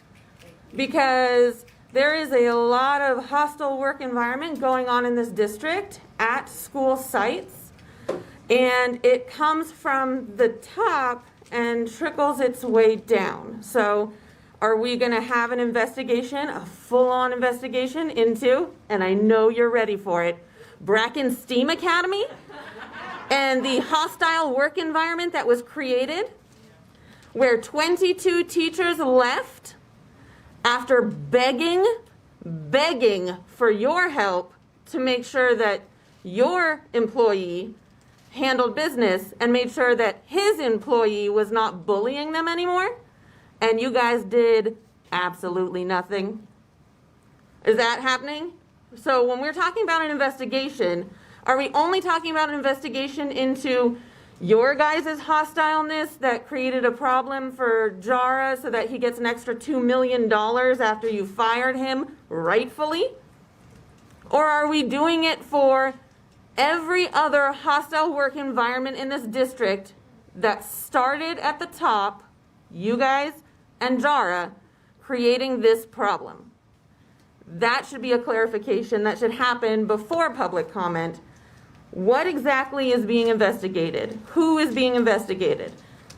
I know we're not supposed to pick out on certain people. We're supposed to direct it to everyone. So maybe instead just say like the positions that are going to be investigated. I don't know. Are we talking principals? Are we talking what? What is it? Because this is not very clear. And also she wanted to speak, to ask her question for 10 to 14 seconds, and then it was to get clarification before we came up to speak. So I don't understand what the point of letting Ford ask her question was if we weren't going to get that clarification before the rest of us came up to speak. So it makes no sense. Thank you. Thank you, Ms. Conrad. Jose Solorio and then Diana Batista.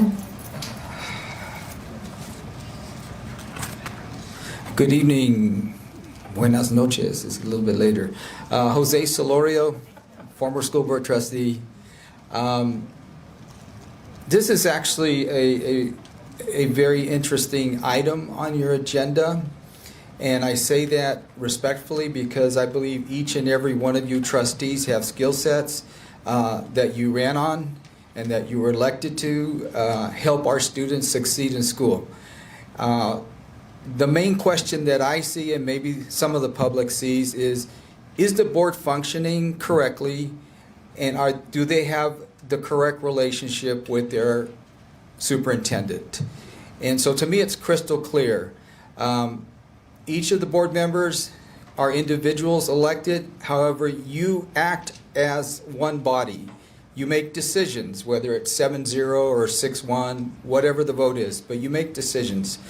And your relationship, whether it be with this current superintendent, a future superintendent, or 4 superintendents from now, that relationship that you have as a board with that president, he's the only one that you hire and fire and pay a salary to. We have over 40, maybe 50,000 employees, over 330,000 students, and this is a really big organization whose main function is to provide a great quality education. So the relationship that you foster with the superintendent is super important. And so the question, I believe, is what has happened in the most recent past in how you've worked with your superintendent, whether it's this president or the previous president of the board. And is this relationship and how you've worked with this employee been successful enough to create a good environment for our schools? So having said all that, because this dwells into what I think is the most pertinent part of your duties as a trustee, is it's okay. Let's see what is out there. Let's see what has happened. Let's see what the definition is of a trustee or a president of the board and the relationship and the actions. Let's get that all out there and let's see what's happened. Let's see where it can be improved, and let's see where we can start focusing our efforts as a great board to help our great students. So I would support that for those reasons. Thank you. Thank you, Mr. Sawyer. Diana Batista, and I don't think is Sharon Wheeler here? I don't think that she is. Sylvia Lazos, is she here? No, she's sick. Okay. And so then it would be Chris G. after Diana.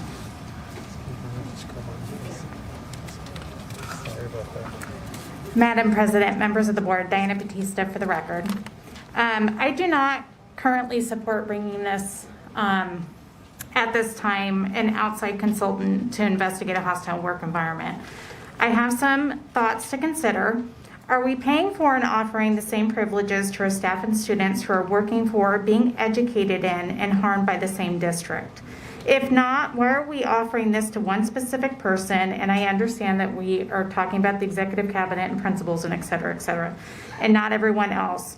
Was retaliation and a hostile work environment protection included in certain contracts? If not, what are we hoping to accomplish by it, especially when the superintendent was dismissed for convenience? Because I really think this is what it's about. The timing of when this came before the board, I think, was more than just the executive cabinet and the principals. I think it was specific for one particular person. Was retaliation and hostile work environment protection included in the contract that Dr. Jara signed? If not, what are we hoping to accomplish by it, especially when superintendent was dismissed for convenience? Why would the Board of Trustees severely harm taxpayers, staff, and students by opening up a Pandora's box with an investigation essentially assisting with and giving the superintendent any possible ammunition to pursue the additional $2 million he is now seeking? We are in a financial crisis. Our teachers are in crisis. Our students are in crisis. Could the funding intended to be used to hire an outside consultant be better served helping our staff and students who need it most? I'm asking you to vote no on 5.08. I would support this if the timing was a little bit different. I think moving forward, it's a great idea. I think the timing of it, giving what we've got a demand letter that's come forward and a lot of other things, I think for that reason I don't support it. So moving forward, I think this is a great idea to look at. Again, when we have other superintendents and other people coming forward, I just think the timing is really poor, and I think we have a fiduciary duty to look at this point. I don't think we need to be assisting anybody and giving them more ammunition to, again, harm our community and our district. Thank you. Thank you, Ms. Batista. Let's see, Christy, John Johnson, Claudia Nava. Thank you, Christian Kiliani, for the record. I think the earlier conversation helped clear it a little bit more about what you were talking about intent-wise. I don't necessarily disagree that people shouldn't take a time to reflect, but I don't think that this is the right time for an investigation because I don't even know exactly what you want to investigate. You have the ability to report incidents of misconduct, harassment, discrimination, hostile workplace, yet nothing has been reported. There's a whistleblowing law in Nevada if they rose to that occasion and has not been taken advantage of. If you move forward now based only on someone hearsay saying there was a hostile environment at the administrative level, you really need to drill down into what's happening to the schools, because that's really where we should be focusing at this point, in my opinion. Now, employees have reached out to me and others, but are afraid to say anything because they feel intimidated and are fearful of retaliation. So I would like to quote to them, because at some point you got to do something. Martin Luther King Jr., "Our lives begin to end the day we become silent about the things that matter." File a complaint, speak up, call an independent person. I don't think so. I think the better idea is to stop the finger pointing, vote this down, have a board training. I offer to help you with it, and really sit down and listen to each other and reestablish some relationships that I know you all have bits and pieces of. But we got to find a way to blend it and agree to disagree in a respectful way. That would be a better use of your funding and money. Then you could turn and look at the students and the parents and the principals and the staff on a campus when you get calls of 22. I worked at a school with 25 people, the best school I ever worked at Von Tobel, and they walked off because of the principal. You don't need that kind of behavior, or because of the teachers either, or support personnel. So it won't be healed with this, and I think that's part of the idea, and to look at the culture. I don't think that that's going to happen right now. He's gone. The community overwhelmingly agrees with your actions. And remember, nationally, large urban school districts, no superintendent stays longer than 5 years. The average is 3 to 5, 3.5 to 5. So he made a baseline.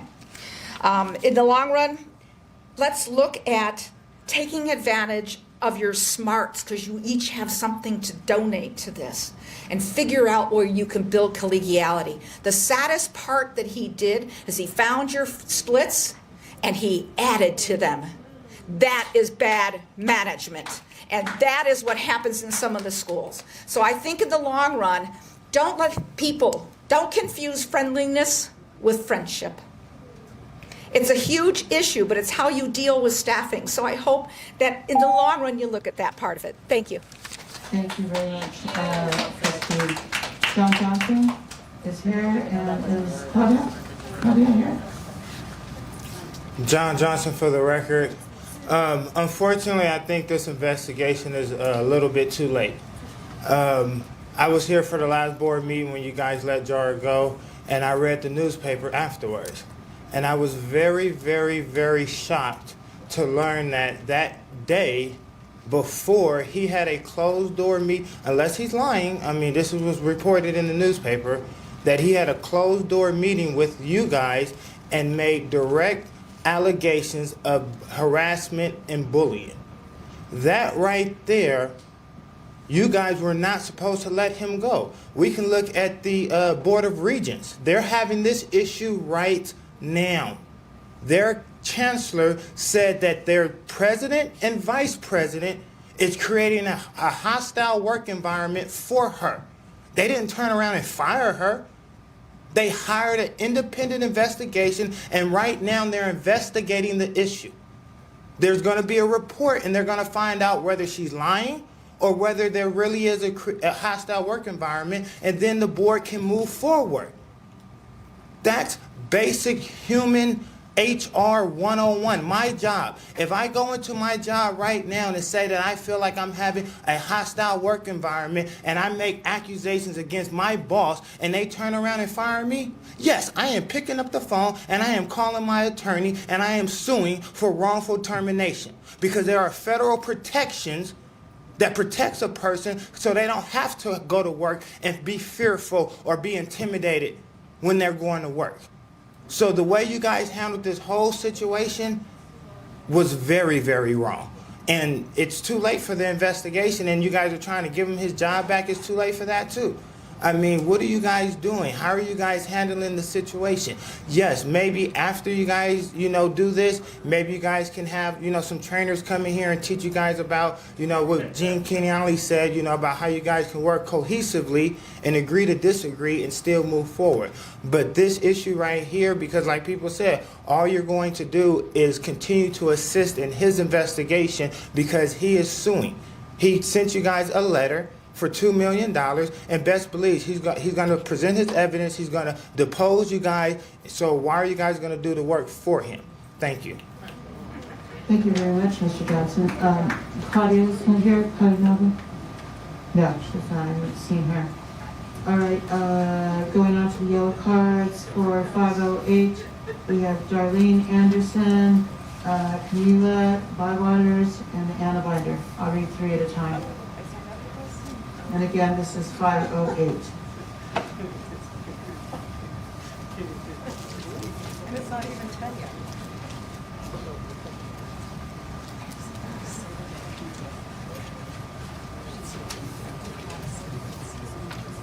Thank you. The one thing I can be grateful of behind COVID is I got a lot of training. I did a lot of training on the EEOC online, and they have a lot of training. And it's free training. But because this is federal money, and this is state money and county money, but because there's federal money involved, the federal government can provide training for you, free. And I think that this district needs a whole lot of training in regards to the use of the federal dollars. Period. I mean, because training is absolutely free. All you have to do is request it.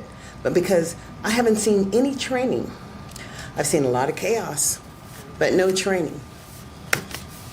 And that's what I have to say. I just hope you guys get it together, because it all comes from training, conversations, public engagement, building up the capacity in the community so everybody understands what their rights are. How can you go and say that, we want to talk about being bullied when people don't even know their rights? And in America, we all have rights, and that's what I want you to understand. There is free training from the federal government. The EEOC does this training, and the EEOC can actually file charges against people. Thank you, Ms. Anderson. Camila Bywaters, Anna Binder, Lisa Bailey. Okay, here. Camila Bywaters, for the record, Las Vegas Alliance of Black School Educators. I'm hoping this will be a great opportunity for District C to provide some advocacy here on what constituents are asking for. So, yes, this agenda item was actually really confusing. And for me, when I was reading the title, I wasn't clear. It seemed as if it was in line with this constant theme that has come up in our district of retaliation. So, an investigation into allegations of a hostile work environment.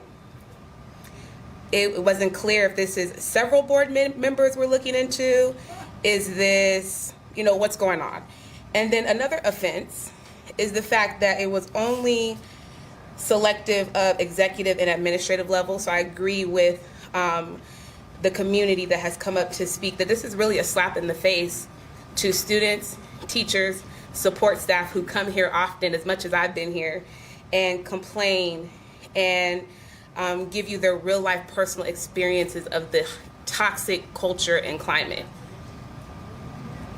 The community was clear on the environment and has been clear. And you as our leaders have failed us collectively.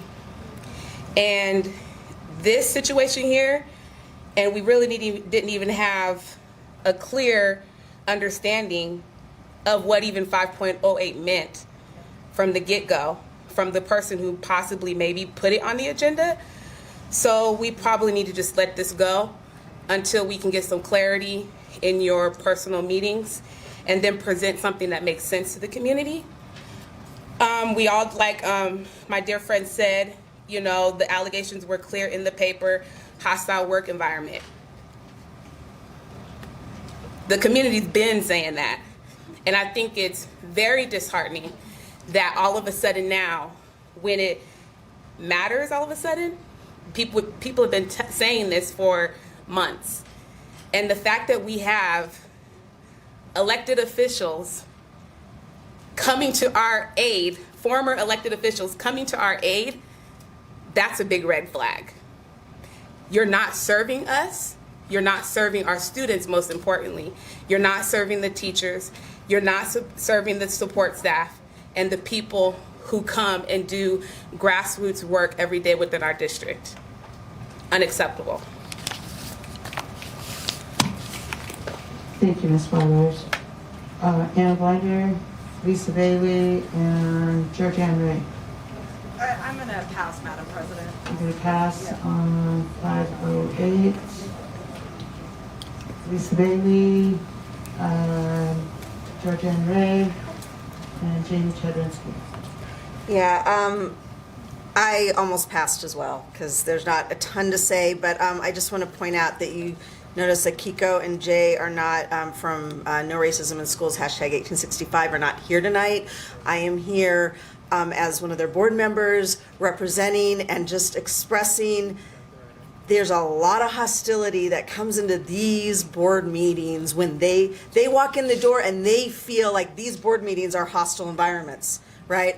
I walked past somebody and they called me, there's a fox. It means fox in a hen house, right? Like I'm a fox, like I'm somehow, I don't know. They were saying something nasty to me when I walked by. I ignored them. But, you know, last week we had last time we were here, I had a conversation with a couple of the police officers outside because they were protecting the hate speech, the Confederate flag that was wrapped around one of the people that came up here and oddly enough started talking about, oh, we have to love each other. Like, really? That is hate speech. You can't get up here. You can't walk through those doors with hate on your back. That's a hostile environment. I think that this is a bit of a witch hunt. It seems a little ridiculous to even put it on the executive. It's a problem. Hostility comes from everywhere. And, well, I actually agree with somebody who said, let Jara's investigation do the work for you, because they're going to come up with the retaliation, the hostility. There's going to be an investigation there already. Don't waste the money. Don't waste your money. Thank you. Don't waste your time. All right. Thank you, Ms. Bailey. Georgianne Ray. For the record, my name is Georgianne Ray, and while I have not been to very many school board meetings recently, I attended for the years that my kids were in school, from the mid-90s through 2017 when my son graduated, and then thereafter. I've been very involved in the curriculum committee, AZAC, and many other committees. And as far as my remarks tonight are about hostile work environment, because what brought me out of my community was the fact that I would see in the newspaper, online, what I felt was a real travesty, a real shame. I've worked with very many good school board trustees over the years. I didn't agree with all of them. No, some were very conservative, some were very liberal, but they learned to work together. I have never, ever in those many 20-some years seen the kinds of things I've seen online as I would sit home and watch the school board meetings. And it made me very upset and very sad that this is what the community has come to. I hope that we can realize, as some of the other eloquent speakers have said, that coming to a school board meeting has become hostile. I'm okay with it because I don't take any kind of intimidation from anyone for anything. But let me tell you, there are a lot of community members who are afraid to come because they are afraid of what some people on one side or the other might put them through. They might laugh at them. They might make fun of them. And it's not right. That kind of community is not a community. That should not be put up with in these meetings. These meetings should be open for everyone, whether they're conservative, whether they're liberal. We can all learn from one another. And let me tell you, I am coming back to being involved, and any kind of problems I see, I will be there supporting candidates when you all are running who are going to be tolerant of each other, whichever side you're on, or if you're in the middle, it doesn't matter. People who can get along with each other, even though their views are different. I will not put up with people just suddenly shutting down a meeting because they don't like a proposal, a motion that someone made. And I will bring my friends who have also retired their kids because their kids have graduated, and we will fight until we get people who can work together better. Thank you. Thank you, Ms. Ray. Janie Chadrinsky, Jan Giles, David Gomez, Rudy Zamora, Jim Frazee. I read all of them. Hello. We reached the part of the evening where I'm off script and had M&Ms for dinner, so let's all be surprised here. So, a couple of years ago when I was at a different school than what I'm at now, I tried to file a complaint against an administrator who threw keys at me and told me I was worthless in a classroom, a sophomore classroom in a portable that had 48 students. And When I tried to make this complaint, I was told that maybe I had overreacted, maybe it wasn't, maybe I misthought what had happened. Parents of students in that class called the school because their kids went home and told them that they had seen this. And then I was told that the keys hit me, not the administrator. So it wasn't an assault. And then I got told if I wasn't happy there, I could leave. So I did. And I'm in a much happier place at the school I'm at now. I love my colleagues, my administration and I get along very well. But there have been times that my principal has called me into his office and he said, I'm worried about you. And I would appreciate if you didn't go to this board meeting. Because he's like, I'm really worried about you and I've seen some of the things that they've said online.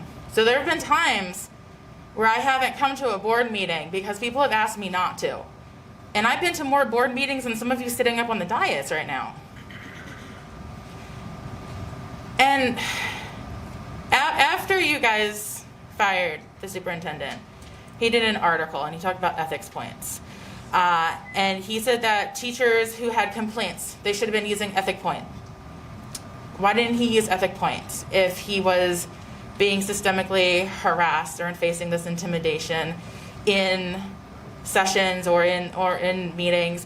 Why was it only after he was terminated that he begins to say that these things were happening? Because teachers have been coming for years and saying this has been happening, and we're told to shut up and put up and leave. And 4 years ago, I almost left, right?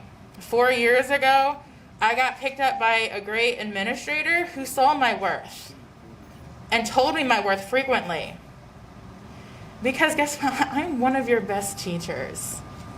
You want me in your district, but we need to do better than what is happening here. And we need to not spend the money on this. It's not worth it. Thank you, Ms. Tedrinsky. Jan Giles and then David Gomez. Hello again, Jan Giles, ESEA President. For the record, I wasn't prepared to speak on this agenda item, so I'm, again, winging it. ESEA has contract language that all employees are treated the same and all rules are applied equally across the board. So if you do this for one, you have to do it for all. Ethics point, to Jamie's point, is that it was created so that employees could file complaints. But one of the questions is that, did you notify your administrator? Well, your administrator is the one that's harassing you. So no, I'm not going to tell my administrator that I am filing a complaint against him. You have principals that bring in donuts and they put teachers only on them. How is this not a hostile work environment?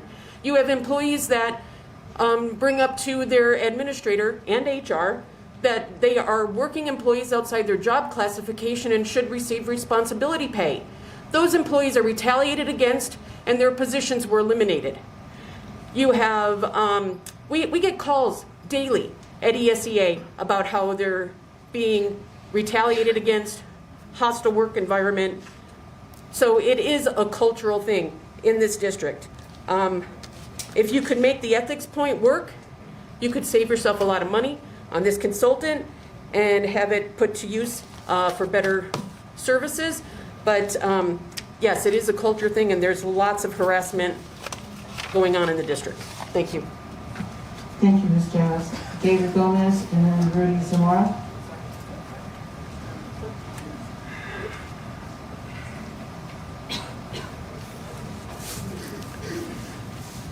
David Gomez, Nevada Peace Alliance.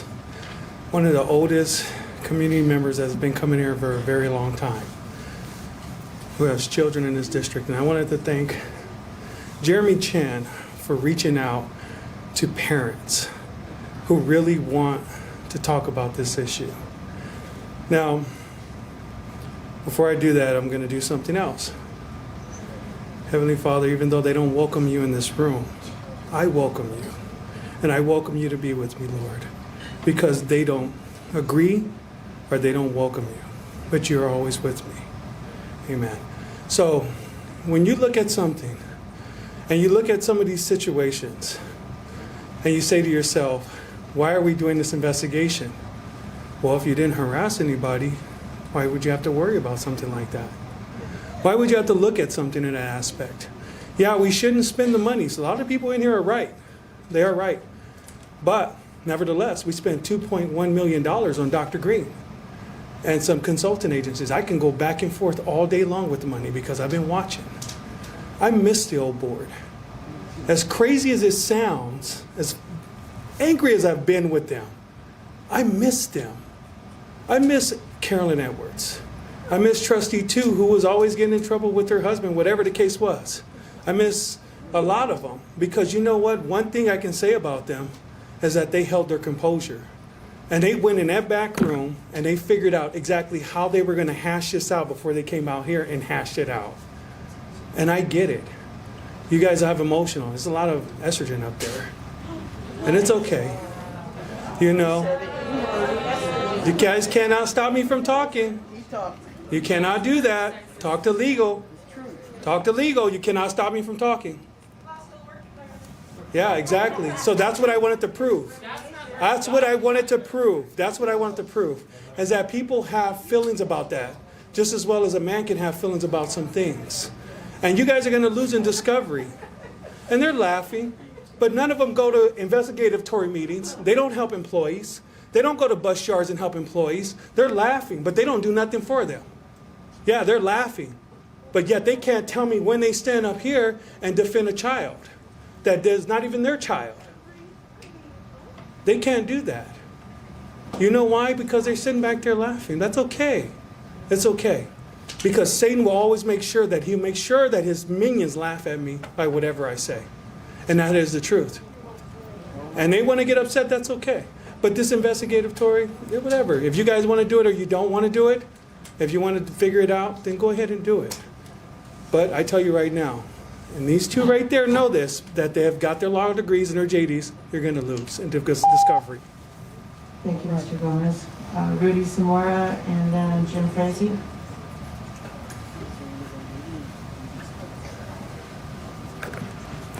Awesome. Thank you, Rudy Zamora, for the record. I do want to start off by saying that this is the most civil board meeting that I've been to, and all of you have not gotten up from your seats, so I really appreciate that. But going on to the subject, toxicity is cultural, and let's be honest, Jara weaponized that. We need to make sure that we're not spending money on something that's useless, and it's really a tantrum. It's a tantrum from the person that was supposed to be representing our students and our teachers and everyone in this room. We need to invest that money, not on a tantrum. We need to invest that money in a classroom like Ms. Dolly, who was here last school board meeting, and our students. And if we're gonna do this, don't just do it for him, do it for all the teachers, do it on the sites. As you have heard from educators tonight, they're being harassed in their workplace. If you're gonna do it for one man's tantrum, make sure you're doing it for all of our educators. Thank you, Mr. Zamora. Mr. Frazee. Thank you, Madam President, distinguished trustees. My name is Jim Frazee, for the record. I'm a high school teacher. I also have the honor of being Vice President of CCA.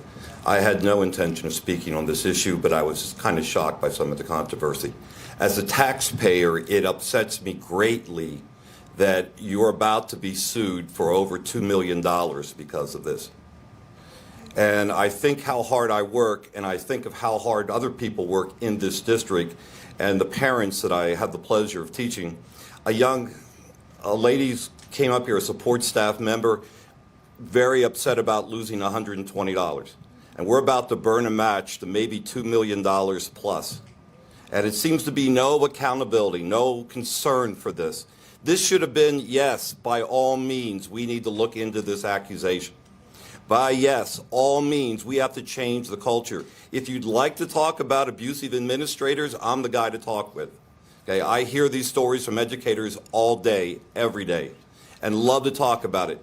But it's not okay to kind of lump all this stuff in together and excuse it. Well, if we can't talk about everything, we're not going to talk about anything. No, we need to start at the top and work our way down completely.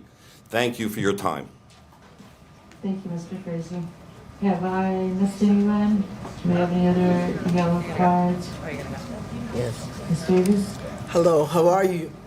I'm Sonia Davis.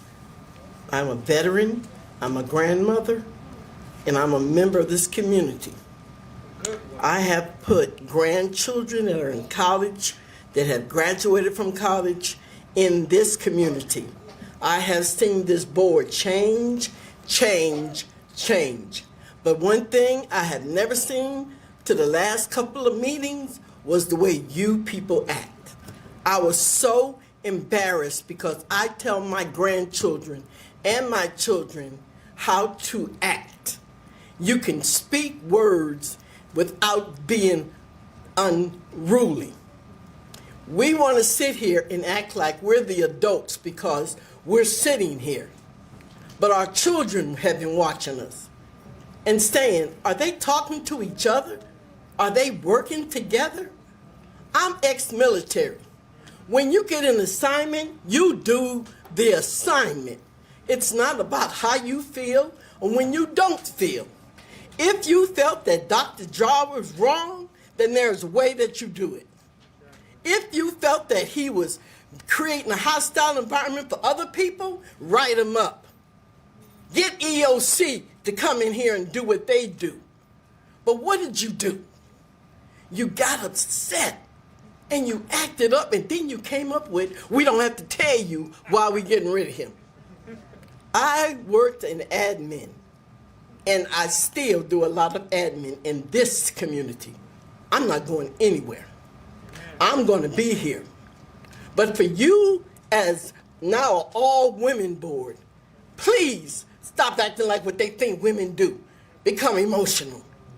And please, now that you got this case, you're going to get people to come in and look. If you don't pay for it, it doesn't matter. He filed a charge. Now they got to come in. Am I right over there, attorney? He has a right to be now looked at. And he's going to look at everybody. He can't get us because we go home every night. My check don't change for coming up here talking because I don't work. I retired from the federal government. So I know the rules of the federal government.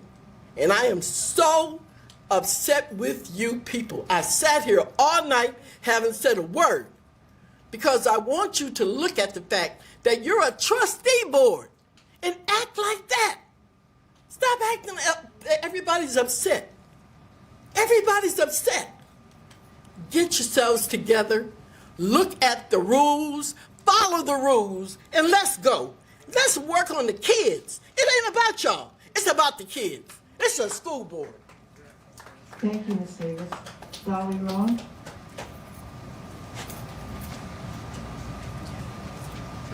Hello, my friends. Dolly Rowan. I don't even know what my job is anymore. I work for you. I had the kids program. It was shut down. I would like to think that wasn't purposeful, but that's okay. We have a lot of hostility in this district, and unfortunately, it's been ignored for many, many years. And with all due respect, I know your heart's in the right place, but I think this is fuel to fire. We have a situation with a $2.6 million lawsuit, and it's not that we don't have a hostile work environment, but we do not need to be adding to this. Let them do their investigation, let them fight that suit. I went to a NASA conference, Jara spoke. 3/4 of the room was empty. Your district employees walked out, they didn't want to hear what he said. I sat there and I listened to what he said.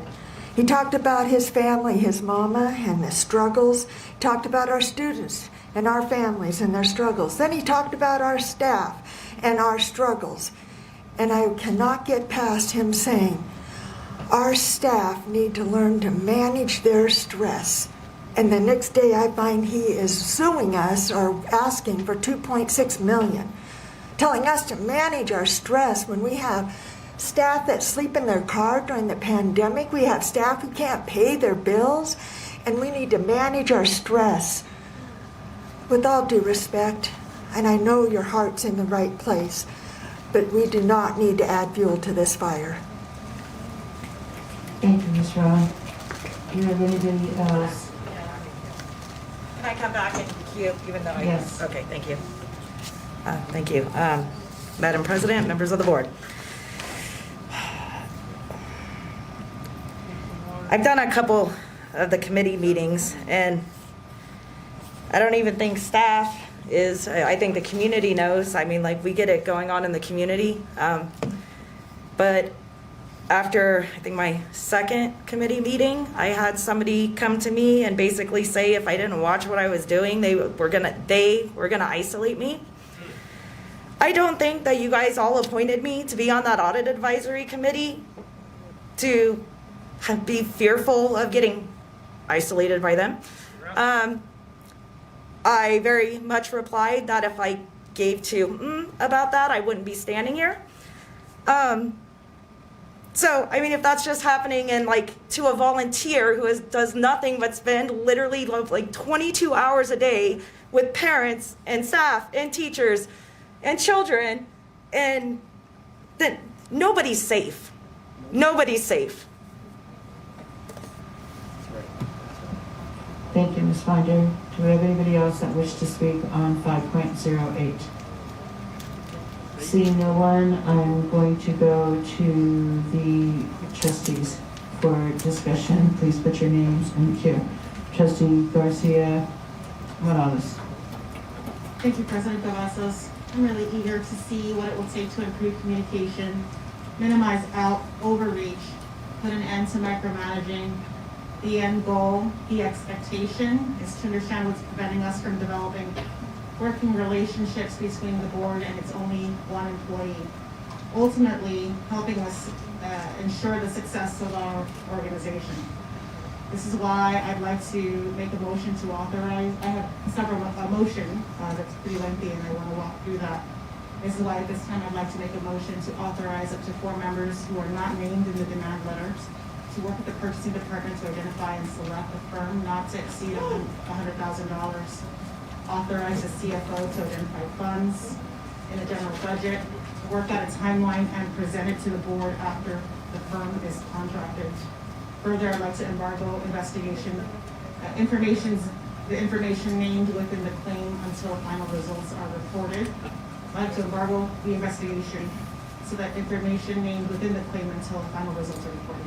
And finally, I'd like to ensure all staff complies with the investigation. Thank you, Trustee Garcia Morales. So I'm not going to pretend that I remember every single thing that you had said there. It sounds like it was very well thought out. I'm not sure if everybody caught that. Since there is a motion on the floor, I would look for a second, and then I would bring it back to discussion of the trustees, and I put myself in the queue. Trustee Williams. Thank you. I would like to second that motion. I'll go ahead and let everyone discuss. All right, thank you. So we have a motion on the floor and a second, but we're now going to go to discussion. I'm going to defer to my other colleagues, and I will weigh in last. Trustee Guzman, I believe. Thank you, President Cavazos. I feel that the motion on the floor will provide further division on this board. I also feel that the hostile work environment needs to be fully defined, as it is against a protected class and very hard to prove. As someone who works with folks that tell me that they have a hostile work environment, I have to ask them how they plan on proving it. So with all of that, I feel that this particular motion, when stated by Trustee Cepeda, sounded like a good idea. But when defined by Trustee Garcia Morales, the way that she did, told me that there will not be trust on this board, and that what the 4 trustees would like to do is provide further division within this board. Thank you, Trustee Guzman. Trustee Ford. right, well, I think that motion pretty much answered my question, but to clarify, is this item intended to investigate the 3 trustees that Jara named to the press, which are President Cavazos, Trustee Guzman, and myself? Is that what this item is for? Are you asking trustee Sevilla, or are you asking the maker of the motion? Either one. I don't know who has the answer. It's my motion. Trustee, I'm going to leave it up.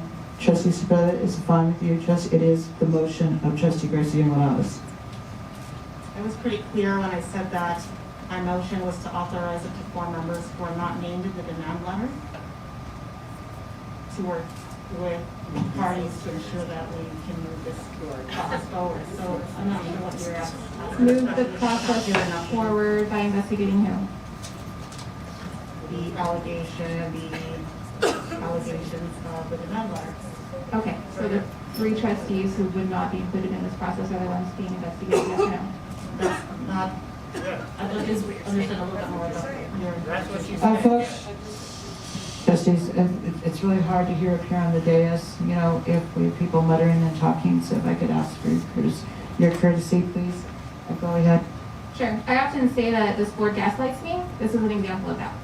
My question is not unreasonable. I'm being extremely clear. Stop acting like I'm the one who's causing a problem here. I asked you very pointedly, is this investigation intended to investigate Trustee Guzman, President Cavazos, and myself, or not? I feel like I can answer this question. I think I understand. So the purpose of this investigation is to understand the relationship as a whole board in the context of the relationship with the superintendent and his executive cabinet. That's not what the motion is. So, again, she's asking that we set the parameters of what that looks like. Because we're not named in that lawsuit. But at the end of the day, my purpose is to make sure that we look at all of ourselves, every bit of what we are, individually and as a board, in relationship to how we function with the superintendent. Because we have spent a year without any student outcomes. There is no communication here. Does that answer? That's the agenda. Okay, does that answer your question, trustee Ford, or did you have a follow-up? My question is answered. It's what I thought it was. And I'm just going to say that the allegations brought up after Jara's contract was terminated have nothing to do with a hostile work environment. He did tell people that on the day of his termination, he approached the board and cited a hostile work environment. There were some trustees at that closed meeting that said, oh my goodness, our one employee is claiming a hostile work environment. We should investigate this and cancel that item tonight. Well, I don't believe that that counts as what this gentleman here was talking about when an employee cites a hostile work environment and then they're fired. That item was already on the agenda for almost a week, and it was an hour before the vote was to take place when the superintendent approached us and said, without notice, and said, my bosses have been harassing me. He didn't cite any information except for he printed out 2 things. One was some weird text message, and I still don't know what that even was, and also an ethics complaint that I filed against him 2 years ago that took 18 months to go through because the ethics commission was without an executive director, and then COVID hit, slowed everything down. I also filed that ethics complaint on the advice of our board counsel. I have the email in writing after requesting for her to look into it. So she clearly said to us in that meeting after I said, wait, this closed ethics complaint that came back to us after 18 months because of lack of evidence with no answer. Is this harassment? Is this a hostile work environment that I created for the superintendent? And she said no. So there has been nothing given to us, any evidence that would put the 3 of us under investigation. I think this is a playbook that Jara is looking for for the higher regions, who currently 2 of them stepped down from their seats during this investigation.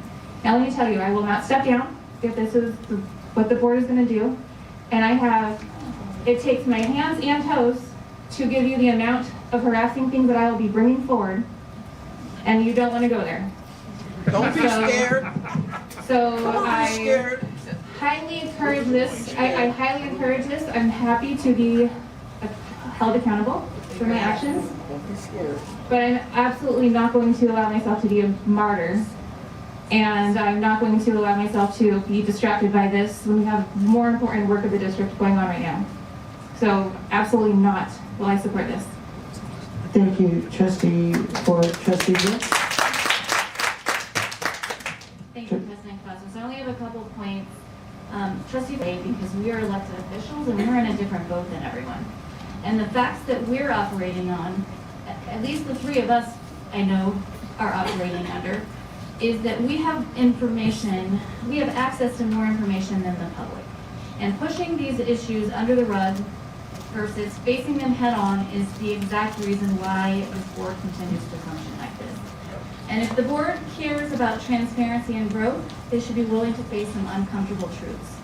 And this cannot be investigated internally because it's a conflict of interest for one of our employees to investigate the highest chain of command, which is us. So I am going to be in support of this. My request is to possibly amend the motion to limit it just to the officers not named in the investigation, to streamline this and limit it to 2 people and not have any open meeting law issues. Thank you, Trustee Brooks. Trustee Williams has not weighed in, and then I will weigh in. I don't believe you weighed in, right? No, I haven't. Okay, go ahead. No, I was just gonna make a point that I agree with Trustee Cepeda where she says we have been through 5 superintendents in the last 20 years. I believe most principals, and I think this is just an excellent point for people to understand, I think most principals are on 3 to 5 year contracts, and we expect principals to be able to turn around schools in a 3-year period. And yet we give 305,000 students to one person and expect him to be able to turn it around regardless of the person that sits in that seat. I think there is a clear miscommunication between our board and our superintendent. Again, it doesn't matter who sits in that seat because there's a large overreach of this board, and there was for many, many years, which is why board governance was starting to be enacted. And the fact that we as a board don't follow our own policies, and we as a board are very split down the middle, and we as a board do not communicate nor do we work well together. I don't think that's a secret to anybody in this room, nor is it anyone online. I'm very, very honest about that, and I think that we as a board need to do this investigation because we as a board are not unbiased. Let's talk about the trustees writing notes to each other as this is going on. That's from the audience, please. Are you finished, Trustee Williams? Yes, I'm fine. Okay, thank you. I'm the only one, I believe, that has not weighed in. So I'm going to do something that I had sometimes had to do when I was a school teacher, and that was when I was giving a quiz or explaining an essay question or just basically confirming something in class. So I'm going to do this, and then I'm going to give Ms. Miller a heads up. I'll be going to her. I like to give her a heads up. She appreciates it. So I'm going to ask you to look again at what 5.08 says, okay? It says, possible selection of an outside expert to conduct an investigation into allegations of a hostile work environment. So that's like the overall title, right? Discussion and possible action on selection of an outside expert to conduct an investigation into allegations of a hostile work environment at the executive and administrative levels of the Clark County School District. Now, it says executive and administrative levels. It does not say superintendent, it does not say cabinet, it does not say principals. It's very, with all due respect to my vice president, who I believe has very good intentions, it's very unclear. So I'm going to go to Ms. Miller right now, and I'm going to ask her, what is the definition by law? What is the legal definition, and what are the categories or parameters within which a hostile work environment has to be proved? It's a pretty broad title. depends on who's making the accusation, and investigation would further hone down the nature of those accusations. Thank you. So I'm going to read something here because originally there were a lot of words that were thrown around that included the word harassment, and you notice that that is no longer there. It says hostile work environment. And I'm also going to go ahead and just read something here, and this is basically taken kind of a compilation from looking at, Nevada, California, Arizona, the federal laws, etc. So it basically says that a hostile work environment is really just a specific form of harassment. And then it says that harassment is unwelcome conduct that is based on race, color, religion, sex, national origin, disability, or genetic information. Harassment becomes unlawful where, one, enduring the offensive conduct becomes a condition of continued employment, or two, the conduct is severe or pervasive enough to create a work environment that is unwanted and objectively offensive. Conduct at work as a result of their membership in a protected class. I want you to remember those two words right now, protected class. To be able to claim a hostile work environment, you must be a member of one of those protected classes. Elements of a hostile work environment claim. To establish a claim, and now this is directly from Nevada law, to establish a claim of hostile environment harassment, a complainant employee must prove all of the following elements. Now remember, in this 508, we don't have the specific employees even listed here. So these are the ones that must be proven, all of these following elements, and I will ask legal to weigh in if any of these are incorrect. One, they must belong to a statutorily protected class. Two, they were subjected to harassment in the form of unwelcome verbal or physical conduct involving that protected class. Three, the harassment complained of was based on his or her statutorily protected class. Four, the harassment affected a term or condition of employment and or had the purpose or effect of unreasonably interfering with the work environment and or creating an intimidating, hostile, or offensive work environment. And five, finally, there is a basis for imputing liability to the employer. It is fair to find the employer liable. They were on notice of the conduct and did nothing.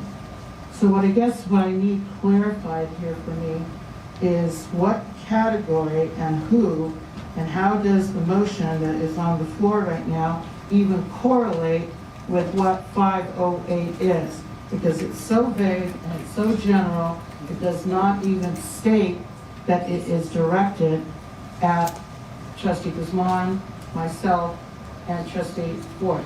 It does not state that. Yet, the parameters presented by the motion are very specifically to where even Trustee Brooks has asked for an amendment, and that would be only to the two officers that are not named. That would be Trustee Cepeda, who has put this on the agenda, and Trustee Garcia Morales, who is one of the other trustees who put it on the agenda. I don't see where even this agenda item is clear enough to even make a motion. Because if we are going to hire an outside investigator, I believe Trustee Garcia Morales, I think you had stated that the limit would be $100,000. Okay, I haven't done any research on this because I just didn't think that this was a good idea to begin with, because I kept looking for specifics, or I kept looking for reference materials to refer to. There are none. So I don't know if there was, I don't know, if, with all due respect, if Trustee Cepeda got a legal opinion, if she talked to a lawyer, etc., etc. But I do have to reiterate that not just from public comment, but from what Trustee Ford said, and from what Trustee Guzman said, that if an investigation is done, and you can go ahead and refer to what is going on with the regents right now, it's kind of like a court case. And so you guys probably know what discovery is. So if the executive cabinet or the principals or anybody else are brought in, we are going to have, they probably won't use the term deposed, they'll use the term interview. So we will get a chance to then be able to call on specific people, and we will be able to give our opinions as far as whether we're suffering under a hostile work environment. And I again want to say that I feel that this item, again, I think the original intent of what Trustee Cepeda is intending was completely decimated by Trustee Garcia Morales' motion. It just, the two don't have anything to do with each other. So I just want to say that if we do go there and we're going to spend $100,000 for an outside consultant to investigate something that, and I don't want to read that agenda item again, that this is going to be something that is going to go, I can guarantee you, having worked in the court system for years, this is going to go far beyond $100,000 and is going to be so divisive that anything that we might attempt to do in the future to come together is going to be absolutely impossible. You asked me multiple questions and she answered. I'm sorry, Trustee Cepeda, please say that again. You had a couple questions in there for Mary Ann Miller. I want to know her answers. Thank you. The agenda item doesn't ask the board to hire an investigator to determine whether there's sufficient evidence to support a legal claim.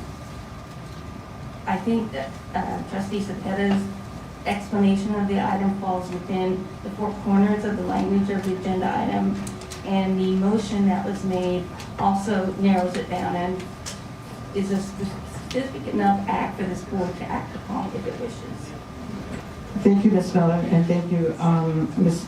Trustee Cepeda. I'm sorry, Miss. I'm either making people doctors or Miss or whatever. So if we were, I just want to clarify this. If we were to go with this motion, with or without the amendment, because we haven't gotten that far yet, it would be then that the three of us then are the ones that would be basically targeted. It would not be an outside investigation of a general hostile environment. It would be Trustee Guzman, Trustee Ford, and Trustee Cavazos, myself, who would be targeted in that. Is that correct? I think that's completely different than what Trustee Cepeda said. She said that all members of the board and the superintendent would be looked at with an eye to improving relationships, whether it's this superintendent or a new superintendent down the road. Thank you, Ms. Miller, because that's what I heard Trustee Cepeda say also, and what her intent was, but that's not what I heard in the motion. I did hear, what you're saying right now is exactly what I heard Trustee Cepeda say. But that's not what I'm hearing in the motion that Trustee Garcia Morales put out.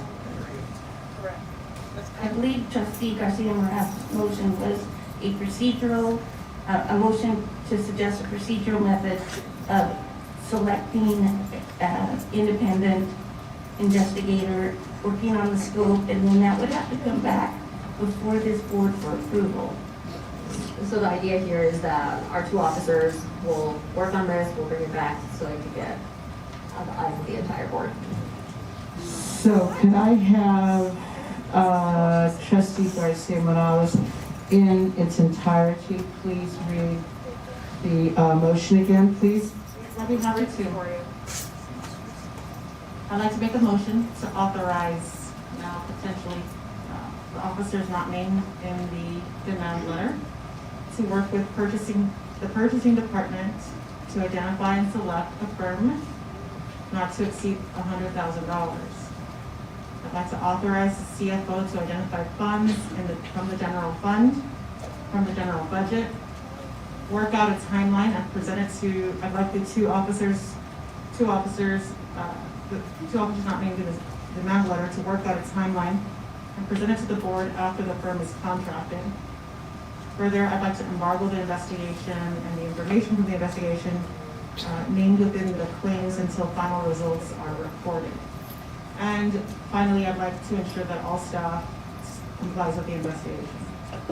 Thank you, Trustee Garcia Morales. We have other people in the queue, so I'm going to go ahead and go to them and make sure that all of them have a chance to speak.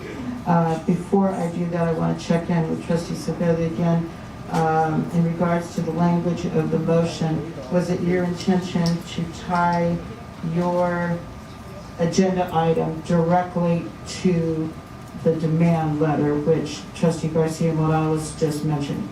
To make it more palatable, we could just do the officers, we could do an officers meeting and hash out the details. I guess that would be my recommendation if there is an appetite to amend the proposal. Thank you, Trustee Spiller. I feel that that is a very fair proposal. I'm just expressing my opinion, only one trustee. I feel that that would be a very fair compromise at this point. I'm not sure if the maker of the motion is amenable to that, so I'll check in with her. I still hold firm on the my motion, which is to have the two trustees not named in the demand letter to be involved. I set it originally up to 4. I'm happy to do 3, 2, 1, whatever it is, but at this time, I'm still holding firm on that. I haven't wavered from that opinion. To ensure that the officers not named in the suits are, not named in the demand letter are making the decisions about the process. Thank you, Trustee Garcia Morales. I'm going to check in again with Ms. Miller.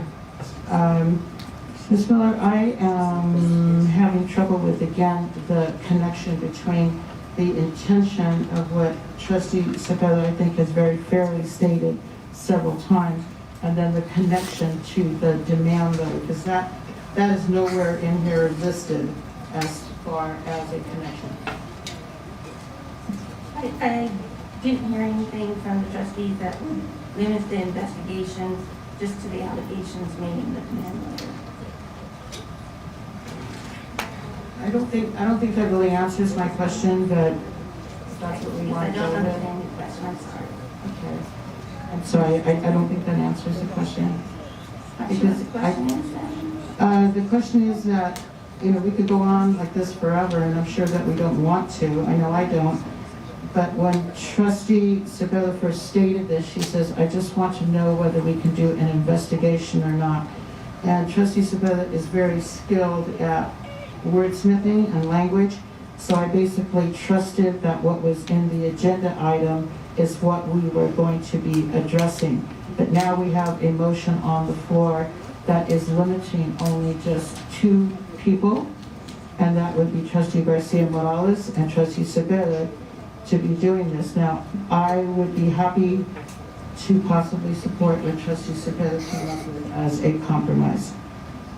Just remind the board that 2 people just won't be doing it. It'll be brought back, and it has to be brought back before this board for approval of the concept that I've come up with. Okay, so this would only be bringing back, as far as the process, bringing it back a plan? The plan, right? The plan, Spending the money. not the actual selection and what the investigation would entail? I imagine it wouldn't encompass all of that.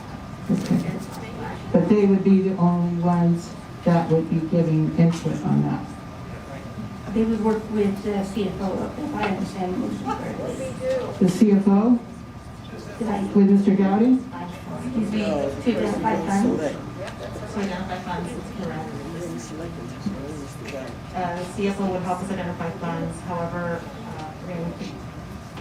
ultimately, we need to work with the board liaison. And now again, getting into the granular aspects of this, but my motion, and I'm in the queue, so I'm going to take this opportunity to just dive in.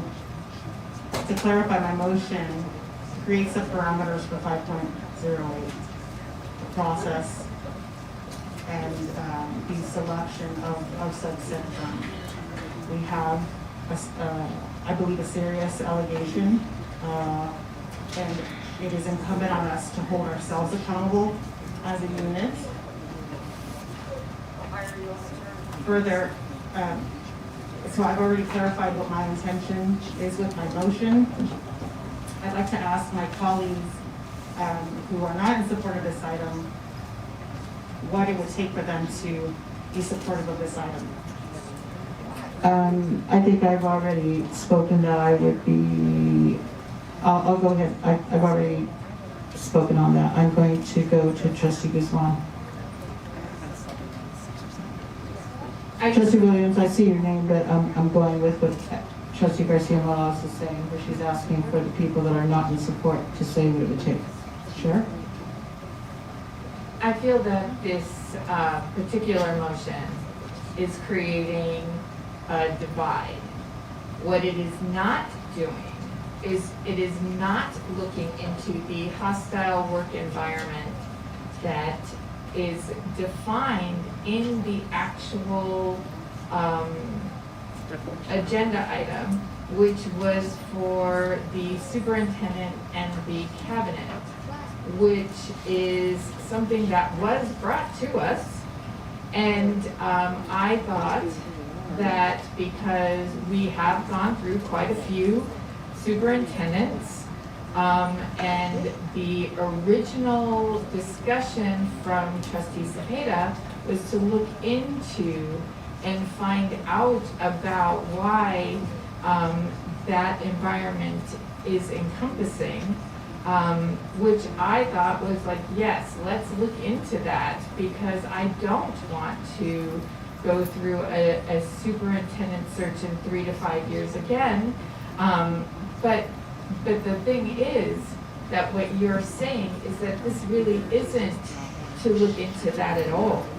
This is to look into a document that is pretty standard when someone is let go, and take a look at a standard letter and utilize it as a way to target trustees sitting on this board. And although I understand the motivation behind it, because I have worked with you all, I am uncomfortable with the motion, and I feel that it is not following the agenda item, and so I will not be voting for it. Thank you, Trustee Guzman. Trustee Ford. Thank you. So if the intent of this item is for all the trustees to be looked at, as was stated, which means investigated, then that would not make any sense for only 3 trustees, or it wouldn't make any sense to exclude the trustees who are already named in a demand letter, which is not a lawsuit, which is just a letter. That's it. Which in this letter, the allegations cited as hostile work environment didn't even happen until after termination happened. So we're gonna look into all the trustees from a letter that doesn't cite any hostile work environment, yet select only a few of the trustees that are gonna be investigated to make that choice. That makes absolutely no sense. So for all we know, tomorrow, we might get another letter naming more trustees. That would be silly to vote on something and assign some trustees right now who are about to be investigated to do this work. I have a system. Oh yeah. I cannot even explain how many times I've proposed something and given ideas and plans and details and even slides, and then was turned down because I wasn't clear enough in my explanation, and there wasn't reference material, and trustees were unable to visualize what I was saying, and it wasn't responsible for the board to approve something that was not clearly defined and not planned out. So I think a recommendation, a good middle ground, could be possibly to just pass on this item and allow Trustee Cepeda and or whoever to come back when they actually have something substantial and reference material that shows some firms we might select and shows some data and some estimated costs and is a little bit clearer in the ask. Then we can have this conversation again and decide if that's something we want to move forward with. But as it is, not only does it not make sense, but it's not something that the board would ever approve if it was me making the motion. I'm really sorry that you feel that way, that my colleagues feel that way. This is not intended to be personal. We have to own our part. So it's no from me. Thank you for sharing that insight. I'm really sorry, again, that my colleagues feel that way. That is not the intention of my motion, and I see how if I'm naming a demand letter and referring to it as excluding members of from a process, right, that this could be seen as something that's a personal attack. I've repeated several times that this is an opportunity for us to look at all of us as a unit. It has been told to us, we've been told time and time again that as a board, we could be functioning better with respect to communication and trust. I don't know what else I can say other than I apologize if you feel that this is directed at you. That's not how apologies work. Excuse me, don't say I apologize is not an apology. Trustees, That was a list for training in the future. trustees, this is not a presidential political debate, so we can, debate things and everything. This is, I would like to have one trustee at a time speaking and not be interrupted. Please. Yeah, so I don't see how removing this altogether is middle ground, but I appreciate the insight that my colleagues have shared. My motion stands, and I know that there are some other trustees in the queue that would like to share their insights too. I look forward to it. Thank you, Trustee Garcia Morales, and I will be happy to finish answering the question that you asked me before about what would kind of bring me around to that, and I wanted to give everybody else a chance to talk. It's Trustee Williams' turn. I was worried I wasn't going to get to talk tonight, but so because there is a motion on the floor and the motion has been amended as the second to that motion, I believe I have to second it again, correct? Right. Okay, so I second the amendment. I also want to say that these fine folks have waited patiently long enough. It's almost 10:22, and I think that we should probably move on because we have 3 more other items after this. So because we've all stated our opinion at least twice, I think that we should go ahead and vote. Trustee, I'm sorry. Yeah, are you calling for the vote? Yes. Okay, I just wanted to clarify that. All right, trustees, there is a call for the vote. Trustee Brooks, could you, because I believe that the original trustee making the motion had agreed to your amendment, could you just repeat that briefly? My amendment was just to make sure that the 2 officers not named in the demand letter were the ones that worked out the logistics. Okay, worked out the plan as Trustee Cepeda said? Okay, so that would be Trustee Cepeda and Trustee Garcia Morales, correct? Should already called the question though, so then we need to. Yeah, we have to call them. Okay, all right. So I think we're pretty clear on what the motion is. So trustees, please cast your votes. Can I I'm sorry? just clarify?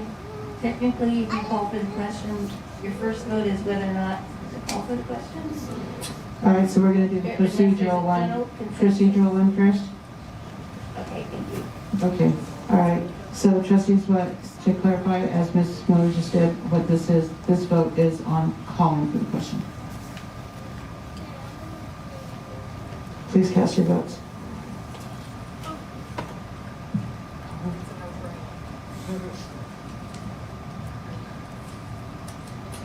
Trustee Garcia Morales, yours is not working?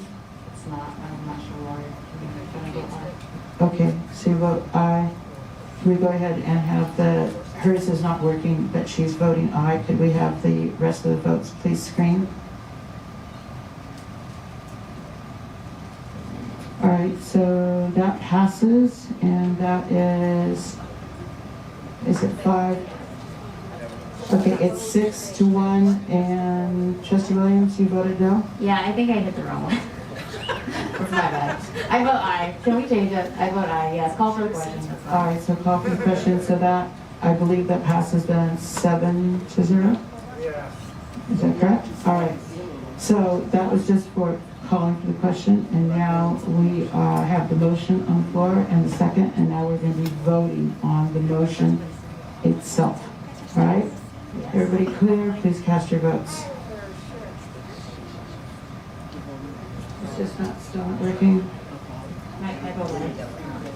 All right, please show the screen noting that trustee Garcia Morales is voting aye, but her vote is not working there. So that does not pass. Yes, it does. Wait, I'm sorry. Again, it does.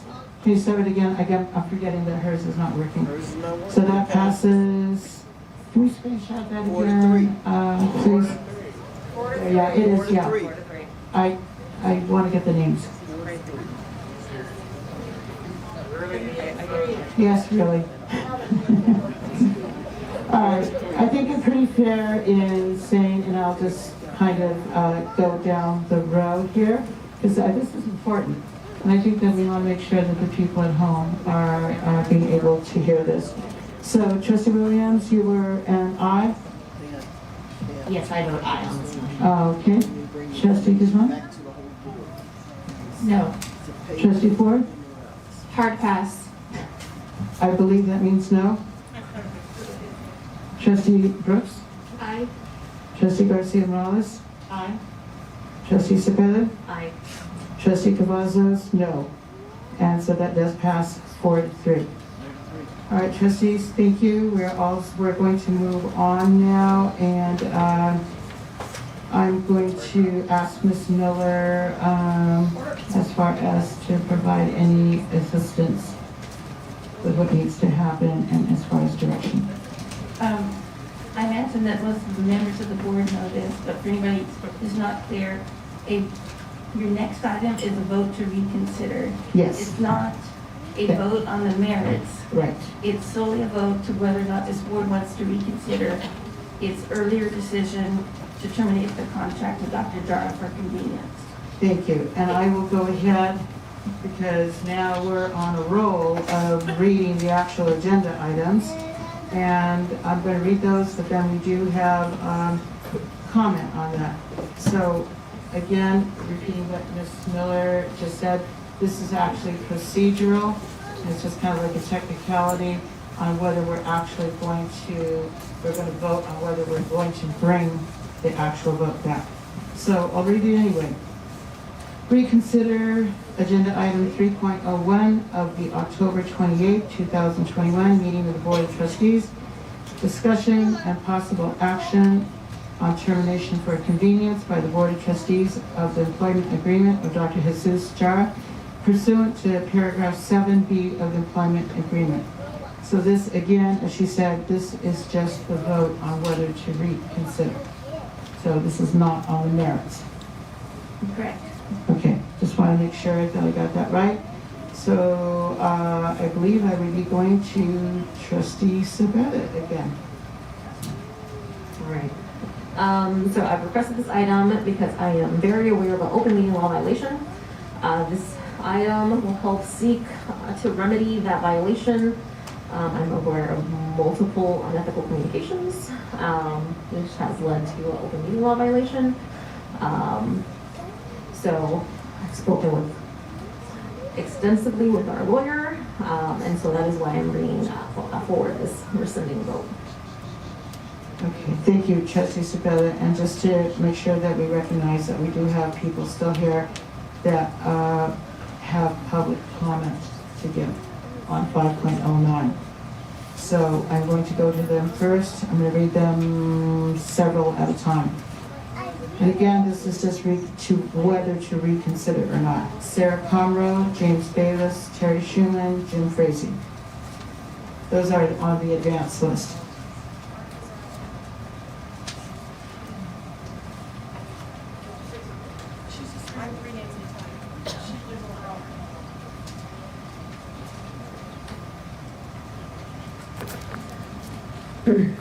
Sarah Comroe for the record.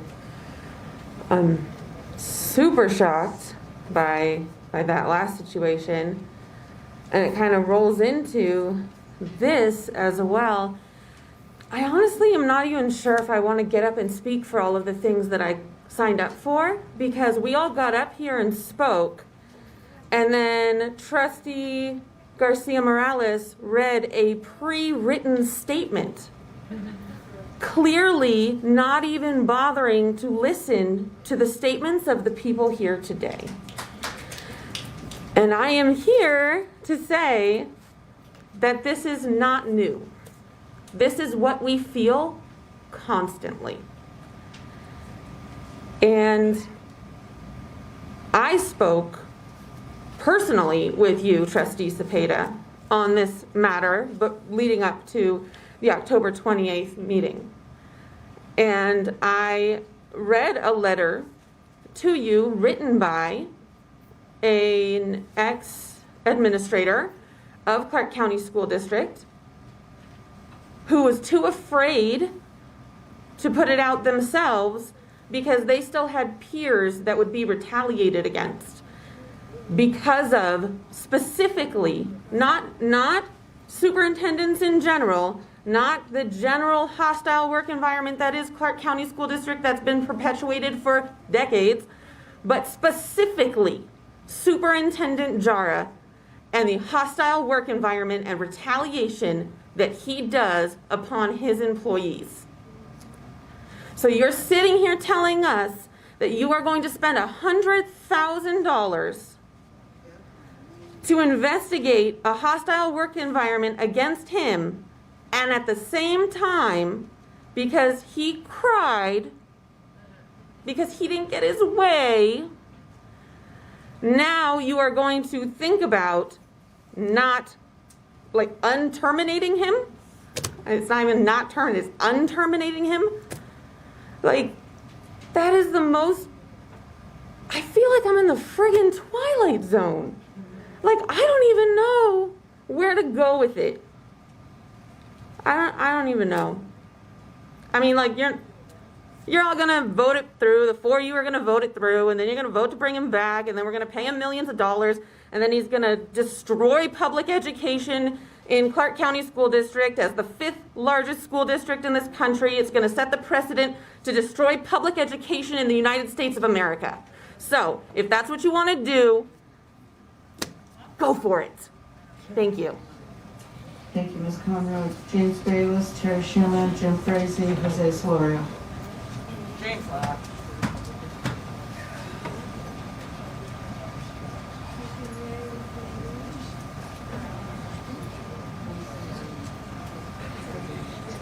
Is James Bayless here? He left. He left? Okay, Terry Schumann would be next, Jim Frazee, and then Jose. Good evening once again. I don't think I've ever spoke so many times as a school board meeting, but I just want to say this is where I want to be. I want to be in the school district. I want to be working with my kids. And we got to settle this thing one way or the other. If you can recall, back at the first meeting that Superintendent Jara was with us, I looked at him and I told him, you are my homeboy, you're from the same place I am, and but I would not have voted for you. And I told him, Dr. Barton was sitting right next to me, and I looked at Dr. Barton. I said I would have voted for Dr. Barton. So even from the get-go, it's been difficult to see the ups and downs. My sister's a nurse in Orlando, and she has a lot of friends on their school board. I asked her to check into him because I didn't know nothing about him. And she called her friends on the board, and they said, don't hire him. And still, it happened. I had to live with it or get out of the district. And, you know, I don't know what's right, what's wrong. There's been so many things that we've come through with him. And to, you know, he wasn't dealt really a fair hand because of the pandemic. He had a lot of making choices.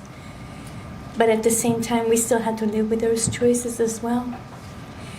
So for that reason, I say good luck to you guys, because I'm really thankful that this is one time I don't get to vote.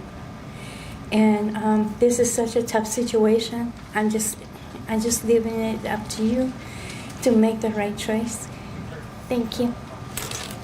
Thank you, Ms. Shannon. Jim Frazee, Jose Solario, and Dr. Rogers. Thank you, Madam President, distinguished trustees. For the record, my name is Jim Frazee. I hope you support this measure simply because I'd like to hear an honest conversation. In the last year and a half, superintendents in New York, Los Angeles, and Chicago have been removed from their jobs, never in the middle of the school year. And the answer when asked that everyone had their secret reasons is not okay. The members of this community don't trust this school board because of acts like that. I'm asking you, after reading some of the Freedom of Information Act, things that went on before that vote, it is time to have an ethical conversation in front of the public. Thank you for allowing me to speak. Thank you, Mr. Frazee.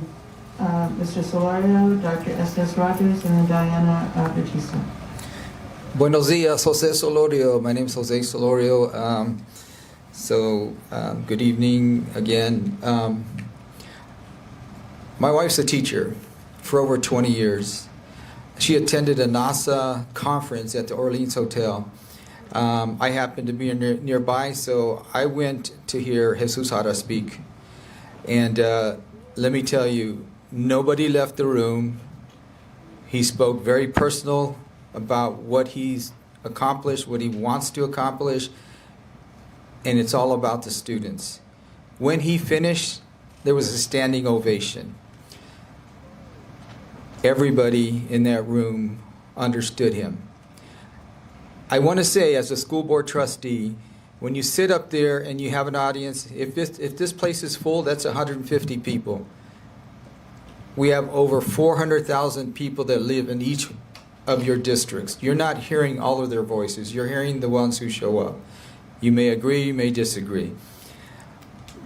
And I want to speak on 5.10. I didn't actually sign up for it, but the question on this vote is whether or not to go on to the next vote. And I support that. It should be a 7-0 vote because the only person that can bring back a vote is somebody who voted in the affirmative. And so I don't care which one of you voted in the affirmative, you have that right to bring that vote back for whatever reason. So I support you going on to 5.10 and reconsidering and that you pass this item. Thank you. Thank you, Mr. Solario. Dr. S.S. Rogers, Diana Batista, and is Henry Lawrence here tonight? Dr. Rogers, go ahead. Dr. S.S. Rogers, pastor, teacher, the Greater Mount Sinai Missionary Recruiting Minister, and also the president of Ministerial Alliance.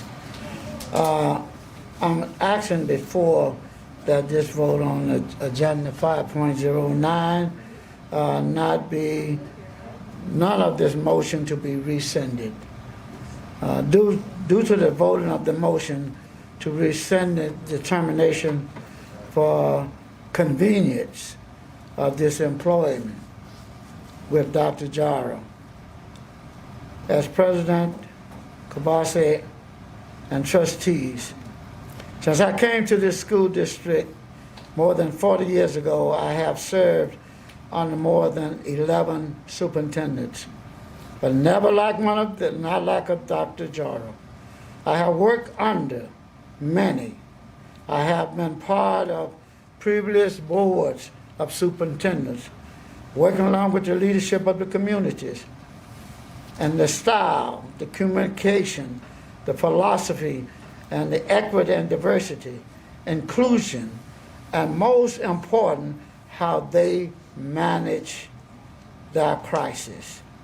Superintendent Jara, you have lost the confidence and the trust and the historical West Las Vegas community and District C, and we are requesting new leadership that can bring us together and kindness and love, heal our hurts and our pain, and to respectfully all racial while elevating cultural diversity of all students, parents, and community. I'm here tonight, the trustees. It is for the reason that we ask you to not rescinding hiring even again superintendent that has shut down historical West Las Vegas and a large African American community that has spoken up for justice, racial harmony, and educational excellence for all students. This superintendent has ignored us, and because we speak up, we have not been used and we have been shut down. We do not support the board of trustees to rehire Superintendent Jara. I look at this board tonight, all of these young women. There's not 6 of you up there not even 40 years old. I have grandkids. My oldest grandson is 44 years old. And looking at you all, what have taken, I've been a resident of Clark County 61 years. Been married 60 years, 8 months, and 14 days. My family, my wife, look at y'all, look at yourself. Y'all need some counseling. I would be the intercessor. I will counsel you all. I'm a pastor for 38 years in Las Vegas. And when I counsel with people, I have everybody in the same room. Say what you have to say, be it, and say it from your heart. Thank you, Dr. Rogers. And even being a therapist myself, I would take you up on that counseling offer at your convenience. Amen. I'm available any time of the day or night. All right, I will recall you, sir. Ms. Batista, and then I don't think Henry Florence is here. Then I have a Roger West, Sylvia is not here, and then Christian. Go ahead, Ms. Batista. Madam President, members of the board, Diana Batista for the record. I do not support reconsideration of the removal of the superintendent. I want you, because you guys, we're talking about Superintendent Jara, a man who's making $400,000 a year. I want you to look that child in the face. And I want you to tell him that he is less important than Dr. Jara's contract, because that's what you're saying. Do you understand how many times I've sat here and I've spoken in front of the board over and over and over again, and I am tired. I have sat here after that last dang vote, and you need to look the parents in the eyes and understand the pain that we are going through with this superintendent and what he's doing to this district and these students. That child has not been in school for how long? You tell him that he is less important than Dr. Jara because you cared about his hostile environment. You didn't care about that kid when they went and unenrolled him in the middle of a lawsuit. And now we're sitting here, and I just finished hearing, and you're continuing with sped kid after sped kid after sped kid. We're going to hearing, and you're wasting taxpayer expenses. And I guarantee you, he has direct oversight of Luke Pushnig. I guarantee you that. You tell that child that he is less important than Dr. Jara, because that's what you're doing when you're sitting up here and you're voting the way that you are. You don't care about the kids. You sit here and you talk about being number one for kids and you don't care. Okay? I sit here and I worry about my child who wants to sit here and work for NASA one day, who has hopes and dreams about being a kid who has a future and can be somewhere, who has overcome challenges despite his disabilities. Okay? And we're sitting here over and over again, and we're arguing about Dr. Jara, whether or not we're going to rescind or we're not going to rescind his gosh darn contract. We've already voted. We need to move on. I need you guys to understand the pain of the families and the staff and the level of teachers who are sitting here day in and day out. They don't have access to medical care. Everybody is sitting here in a mess. And I get that we're in the middle of a pandemic, but I don't think the pandemic was the only problem here. I really don't. And so I think we need to somehow figure out how we're going to move past all of this and how we're going to sit here and go, let's look at the retaliation. I support it, but let's move forward and have some hopes and goals and dreams that can move us into the next level. But we're not doing that right now. And these children and the staff are suffering. I can't believe that we put this much focus on a gosh darn superintendent and not all of the other staff and students in this district. Thank you. Thank you, Mr. Cecil. All right, Henry Lawrence not here. Is there a Roger West here? Yes, sir. Roger West, Sylvia's not here, and is Christy here? She's next, and then Mac Miller. Go ahead, sir. Hello. Good evening, Madam President, members of the board. My name is Roger West, and I am a parent of 2 students in CCSD. My wife is an educator in CCSD, and I am the proud principal at Wilbur and Teresa Fest Middle School, home of the Flyers. I apologize that what I'm about to share probably should have been shared 2 weeks ago, or maybe even earlier. And I certainly would like to especially apologize to Trustee Ford, I hope she can hear me, for not reaching out to you sooner or more previously about my experiences as a principal and parent in our district. I've elected to come tonight to share some of the systems and structures that have been put in place under Dr. Jara's leadership that have had a tremendously positive impact on me as an educator and a building leader. Though Dr. Jara frequently speaks about his focus on students, the truth is, and we've heard this tonight a lot, is that schools are made better, and it requires that teachers, support staff, building leaders, and central office staff have an understanding of and focus of really good instruction with curriculum and materials that are aligned to the Nevada academic content standards and the collaborative professional learning communities necessary so that teachers can share their data and replicate those best practices. In my experience, his focus has been on the teaching and learning process. This has happened for me through my formal and informal interactions and professional learning with all of my previous supervisors, AJ Adams, Debbie Brockett, Dr. Sam Scavella, and currently with Melissa Gutierrez and Rebecca Lucero. Many of these were selected by Dr. Jara. All of them, though, at a high level, understand this core work of schools. Of equal significance is the way that I have had the ability and been encouraged to frequently and significantly collaborate with my colleagues in order to tackle and break down this difficult work. Whether it was through the National Institute of School Leadership program that was brought to our district, or countless hours spent meeting in person or via Google Meet with these colleagues, I have come to work so closely that have become my friends.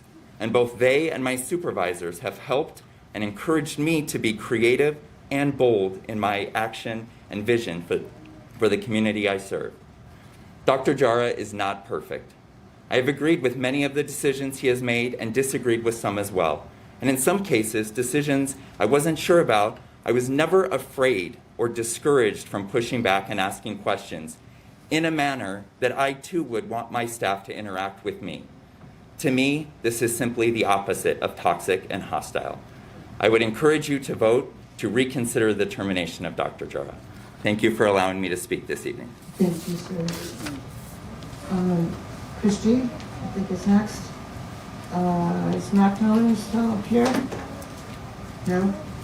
After Christy, Jen Johnson, and then Claudia is not here. And is Fernando Romero here? Yes, okay, and then, okay, go ahead. Thank you, Chris June Kiliani, constituent of Ms. Trustee Sepiedet. May 17, 2018, Jara was hired on a 4-3 vote. The deciding vote was Linda Cavazos.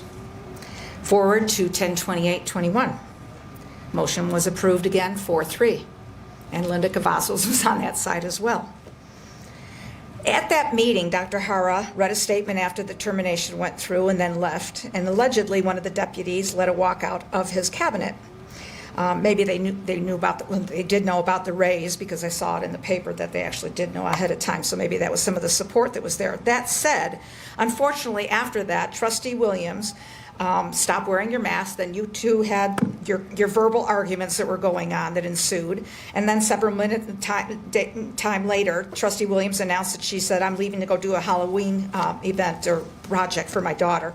Yet went down the street to Ichabod's for the party where Dr. Hara and the management were hanging out. Then next up on the agenda before that happened, that was put on by Trustee Brooks, the retaliatory item to have her removed as president. Trustee Guzman moved to table that, and it passed 6 to 1. On November 4th, an addendum was adopted for a process for interim superintendent. Actually, it was moving quite well, looking at it online. It appears to be a stalling technique, though. And I say this because during the vote, again, Trustee Cepeda abstained. No reason was stated as required by law. NRS 281-8 states, because abstention by a public officer disrupts the normal course of representative government, deprives the public and the public's officers and constituents of a voice in governmental affairs, the provisions of this section are intended to require abstention only in clear cases where the independence of judgment of a reasonable person in the public officer's situation would be materially affected by the public officer's acceptance of a gift, loan, significant pecuniary interest, or commitment in a private capacity at the interest of another person. Then on November 5th, Trustee Cepeda emailed Trustee Brooks first, not the president, to put her agenda item on. That's a violation of your board GP 10. Under reconsideration, the person has to request it. They voted on the prevailing side. You complied with that. But you did not do it on the day that it was required. Under reconsideration, by Robert's Rules of Order at least, you are supposed to do it on the same day. So I think your motion is actually out of order. In fact, if Trustee Cepeda, who is my trustee, finally called me back and said, I was concerned about an OML. No OML has been fired. No open meeting law has been fired. You can't just sit here and say, I think one happened. Then NRS 241-0365 was amended by the legislature to allow for corrective actions when a violation occurs or is alleged to have occurred. Once again, you didn't follow the law, and you haven't told us what OML's there. And I'm going to read the rest of it. It states, you let the other ones do it. Voluntary corrective action may be taken prior to adjournment of the meeting in which it occurred. You have violated the state law. You're guilty of misfeasance. Thank you. Thank you. John Johnson is next, and then Mr. Romero. John Johnson for the record. The biggest thing with this that I have, and the question that I have, maybe this is for the attorney, but don't Jara have to accept the term, to be rehired? Like, I don't understand. You're trying to rehire a man, and I didn't read that in his demand for money. He didn't say he wanted his job back in an investigation. That's not what he asked for. What he asked for was $2 million. So by you guys trying to rehire him, if he accepted that, that means his lawsuit goes away because he's no longer terminated for whatever claim that he has. Mr. Johnson, I'm just going to interrupt you for just a second. I apologize, sir, but there is no lawsuit. There's a demand letter. I just wanted to show you. Okay, well, demand letter, he made a demand letter and said if you guys don't respond, then he was going to file charges. Okay, so if you want to be clear, that's exactly what happened. His letter made an accusation, and then you guys have to respond by the 15th, I think, which is already passed. So therefore, now we're waiting on him. But once again, you fired him. So therefore, just like I'll use myself. If I get fired from a job, and then I turn around and say I'm going to sue you because you wrongfully terminated me, and then you turn around and say, hey, I'm going to give you your job back, I'm going to be like, do I want my job back? Or do I think that I have a legitimate case? Because, yes, anybody can file suit. Donald Trump said that the election was stolen. He went up and down this country into courts and was turned away. So, yes, you could file a lawsuit and claim anything. Don't mean it's right. But at the end of the day, that person, Jara, has to pay his attorneys to represent him. So I'm just thinking, I don't know if he got money like Trump and want to blow his money, but I'm thinking that he feels that he has a strong, winnable case That's why he's doing this. So you're going to try to rehire somebody. Have any of you guys talked to him and asked him that if he wanted his job back, would that, solve this issue? Like, otherwise, it's all for nothing. Thank you so much, Mr. Johnson. Claudia Nava is not here, so we are Fernando Romero. Thank you. Buenas noches. I had something else prepared to say, but in light of what's going on, obviously everything has changed. I'm not an attorney, but I have been the best state director of the Nevada Equal Rights Commission. You are elected officials. You are not employees. You are not people that are supposed to be at the whim of one and the other. You are at the whim of us, the voters. And I'm going to tell you, again, I'm not an attorney, but I think that Ms. Miller made a wrong choice and a wrong decision. And I hope you look into it very deeply. They are elected officials. Yesterday we had a meeting, a SOT meeting for Global High School. It was very exciting. A lot of people joined in. It was virtual. Parents and students and staff. And Diana Jaskowski, who couldn't answer any questions, who didn't make any commitments, because there's a hand out there that is telling her what to do, and that hand is called Jara. The trustee for that particular school was invited and did not have the courtesy to even call and say, I'm not coming. Our trustee, Ms. Cepeda, who is creating all this nonsense, has not attended, has not visited her schools in her district. And she blames it on the pandemic. She did not visit any school. And here we are, a brand new global high school, a beautiful school, something that is a model for the entire nation. And yet she had the audacity not to show, not to call, not to come. And now this is being created. Let me tell you, Jara has cost us millions of dollars already. He paid off tenured people. He paid off millions in tenured. He gave people who signed a beautiful reverence letter praising him a $400,000 pay raise. That's per year. It's not just one shot. It's going to cost us millions because it's a pay raise for years. And I'm asking you, he wants to do $2.6 million, give it to him. Let him go. Let him go. Let him go. It's going to cost us a lot more money if we keep him. And that letter that was read by Garcia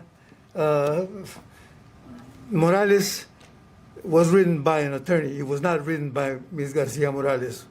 And let me tell you, again, Ms. Miller, look into this very deeply. We were going to recall you, by the way. You're very fortunate. Mr. Romero, okay, you are finished. Thank you. We do have others I'm not sure are still here. I'm sorry? Forgive me, President Velasquez, I just want to remind members of the public to please not address members on the dais, and that was a clear individual who was trying to be very specific about the question. In the past, we have made announcements and cut people off. Thank you, Trustee Garcia Morales. Trustee Cepeda, did you want to make any kind of a statement? We still have public comment. Yes, we do. Yeah. All right. This is still on 5.09. Kelly Atkinson, Swin, how do you say your name wrong? Sonia. Sonia Davis. Mac Miller, I don't believe is here. Rudy Zamora. Those are next. Is Kelly Atkinson here? I'm in the queue, President Cavazos, just for a quick comment, please. Very quick because we're not done with public comment. And it's clarification, comment / question that I want to make sure we're not tiptoeing on any laws. I believe that the public has a right to express their feelings about individuals, but they cannot speak to an individual. So they can say, Trustee Ford is terrible, but they can't say, Trustee Ford, I'm talking to you, you're terrible. So I'm pretty sure that that's correct, right? Ms. Miller? That's correct. Okay, thank you. I want to make sure not to infringe on public comment and your rights to express your feelings. Thank you. Thank you, Trustee Ford. Is Kelly Atkins? Oh, sorry, right in front of me. I'm sorry about that. It's okay. Go ahead.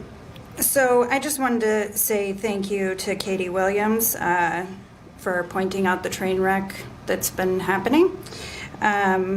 It seems like she's the only honest one up there so far. I just want to remind you all that I submitted a notice of maladministration on October 28th that stated that Jara had not taken an oath of office. And per the NRS code 391.080, that requires each licensed employee employed by the state of Nevada whose compensation is payable out of public money to take and subscribe to the constitutional oath of office before entering upon the discharge of his duties. Ms. Atkinson, are you speaking on 5.09, which is whether we are going to call for the rescission vote? Yes. So the question is, I'm actually confused as to why we would even reconsider that, considering he hasn't taken an oath. How did the Board of Trustees appoint him without requiring him to take an oath? I'm confused about that. And we're going to investigate, use taxpayer dollars to investigate him and other board members. Hey, guess what? We the people, we're doing that for you. We could submit that for you as evidence because we're digging up information on all of you. We're also going to keep serving you with notices, affidavits, and lawsuits. The more you ignore them, the more evidence we have for a grand jury. Thank you. Thank you, Ms. Atkinson. Ms. Davis, Mac Miller, if he's here, Rudy Samora, and Nicole Hess. For 20 years, we've gone through superintendents. From 1982 to 1989, you had Robert Wentz. From 1989 to 2000, you had Dr. Brian Cram. From 2000 to 2005, you had Carlos Garcia. From 2005 to 2006, you had Dr. Walt Ruffles as an intern. Then you hired him as a superintendent from 2006 to 2010. From 2010 to 2013, you had Dr. Dwight Jones, who abruptly left. Then from 2013 to 2018, you had Pat Skorsky. And after Pat Skorsky, you went nationwide and you searched for Dr. Jara. That's what you did. Then you brought him here. You brought him here because you brought other people here and they wouldn't stay and they would not pass through the trustees to become the superintendent. I'm going to say this and then I'm going to have my seat. I want to thank Dr. Jara for doing something that none of y'all did or the ones before you did. If it had not been for Dr. Shirley Barber, had it not been for Dr. Linda Young, had it not been for Dr. Skorsky, Ms. Morales, you were at the school last night that they said that neighborhood did not deserve. It was a 52-year-old school. Gerald Mackey, it is the only K-8 school in this district because regardless of what y'all said, he did what nobody else would do for that side of town. It's not Henderson, it's not Summerlin, it's not Green Valley. My children went to Green Valley. And so when I saw them tear down to the ground and bring Joe Mackey, which is a K-8 school that gave the children in that neighborhood an opportunity to have some of the best teachers that there are, an amazing principal. But it was called Dr. Jara came to us on a Thursday morning, sat down with us, and let us talk to him. And you know what he did on Monday? He got the ball rolling where nobody else would. Nobody else would. The school is the first and only K-8 school you got here. So, Ms. Morales, I saw you there last night. You saw me. That neighborhood now services kids all over from Green Valley to Summerlin to Henderson that come to that neighborhood. So I think Dr. Jara did a good job, and sometimes you have to back up to let somebody go forward. Thank you, Ms. Davis. Rudy Zamora, and then Nicole Hess.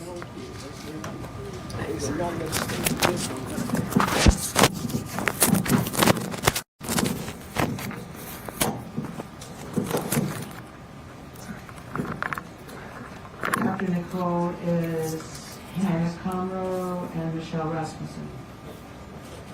All right, thank you. For the record, my name is Rudy Zamora. I'm here as a parent. And I do want to start by saying that what we're seeing tonight is prepared retaliation. In that last vote, it was prepared retaliation for what we're talking about right now. Those remarks were prepared. You saw community come up here and talk, and you went with what you had written down, which is unfortunate. But I'm not here to talk about that. I'm here to talk about whether or not y'all should bring this back. My trustee, I'm in Cepeda's district. We have tried calling. We have tried communicating with you, not just myself. Multiple parents that I have been trying to talk to in my son's school. We have not heard from you. We have not heard from multiple of you all. And this is really important. We are talking about $2 million that this guy wants. How much money do we lose every year, or how much money do you all have to pay when IEPs are broken, when our special education kids are not getting their needs? Why are we not focusing on that, and we are focusing on a tantrum? Again, a grown man throwing a tantrum. The other thing is, you voted. This is the only scenario that I have seen when someone gets fired and then someone says, wait, we're not going to fire you anymore. This is not life. If I get fired tomorrow, my boss isn't going to come back 2 weeks from now and say, guess what? We're going to take a vote to see if you're not fired anymore. That doesn't happen. Lastly, I see a lot of you shaking your heads when community members are talking and sharing their stories and their pains, and then you vote against them. You know what this reminds me of? A pit of snakes. And I'm looking at someone directly right now that continues to support or say, shaking their head, yeah, we agree with community, but you do otherwise. Again, like I said last time, all skin folk ain't kinfolk. And Irene, this one's for you because you're changing your vote. Thank you, Mr. Zamora. Hannah Conroe, Michelle Rasmussen, and Ben Reilly, Dolly Rowland, and that's all I have so far. Oh, Corinne, do you have another one here? I'm sorry, the other one has a lot of them on there. Yes, I do say, I'm sorry about that. It's okay. Okay, yeah, we have a lot of them. Go ahead. Hi, Nicole Hess for the record, kindergarten teacher in CCSD and parent of a CCSD student. I'm here as a teacher and a parent to urge trustees to uphold their previous vote and vote no tonight for reconsidering and rescinding termination of Superintendent Jara. Here are the reasons why this is necessary. Quoting directly from Superintendent Jara's page on the CCSD website, he says, "We must recruit, support, and retain the people who help us thrive." However, educators had to threaten to strike in 2019 before a contract was negotiated. And again this year, pay increases were frozen for licensed personnel, and Superintendent Jara's team refused to negotiate with bargaining units, which not only violates state evergreen laws, but also contractual obligations. And it also shows that he is not meeting his own published goal. Conveniently, a contract was reached when his termination became a board agenda item. His second goal states we must drastically improve our operations to support rich and rigorous learning. Where is the improvement in operations? Is it requiring educators to complete SLGs after Governor Sisolak removed them as a requirement this year? Or maybe the improvement is the 5-gallon bucket of disinfecting wipes I was given to clean my own classroom with, because there is no classroom cleaning, COVID or otherwise. There is also no support staff to do the appropriate amount of cleaning. No, the drastic improvement must surely be the assigned self-care video for educators to watch on their own time in lieu of actual support or resources in our buildings. A second goal, and again Superintendent Jara missed the mark. His third goal, and arguably the most hilarious, states, we must ensure we have the resources to do what is most important. Well, as of this morning, we have 758 licensed personnel openings and 518 open support staff positions. And substitutes are referred to as unicorns because we only hear of them in stories. Teachers are exhausted both mentally and physically and unable to practice any self-care from the video or otherwise because we know our colleagues will suffer for it. Support staff are stretched so thin and paid so little, it's a miracle we have the few we have. I suppose the resources circle back to the 5-gallon bucket of disinfecting wipes I was given. Another goal, another failure. With all these facts in mind, no trustee can, in good conscience, vote yes on this agenda item. A vote of yes is not serving your constituents, and it is instead your job to serve. You are not elected to serve another trustee's agenda item or personal agenda, so your only option is to vote no tonight. Thank you. Thank you, Ms. Hill. Hannah Conroe, and then Michelle Rasmussen. And is Brenda here tonight? Yes, there you are. You're low, I can't see you there. Go ahead. Yeah. Hannah Conroe for the record. When I first saw this agenda item come up in the news, I thought to myself, nobody on school board could be that careless and irresponsible to take back a vote on a termination. But then it was true, and I thought, well, it's going to happen anywhere. I'm not shocked it happened from a member of this board. Nothing this board does surprises me anymore because half of you are not in it for the kids.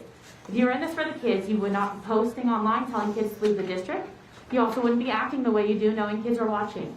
You would also care more about the teachers and support staff because they're the ones teaching the students. Yet for hours, people came and spoke about the retaliation they faced from the superintendent, and yet you want to bring him back? Let's take note of all those who spoke up last time and those who are speaking up now to see how many are retaliated against in the near future. At the last meeting, we talked about the healing that needed to happen in this district. How is this going to help us heal? You're bringing back not only the guy who retaliates against his staff, but also the guy who gave giant raises to his executive staff that walked out the night they had a big presentation. If my admin got fired and I walked out leaving my students to fend for themselves, I'd be fired. But no, his personal staff got a collective $400,000 raise. Knowing this, how is bringing him back going to help us heal? We talked about transparency. Is the trustee that brought this back going to explain why? I expect more than a one-sentence explanation. I expect detailed information for what you're putting this district through because I'm trying to understand why you thought, this guy who clearly doesn't care about his teachers and support staff and who is clearly not in it for the kids or that collective $400,000 would have gone to the classrooms should continue to run this school district. I'd also like to say that I agree with Trustee Ford. And the last agenda item, she's correct, and you're about to spend $100,000 to investigate those 3 specific trustees. If that wasn't the case, you would have allowed anyone to be on your committee of 2 or 3 or whatever you decided to work out the logistics. But instead, you said specifically not them. That $100,000 could be going to the kids, but instead you're going to waste it to further divide the board. Or maybe it could have gone to support staff, and they wouldn't have to be, all nervous. And it's unfortunate that they don't make enough to be able to have a day off. And they'd be able to pay their rent, and we could have more than 2 days off in a pay period because they should be able to have breaks too and still be able to survive. Thank you. Thank you, Ms. Conroe. Michelle Rasmussen, and then Brenda Lee, Dolly Rowan, and Camila Barlow. Good evening, Michelle Rasmussen for the record. The reason that was cited, or for what I heard in the media of why we were reconsidering this tonight is that there was misunderstanding, that Trustee Cepeda said she heard of an open meeting law violation, that she was misled and that changed her vote. But you sat here while the community listed reason after reason to end Dr. Jara's contract. And if that didn't sway you, as again talking tonight, I just have no hope that you're listening to us at all. And it was said earlier that that the voices here are few and you serve many, and that's true. But I'm here to tell you, these voices that are here, this is about all that's left because everyone else is leaving Clark County. We don't have teachers anymore. We don't have substitutes anymore because that's how we vote. We walk. Because we don't have the luxury of dealing with this nonsense.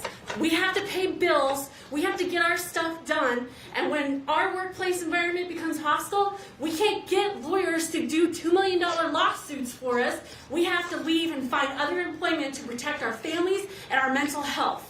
So if that's the reason why there's only like 5 voices here, it's because we're missing 850 teachers from this school district. And how many more support staff? Did you say 100? 600 more support staff that we're missing from this meeting, and it doesn't seem like you care. Would that fill this room up? 600 support staff and 850 teachers, would that fill this room up? Because that's how many are gone. Who cares about that? Certainly not Dr. Jara.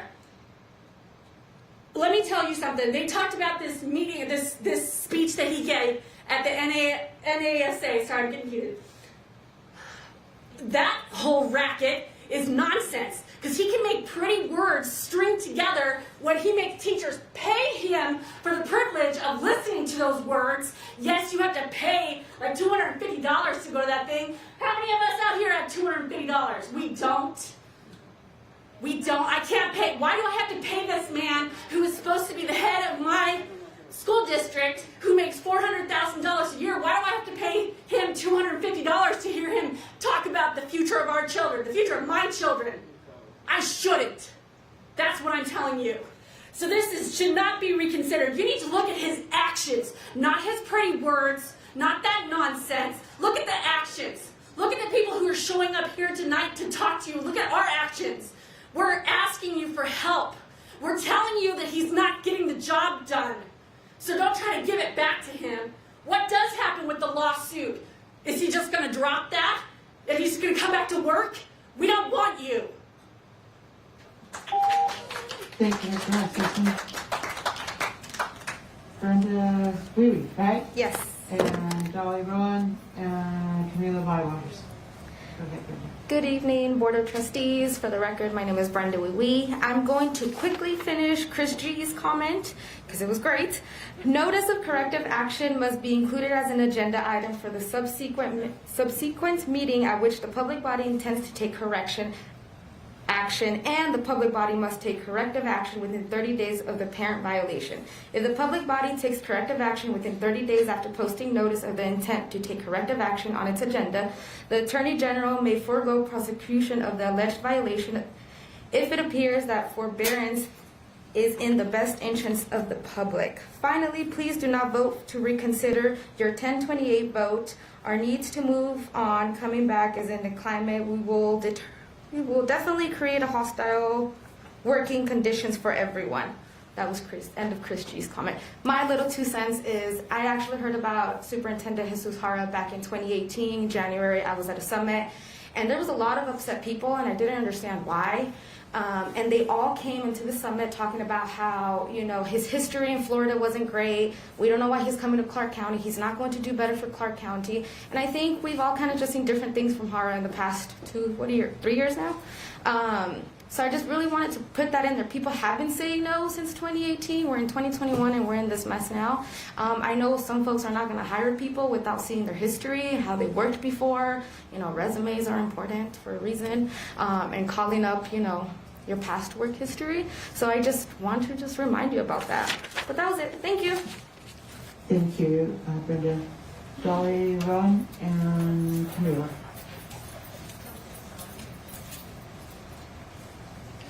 It's been a long night. I'm sure everybody's tired.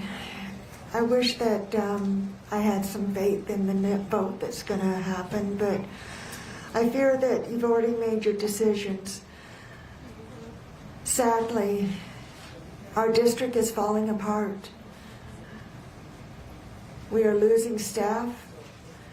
I hear people talk about the NASA conference and that standing ovation. Well, I was there, and the room was almost empty. Nobody that was working for Clark County School District, they walked out. They didn't want to hear them. And then You want to bring him back. Things aren't going to get better with more of the same. I was really hoping that we were going to move forward, working together. This investigation, it's not going to bring us together. It's going to make us more divided. Bringing Jara back is not going to bring us together. It's going to bring us more divided. And what disturbs me the most is a post that I read that there's personal agendas to divide and destroy our district, the district that I work for, that I love, and I've devoted my career to, the students, that if we fall apart, then we can privatize this district. Is that the goal? Is that the goal of these 4 votes? To privatize, to watch us destroy and watch us lose public education? What about our zip code kids, the ones that will have and the ones that will not? Please don't do this. Let us try to heal and move forward. Don't bring back more of the same. I'm asking you please to reconsider before we lose public education in Clark County School District. Thank you, Ms. Roman, very much. Camila Bywaters. Camila Bywaters, President of the Las Vegas Alliance of Black School Educators. This will be a prime opportunity for our District C representative to advocate for our community, Evelyn Garcia Morales. Your constituents are coming to you today to ask for you to reconsider rescinding this agenda item.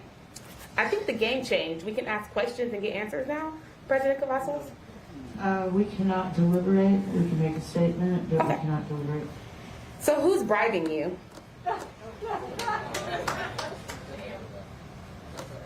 I'm sorry, I did not hear what Can I you said. ask that? Can I ask that? That's just like a random. I didn't hear what you said. I said, who's bribing you, paying you? Whose special interest is in your ear? Who's controlling you? At the expense of our students, at the expense of the interest of our community. It's unacceptable to seriously take the community after hearing the personal stories of the culture and the toxic environment that our students and our teachers, our support staff have experienced. I've said this many times before, there's something called an evaluation process. Have any of you done an effective evaluation to even take into consideration what individuals are saying? Of course, if you have special interest, your thoughts and desires are going to lean more towards keeping a person who is supporting your special interest. Unfortunately, everyone in this district has not experienced the same type of support. Our tax dollars are supporting public education, and to not listen to the community is a disservice. The most dangerous leader is the one who doesn't share their thoughts or their ideologies about their decision-making process. That is dangerous, because we deserve to know, the community deserves to know, with facts, statistics that support why our current superintendent and why you as trustees deserve to be in the position. This type of service to the community is unacceptable. We would like to know what the violations are that are more and more coming out. Let's be clear here. And at this point, I'm just going to talk to Big Bird, who said that they would not leave us when times are in trouble. Big Bird, can you please ask Cepeda to step down? Can you please ask Trustee Garcia Morales to step down? Can you please ask Lola Brooks to step down? And can you please ask Katie Williams to step down? Thank you, Ms. Bywaters. Excuse me, I'm losing my voice here. Have I missed anybody on 5.09? Darlene, I'm sorry. Yes, you are there in this other room. Please go ahead. Thank you. Darlene Anderson. I think the most critical thing is to look at the community and understand who's really being served here. We have an opportunity. I mean, we're living in the days and time where our schools are going to be privatized, but we all pay taxes. And as for entertainers, African American entertainers who come here and perform on the Strip, they really are performing. We brought the Raiders here from Oakland, no less. And that represented African American people. I'm sorry. You know, they had some white boys on the team, yeah, but hey, we have a lot of African American people, and they were even saying they were rowdy. But the real deal is that when we look at the outcomes of public education in the historic West Side, we don't see the support. And when we're looking to measure the support inside the schools, and we're asking, well, for special education, how are you board members ensuring that the superintendent was doing the work? Because when I asked about the 15,000 children that were reported to be in the harbor, that is a process that's been established in this district for a long time. We have people who are really stressed and out of control and don't have the skills, and we don't have good skills to transition on because people just don't normally throw their children out of the window. They don't. And women don't murder their children because they don't have enough support. But where is the support if we're looking at you to design the support? And, you know, it's not the superintendent that creates this educational. It's the board who was elected to represent the community. And then you get a superintendent and you direct him what to do, but you're not. He's directing you. And it's horrible because what's going to happen to the children? What's happening to the children right now? Because we're not talking about, we're talking about social promotion. And we're talking about the county helping to get kids through the system. And then we look at those people who get through the system and they're unemployable. That's not public education. It is not. But it is up to the board to be looking at the data. And I have not been to a meeting where you have been talking about the support for the children in all of the schools and how you're measuring the support. I haven't. And I've been online, and every time I got online, I was told I was going to be a menace to society. Where do you think that came from? For a whole 3 months, I was told I was going to be a menace, and I could not live stream. Where do you think that came from? It came from the same place that all these other things that happen to the community that don't have a voice. And you're not supporting the community. You're supporting your own agenda, and that's very sad. In 2021, we don't need charter schools. We need public education, and we have to stand for it, and we all have to fight for public education. This is not over. Thank you, Ms. Anderson. Is there anybody else who would like to speak on 5.09? All right, thank you. At this time, I'm going to go to Ms. Miller. I need a clarification, but I think it can wait to 5.10. But again, always giving you a heads up. I will be asking for a clarification having to do with the OML comments that were made. So just want to let you know. You said that we were not to have discussion on the merits on this particular item. Is that correct?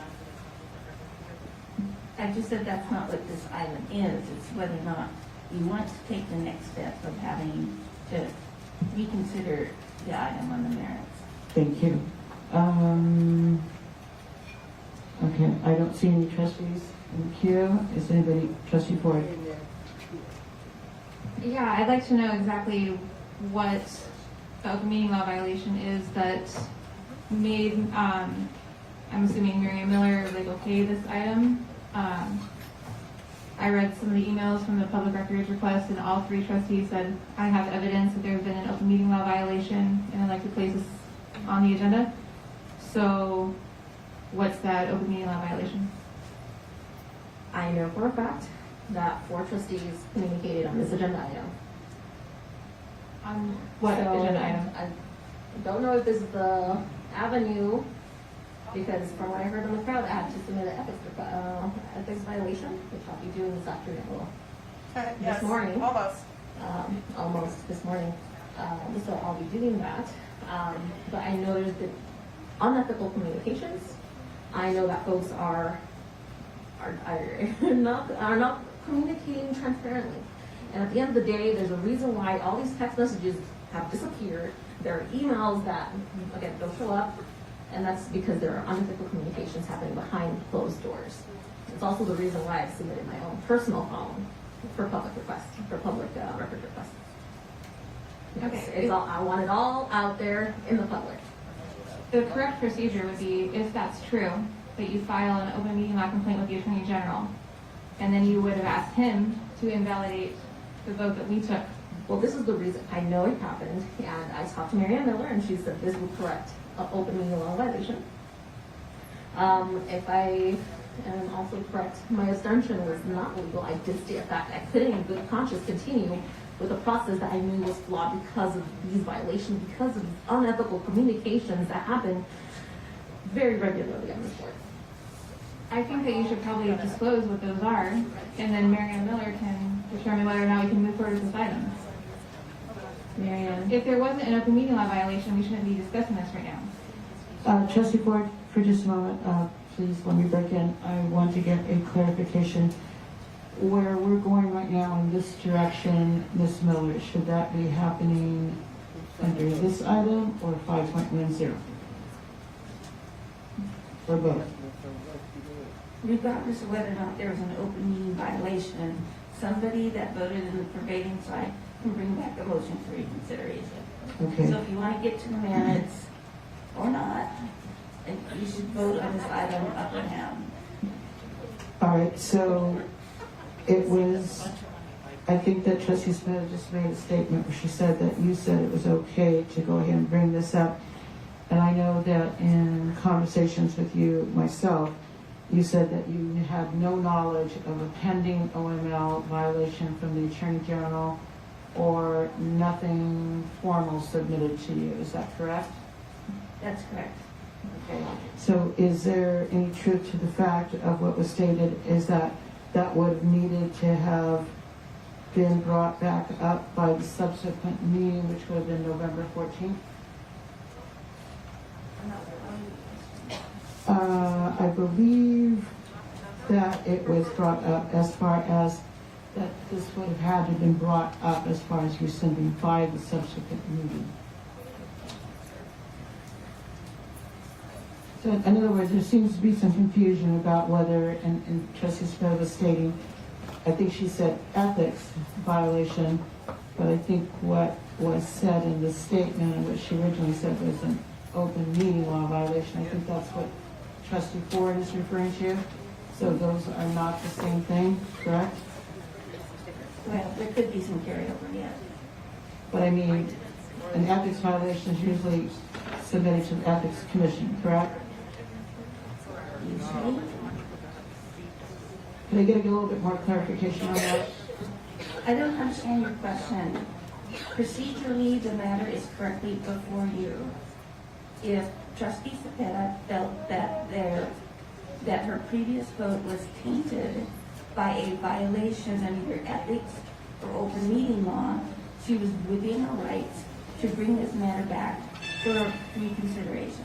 I see. Thank you. That helps a lot. And it would not have had to have been submitted as an open meeting law violation. That's correct. Okay. That's what I was asking. I'm sorry that I did not didn't understand. word that correctly. So I'm going to go back to the queue. Yes, I was going back to you. So I did write a little something first because I was very confused by this item with, again, having no reference material and not very much context in the description. So when I saw the item, I expected something to come to us. When I saw that all trustees said I have evidence of an open meeting law violation, therefore it merits putting this item on the agenda to possibly rescind the vote, I thought, okay, I should be getting something on my email, or something should be uploaded to reference material. Neither one was.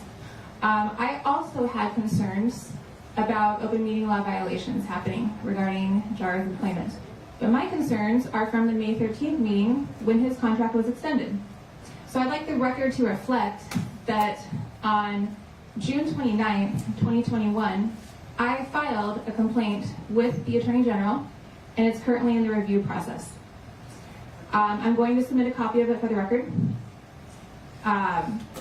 If there's no evidence that was stated that this item, that there was an open meeting law violation, then it should be dismissed And if we're going to continue forward with the conversation about potential open meeting law violations, then I'd like it to include mine. And I'm prepared to share an excerpt of mine. Dear Attorney General, I believe the matter of this complaint is urgent since it involves taxpayer dollars and the contract in question is scheduled to terminate on June 30th, 2021. I ask that you prioritize. My name is Danielle Ford. I'm an elected trustee of the Clark County School District Board of Trustees, District F. I'm filing an open meeting law complaint in relation to the CCSD school board meeting held on May 13th, 2021. I believe that there was an open meeting law violation during that meeting. The issue that was being discussed by the board at that time was whether to extend Superintendent Jara's employment agreement or to allow the contract to expire on its original termination date of June 30th, 2021. I shared some facts with the Attorney General. Again, I'm going to get a copy to everybody. But in January 2021, at a confidential attorney-client meeting, the board was notified that Dr. Jara's interpretation that his contract, which included a clear termination date of June 30th, 2021, had been extended by default, and another 2 years had been added to the term of the employment. Board Attorney Mary Ann Miller advised the Board of Trustees that if Dr. Jara's interpretation was correct, and we didn't consider an extension, we could be liable for 2 years of his salary, plus all litigation costs, possibly causing the district millions of dollars at the expense of the taxpayer. On March 4th, 2021, at a confidential attorney-client meeting, Board Attorney Mary Ann Miller encouraged the trustees to send an offer to explore Dr. Jara's intention. Attorney Miller advised that if Dr. Jara accepted, the offer by him would not be binding, and that she would come back to the trustees for further direction. She advised that trustees would always reserve the right to change their minds or go in a different direction. On April 19th, 2021, a confidential attorney-client meeting was called on short notice. During that time, Attorney Miller unexpectedly pulled the board with a series of yes or no questions. Although Attorney Miller took the lead in polling, several trustees questioned the process and did not agree that it was appropriate. At the conclusion of the meeting, April 20th, 2021, Attorney Miller sent out an offer to settle the employment contract dispute to Dr. Jara. Prior to the offer going out on April 19th, 2021, Dr. Jara announced at a dinner with principals from the Administrators Union, Stephen Augsburger can confirm, that his contract had been extended. Neither Dr. Jara nor his lawyers had been contacted by Attorney Miller at that time. A trustee must have broken confidentiality as well as open meeting laws and shared with Dr. Jara. This was not what the trustees had authorized, which was to explore possible solutions. On April 20th, 2021, the board secretary sent trustees an email on behalf of Board Attorney Mary Ann Miller stating that Superintendent Jara had accepted the offer to extend his contract with no other details. On April 26th, 2021, our secretary emailed us, trustees attached to the draft amendment to Dr. Jara's employment agreement. The amendment will be placed on the May 13th, 2021 meeting agenda for board action. The document had not been seen by the board and included language that was never discussed or agreed upon, including, whereas the board has determined that it is in the best interest of the Clark County School District to extend the term of employment of Dr. Jara. I'm almost done. The last time trustees met in closed session to discuss Dr. Jara's employment was April 19th, 2021. Notice of his acceptance was never brought back to the board. No further discussion with the board attorney was had, as was told to us would happen during the March 4th, 2021 closed session.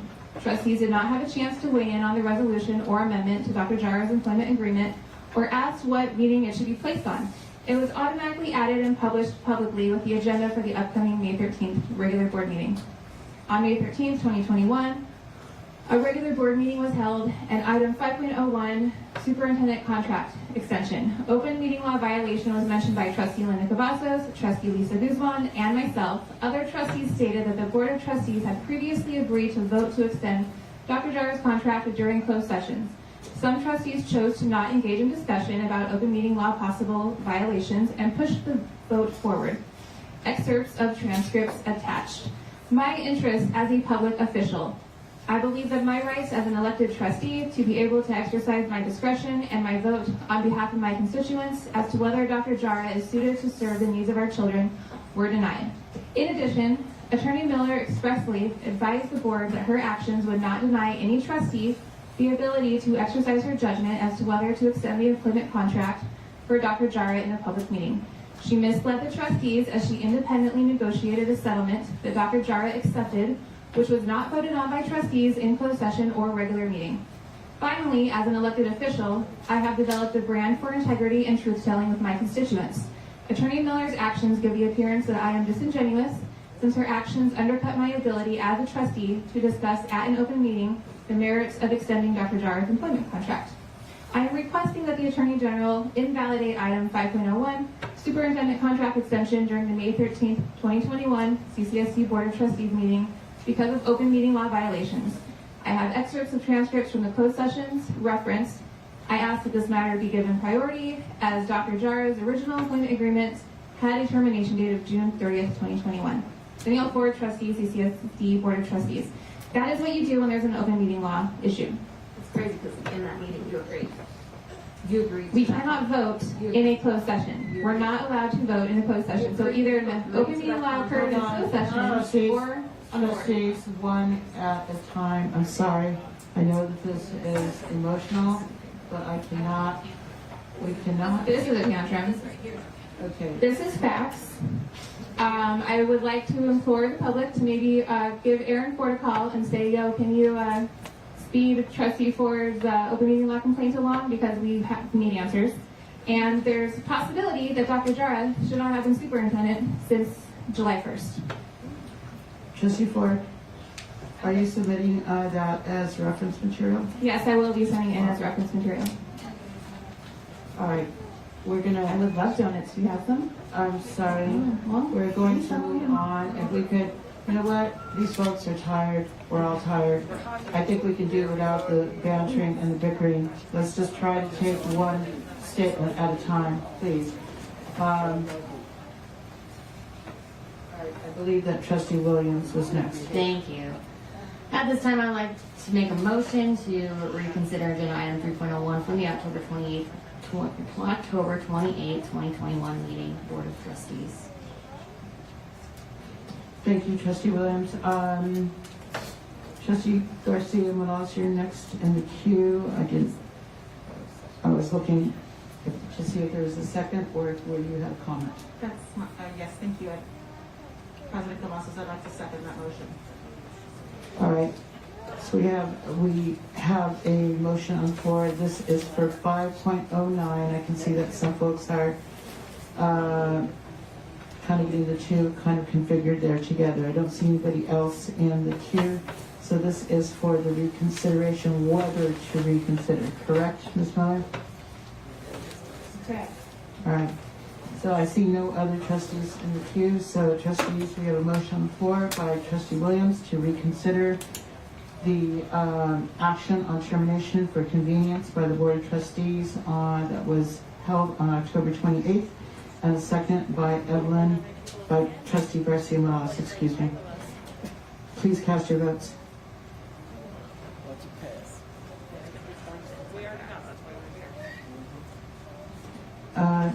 Trustee Garcia Morales, yours is working now? All right. So that vote is 4-3 with Trustee Garcia Morales, Trustee Cepeda, Trustee Brooks, and Trustee Williams voting yes, Trustee Guzman, Trustee Cavazos, and Trustee Ford voting no. So that motion passes. We're now going to move on to item 5.10. This is item posted pursuant to NRS 386-330, termination of employment contract, discussion and possible action on termination for convenience. I would ask trustees at this point that if there is further dialogue, further questions having to do with the actual merits, that we please show some civility and respect and try not to interrupt one another, so that the public and ourselves, that we can go through this. So if you wish to speak on this, please put your name in the queue. I'm still going to go to Trustee Cepeda first, as the person who put this on the agenda. Trustee Cepeda. Thank you.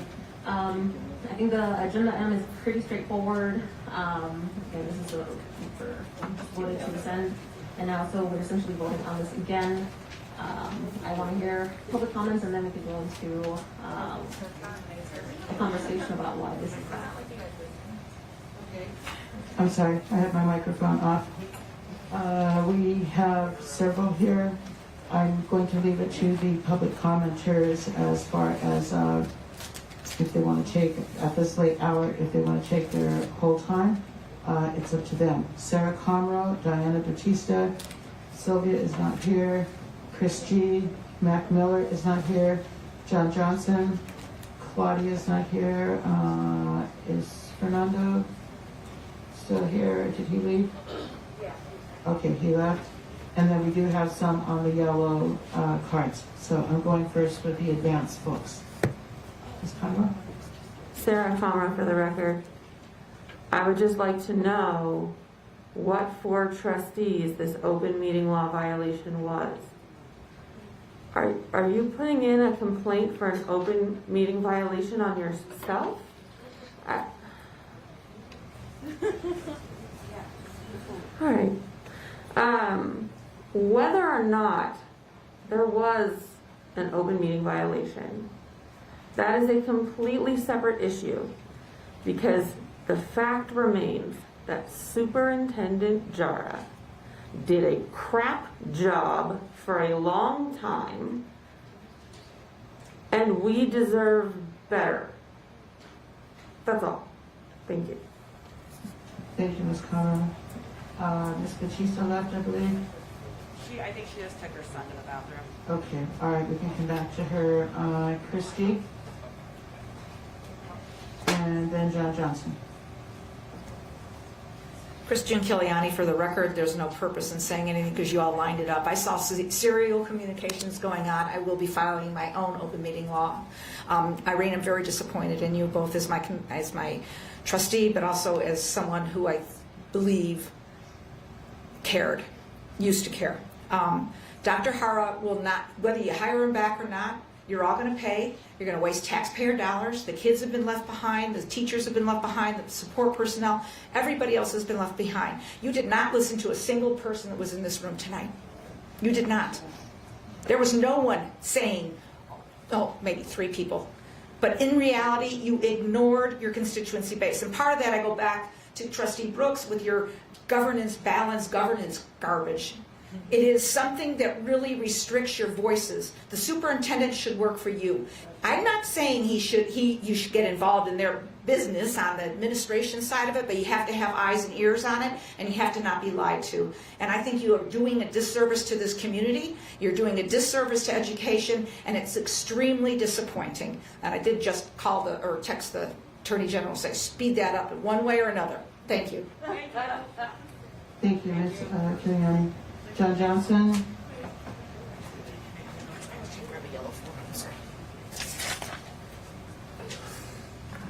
So I'll be real quick because basically this is a repeat of the agenda that you guys just had. So the 4 of you guys, if you guys voted to bring it back, then obviously you're going to vote to bring him back. But once again, I just echo the fact, if you haven't talked to this man and checked out his temperature, all you're doing is adding fuel to his lawsuit. Because once again, if I was his attorney, I would use this as more evidence to show how you guys are trying to escape the blame. Oh, instead of, trying to negotiate this settlement or dealing with the issues in the merit, they try to give me my job back so I don't have to sue him. Because once again, if he takes his job back, the lawsuit goes away. Like I said, my kids, they're in charter school, so I can't talk to the man's, what he's done good or what he hasn't done. I'm here about the process, because as board members, you guys are the officers of this organization, and your goal is to do oversight and make sure that this organization runs efficiently and effectively. And bringing a lawsuit upon you guys selves is not efficient and effective leadership. So once again, when you guys take this vote, and if this man does not accept his job back and continue this lawsuit, the 4 of you guys that voted to bring him back is going to have egg on your face. Thank you. Thank you, Mr. Johnson. I feel I need to make a statement here. I was asked this shortly before the meeting started, and I do not check my phone during the meeting unless it's an urgent alert from family. I do need to state that Dr. Jara obviously is not here tonight.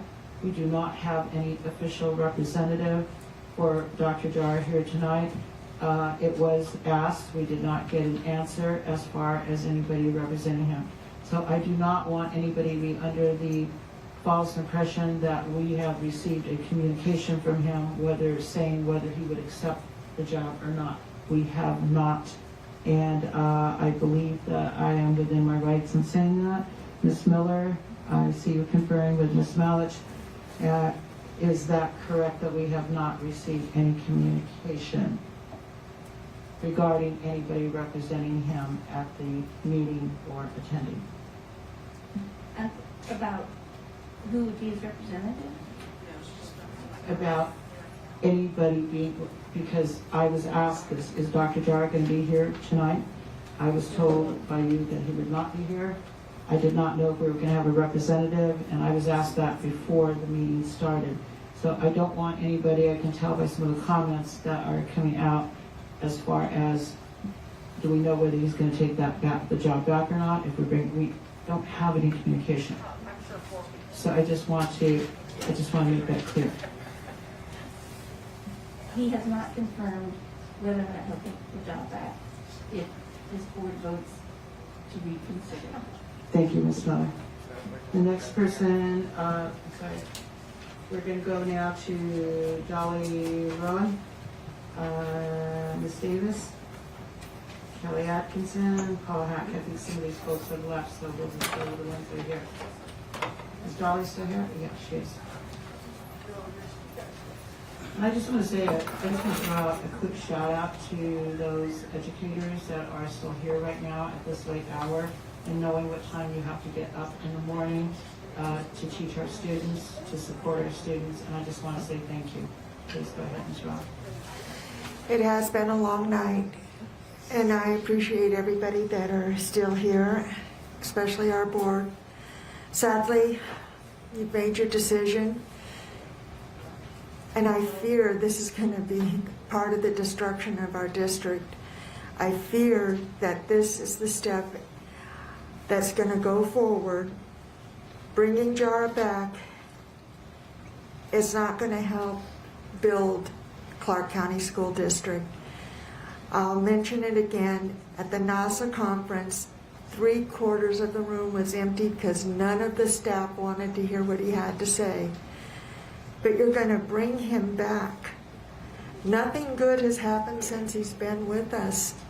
I personally would like to see him move on so that we can rebuild, so that you can start working together, because he's just divided us. And nobody's listening to your staff except for 3 board of trustees. Sapita, please don't do this to us. Thank you, Ms. Ron. Ms. Davis, Kelly Atkinson, and I don't know if Paul Hack is still here. There are times in life when you have to back up, regroup, and come again. The school district has been low in this state for a while. You cannot blame that all on one man. You would like to. You would like to have personality conflicts, but that's not what you're here for. If you bring him back, you have to bring him back with the right attitude. By the fact that I used to be the principal office rep of Local 1460, National Federation of Federal Employees, there was a way to do anything. You had a contract, and y'all have talked about his contract, and you're supposed to abide by the contract. You have rules as a school district. You're supposed to abide by the rules of a school district. I've seen everybody sit up here and talk to Ms. Miller and get her advice since she is the attorney. But before you got her advice, you should have understood the rules. You should have made sure that you were crossing the T's, you were dotting the I's, or you wouldn't have to come back and redo anything.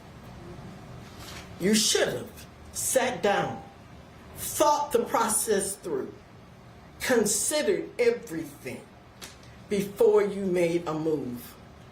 My father was 91 years old. But he would always say to us, think twice, move once. He said, if you're going to cut some wood, measure twice, cut once. Because once you make the mistake, you can't fix it. So on tonight, whatever you do, it doesn't matter at this point, whatever you do, because you sometimes have to back up and come again. You have teachers, support staff, you have bus drivers, you have parents, everybody's watching you. So whatever you do, make it for the benefit of the children. It ain't about you,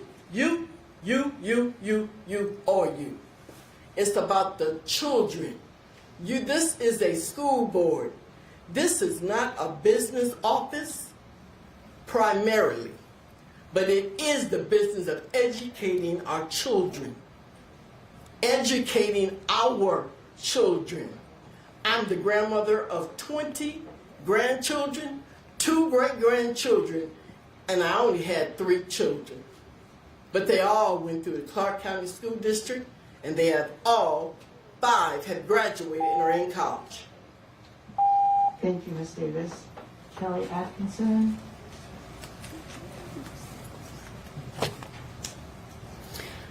I'm going to reiterate it again. Dr. Jara has not taken an oath. I'm not entirely sure what his demand letter stated, but that being considered, the $2 million, what does he have on you, Board of Trustees? Who voted him in? Because one of you had to have appointed him. One of you would have had to have given him his oath. So I'm not sure what's going on with the Board of Trustees here, but that being said, agenda item 5.09 and 5.10 are null and void if you have not taken an oath. Thank you. Thank you, Ms. Atkinson. Let's see, Nicole Hess, is she here? Camila, she's in, Hannah Conroe, and Jose Florio. And again, we are on 5.10. Go ahead. Hi, Nicole Hess for the record. I just want to start by saying it's really sad that I had a speech prepared because I knew this was going to happen. Very disheartened and disappointed. This means you didn't even listen to your constituents on item 5.09, but instead you followed the personal agenda of other trustees. So let me make this clear to all of you. Your constituents do not want Jesus Jara as their superintendent.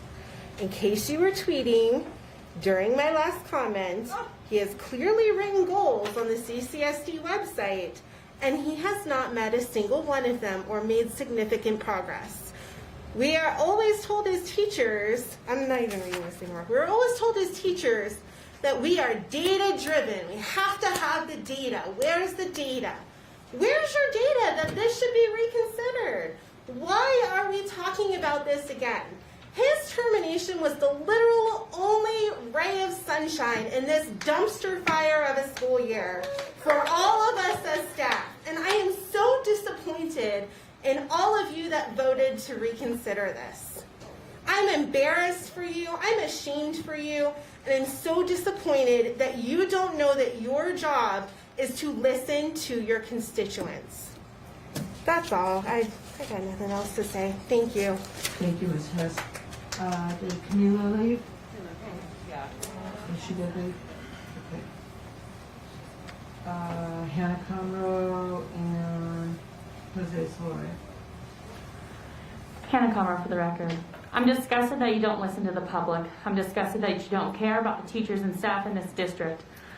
I want to know what the plan is, as many teachers are talking about not returning after winter break. That's on you guys. The shortage is on you.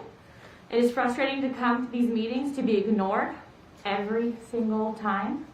In fact, I urge everyone who is thinking about coming to work, everyone who is thinking about coming to work for this district or is currently in college pursuing education to go anywhere else. Don't make the same mistake I did, because this district is a hot mess and does not have the best interest of staff or students in mind. Bringing Jara back is only going to continue the same issues we have. In fact, it's worse because him giving the raises he did and you flip-flopping your vote made the climate and culture of this district even worse. I hope you realize what you have done, and since MAP 5 got approved, I'm now in Trustee Cepeda's district, and you just lost my vote. Thank you, Ms. Conrad. Mr. Solario? Almost buenos días. It is.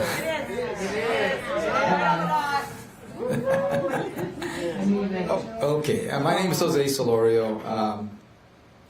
First of all, I didn't expect this one to last till 12, but it did, so it's okay. What you're talking about tonight is superbly important. It's your most important duty as a trustee is who is your employee? Who is your one employee? And that's the superintendent. And when he was let go by this board a couple weeks back, the next day I had to answer question after question after question. What happened? Why? What did he do wrong? It was for their convenience. What? If the superintendent could be let go for convenience, then what about us? These are employees of the school district. What about us? Do we have rights? Does any employee in the Clark County School District have rights?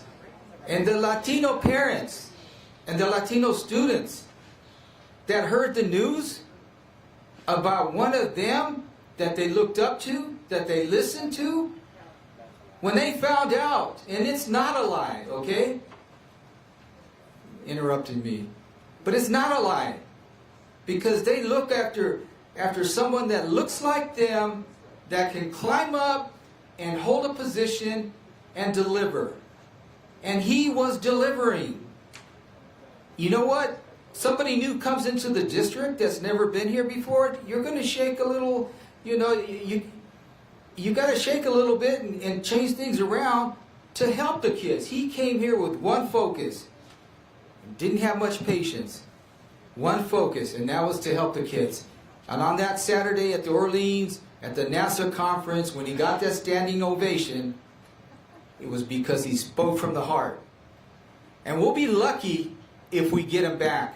We'll be lucky if you say, yes, come back, and he says, okay, I will. But you know what? He looks after the kids first. And I think he's the kind of guy that will come back and will deliver. We've been through a pandemic. We're not over it with it yet. We got a long ways to go. But as a board, the way that you monitor him is you set goals for him, like Focus 2020, 2024, and that's how you supervise. Okay? You don't go into micromanaging. You don't go into any other way. You are a board with board duties. So I am imploring you, all of you, to vote to bring him back because there was no reason given. It's a bad example, and we need to set good examples for our employees, our kids, and our students. Y lo que voy a decir, finalmente, nuestro superintendente nos ama. Gracias. Thank you.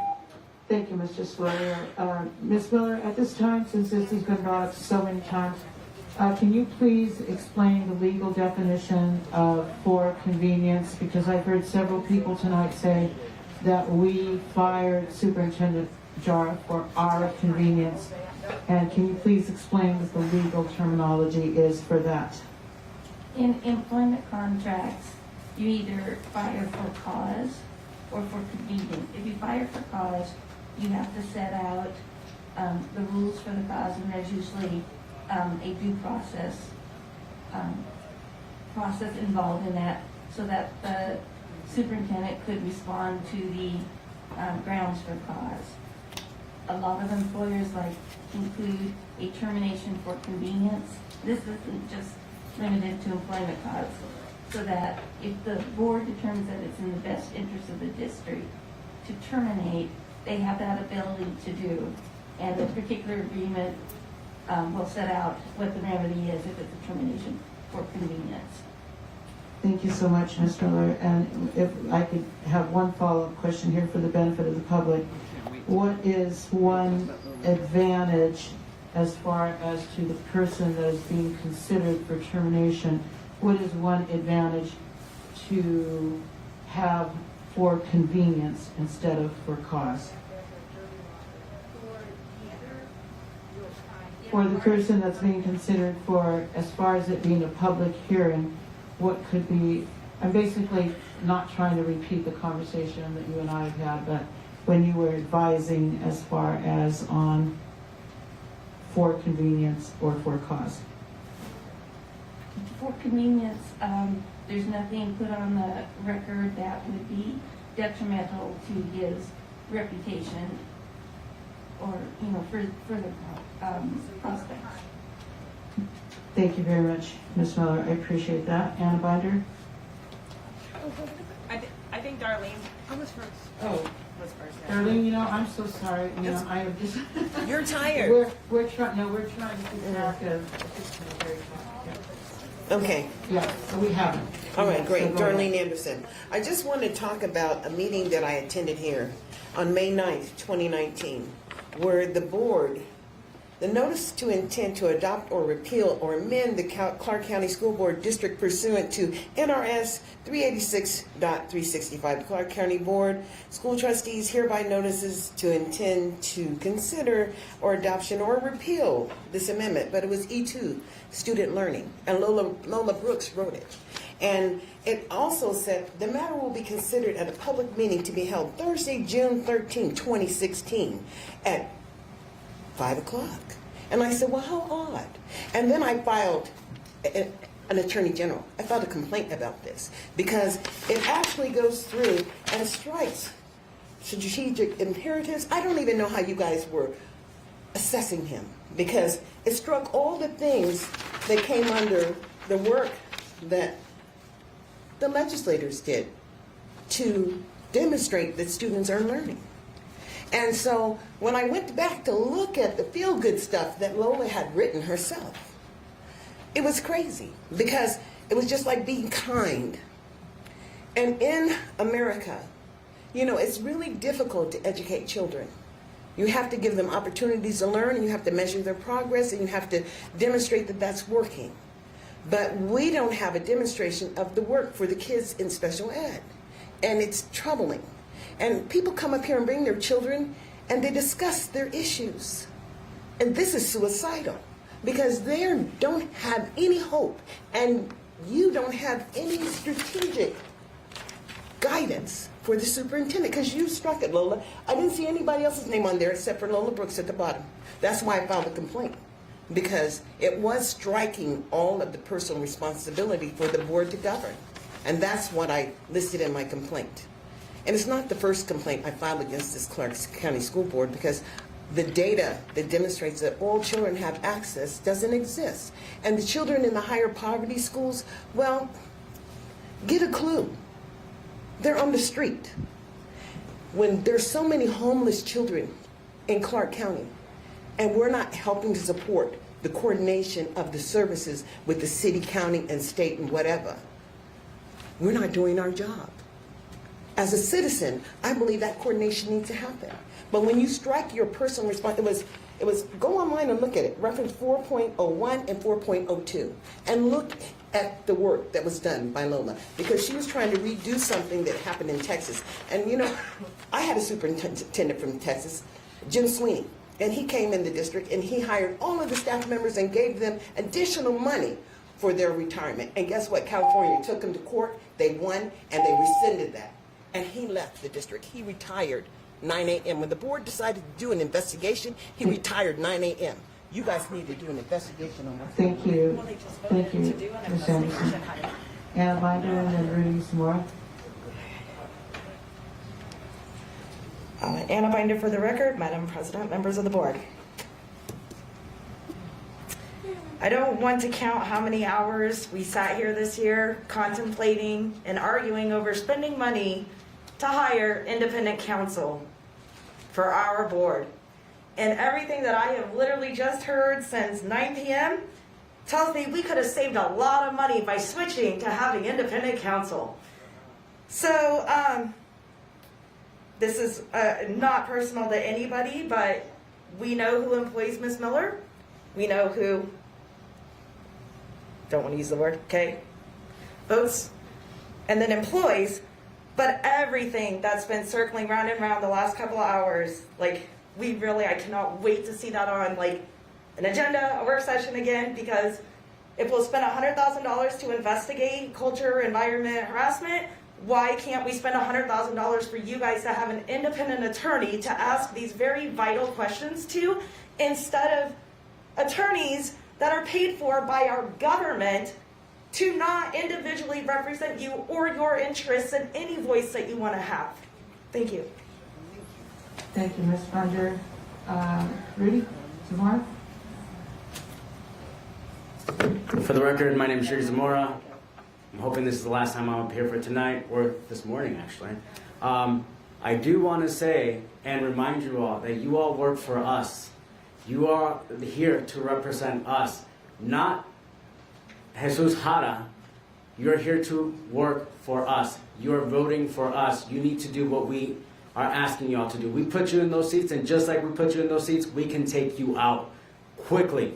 The other thing is, as a Latino, I've heard that, Latinos admiran a Jara. La realidad es que no. Nosotros no admiramos a Jara. En realidad, ahorita no admiramos ni a Jara, ni a Irene, ni a Evelyn. Ahora sí que no son orgullos hispanos. Es un desastre, the whole board. If y'all vote on this, you are just creating a bigger dumpster fire than what y'all have created for our kids. Again, los Latinos no queremos a Jara. I have community members that have invited him to his house for the Café con Jara, and he showed up and didn't answer any questions. He showed up for the photo ops with brown people and then left. He does not represent us. He can say he's Latino, but when you say your name is Jara, it's not Jara, it's Jara. Pronounce it like a real brown person would pronounce it. That's it. Thanks. Thank you, Mr. Zamora. Have I missed anybody on 5.10? Yes. I'm sorry, Jenna.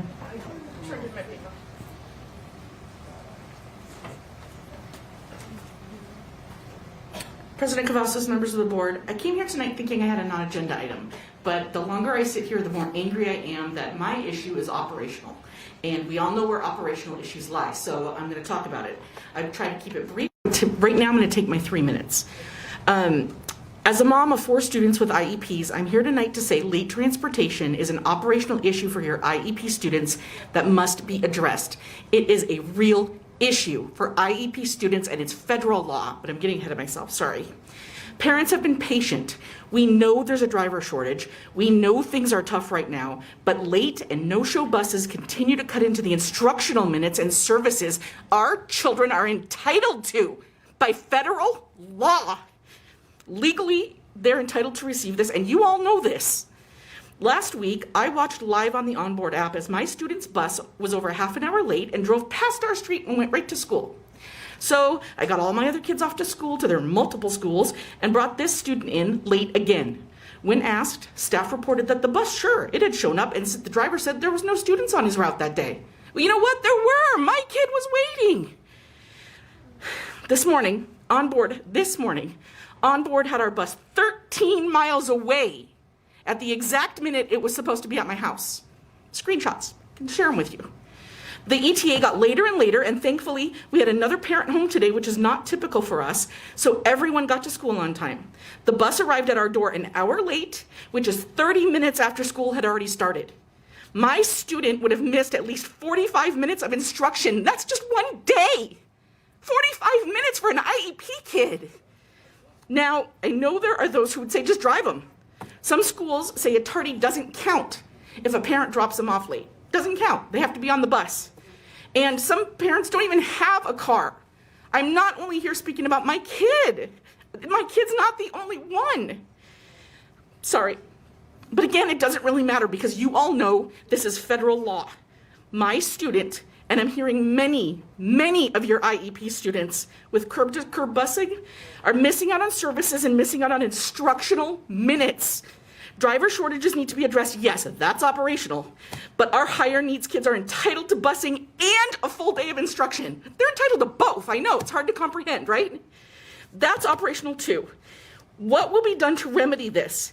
Our kids are losing services, they're losing minutes, they're losing education, and these are the kids that can afford to lose it the least. How much more time does Jara get? How much more time do you guys think my kid has? She's in high school. Thank you. Thank you, Jara. Is there anybody else on 5.10? Adam? Oh, no, but I do have 2 kids with that going on too. IEP, no transportation. All right. Nobody else on 5.10? Thank you. I'm going to go to the trustees now. If you wish to speak, please put your name in the queue. Would you want to go first? I'm sorry, not Lisa, I'm tired. Trustee Guzman.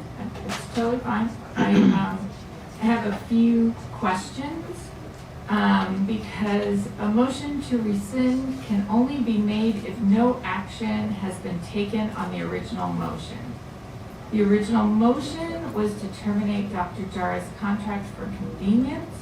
According to his contract, under the provision, it states the board may terminate this agreement by providing Dr. Jara with 30 days of written notice of termination, which President Cavazos had hand-delivered to him on November 1. Since the motion has executed, Dr. Jara was here in the building. It was done public, and the way that I read Robert's Rules of Order for small boards, this motion cannot be rescinded. What my fellow trustees can do is offer a new contract, but I'm not sure that they can rescind the vote. Isn't that correct, Ms. Miller? No, it is not correct. It's not a motion to rescind.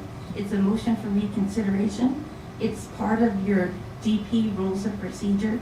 It supersedes anything to the contrary in Robert's rules for small boards. So reconsideration is, it says reconsideration and then to rescind. So she's rescinding her vote. You voted to reconsider your 1028 action, and majority of the board voted to reconsider it. It's as if that 1028 vote never occurred. Now you have before you the same item that you had on 1028, whether or not to terminate his contract for convenience. That's the status of the contract at this time.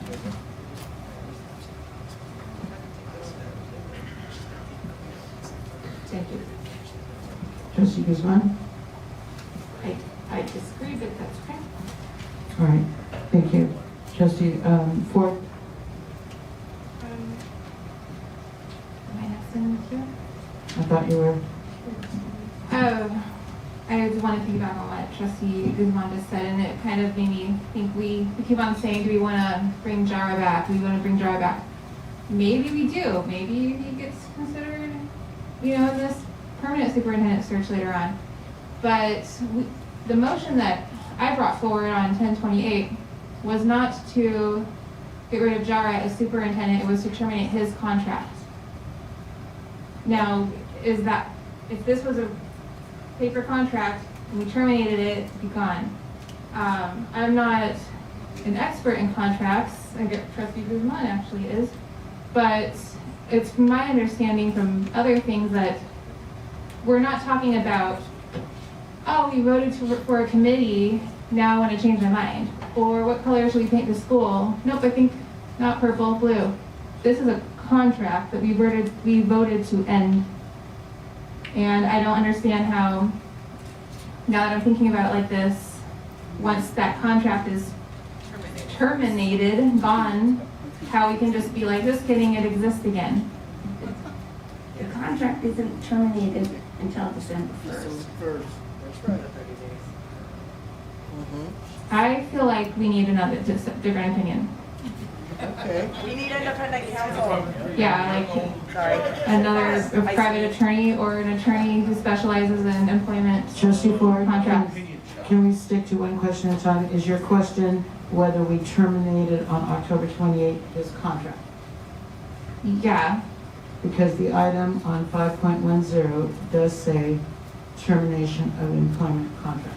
right, we didn't say Jara specifically, so it takes Who else you him talking out of about? it, the contract itself.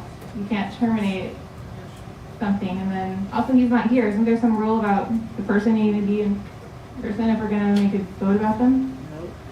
No. I don't think so. No. I don't think that. No.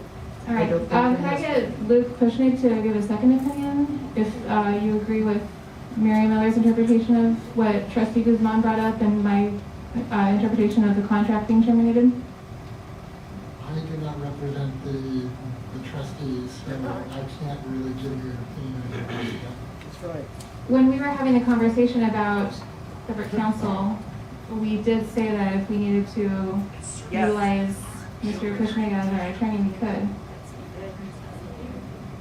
When Mary Miller is not available or whatever the story is, then I will intervene and act basically as the trustee's counsel. But in this particular case, your attorney is Mary Miller. So it's her decision in regards to what's going on. advice. It's her Advice. What kind Please, of, please. last one, what kind of liability are we looking at if we are doing this wrong right now? I guess that's for Mary Miller to answer. If we find out later on this was wrong, done incorrectly, and we end up bringing him back, and then whatever happens going forward with him and how he responds to that, what is the possible ramifications of doing this vote right now wrong? I believe it would be what's set forth in the. We can't hear it. I'm sorry, Ms. Miller. Sorry. I think he and his attorney have set out the possibility of what sort of liability he may come after the board in the event that his contract is terminated for convenience. Trustee Ford? Yeah, I just don't know how we rescind the vote, we terminate him, then we rescind the vote, then we find out there's actually something that went wrong with that, and now we have to terminate him again. I don't see that going better for us than we are right now, so.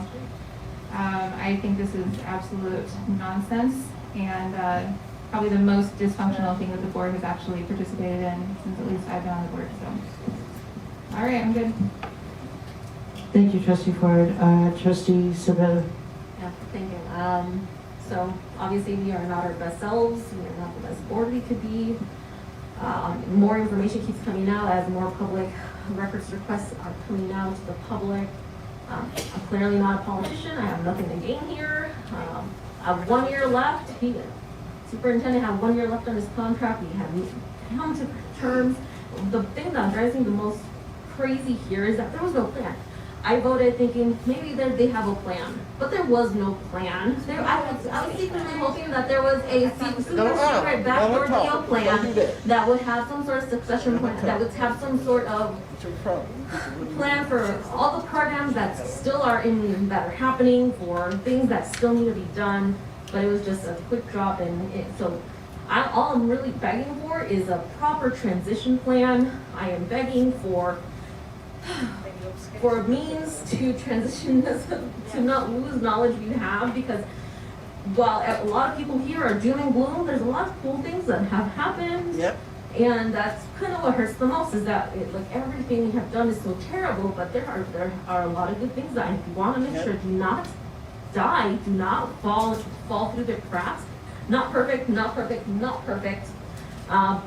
But at the end of the day, at the minimum, we need some sort of plan, some sort of transition plan, so that we could have a proper search, so we don't have to rush through things, so that we don't have to throw everything into chaos, because chaos is a ladder.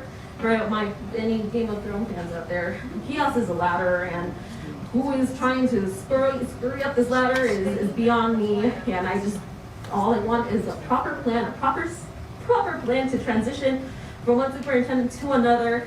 And it means that it's not chaotic, and that we could take the good, leave the bad, have a year where we actually have student outcomes. We have not done one of those this year. Not one single one. And that, we talk about kids, not one single student student outcome this year? Who sets this agenda? There's only so much we can do when we are asking for things. We're asking for things timely, and it has come to a point where we have to get 3 trustees to put anything on this agenda, anything on this on a meeting. So it is so frustrating to be on this Titanic where it just seems like nothing we can move forward here.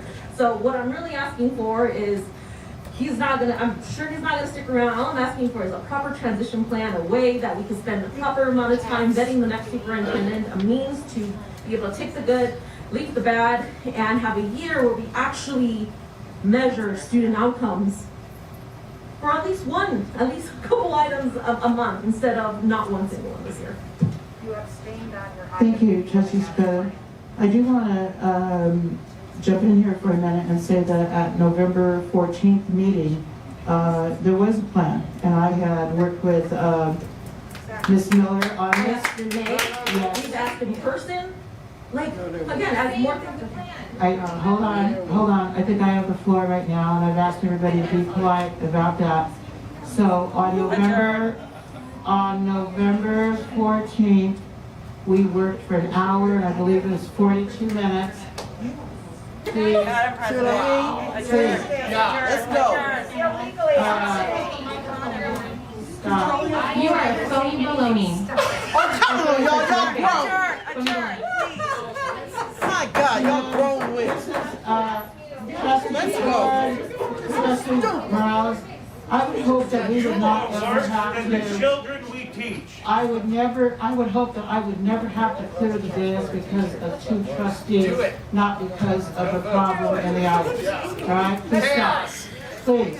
Yes. Another excuse. All right. So on November 14th, if you were here or if you watched, there was a plan that I'm addressing the part as far as the interim process, which is still on the agenda tonight. Still on the agenda. Because we do not know what is going to happen in the vote. And even with that, we don't know if he's going to accept. So I do want to say that for an hour, and I believe it was 42 minutes, we meticulously worked through every single trustee. I made sure I went through every single trustee to see what we wanted to do as far as an interim process. Did I have to adjourn early? Yes, I did. And I'll tell you why. And that's because we did not have a document with a succession plan. We did not. We had a statement from Trustee Brooks. We had a affirmation from the attorney, but she was not able to show us the document either before or after because she stated to me that there was some information in there that was confidential. So we had a motion on the floor with no documentation.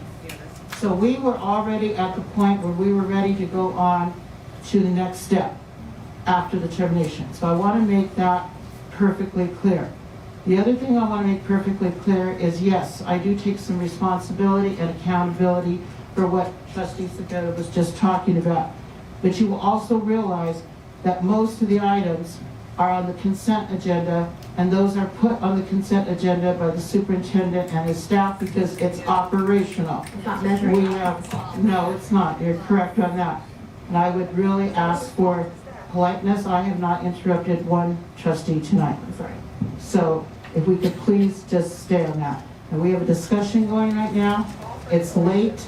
I'm going to go to every single trustee that is in the queue, but I would ask that please, if we do not listen to anything else, our kids are watching. Yes, they are. This is enough already. I am embarrassed. I am apologetic. I don't know how many more times I can apologize. I can't even accept praise anymore from people who say, how are you so calm? How do you not jump out of your seat? I don't know. I just don't. Okay? I just don't. But this has to stop because the community deserves better. That's right. So can we just please finish this discussion and pretend to, at least, if you have to pretend to be the adults in the room, let's do that. All right? So let's move on. The next one in the queue, I don't even know between Trustee Ford and Trustee Garcia Morales who was talking last. It was Trustee Garcia Morales. Actually, it's Trustee Cepeda, and I think Trustee Garcia Morales was next. I'm happy I said what I needed to say. All right. Trustee Garcia Morales, were you next? Thank you, President Cavazos. As I look and reflect on this item, I can't help but to share that in a time of abundant uncertainty, our district needs stability. Stability comes from consistency. Our priority and obligation is to make the best decision in the best interest of the Clark County School District. We have a responsibility to stay focused on our mission, our students, their academic achievement, and their academic outcomes. This is why at this moment I'd like to make a motion to not terminate for convenience. I'll second. That was fast, Trustee Williams. I had not even called on you yet. That's okay. I'm in the queue. It was written. On the next one. So we have a motion. We still have people in the queue. The motion by Trustee Garcia Morales not to terminate. Is that what you were saying? For convenience. And we have a second by Trustee Williams. We have Trustee Ford in the queue, who is next. And then I'll go from there. Thank you. I know that this is not going to go the way I want, but I do think that the public is owed an explanation. And while we can't say details, and the board has the right to have 7 individual opinions about whether or not the superintendent is best for the district and not give a reason, and if the majority of the board, for whatever reason, does not think that person is the right superintendent, we can terminate for convenience. If it was for cause, we would all have to agree on that cause. It would have to be proven. We'd have to go through a whole legal battle, and it's much more easier for everybody to just do the convenience route. But I will say that despite me being very public with my opinion that Superintendent Jara is not the best fit for the district, through a couple times when I tried to have more conversations about whether or not he should be the right one to lead us going forward, and they were stalled. When his contract was extended, and I shared on the record that he creates a hostile work environment, and that I shared what he was threatening the board.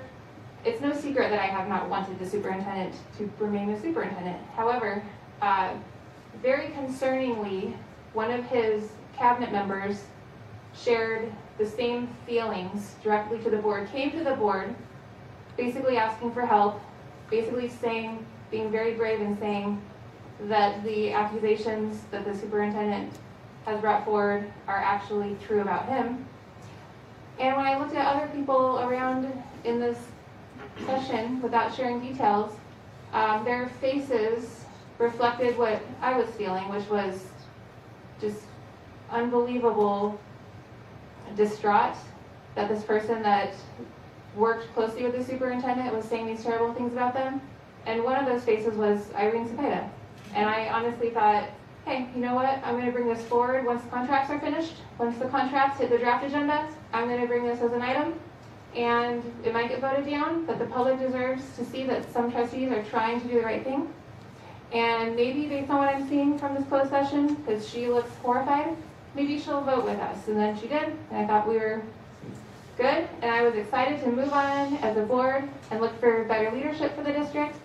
And now here we are. So that is why, and the person is Katisha Miller, and I think that she needs to be included in the investigation. Absolutely. It's why I want this investigation. Because I want to know the truth. It will be a year. We already heard the truth from her, but it'll be a year until then.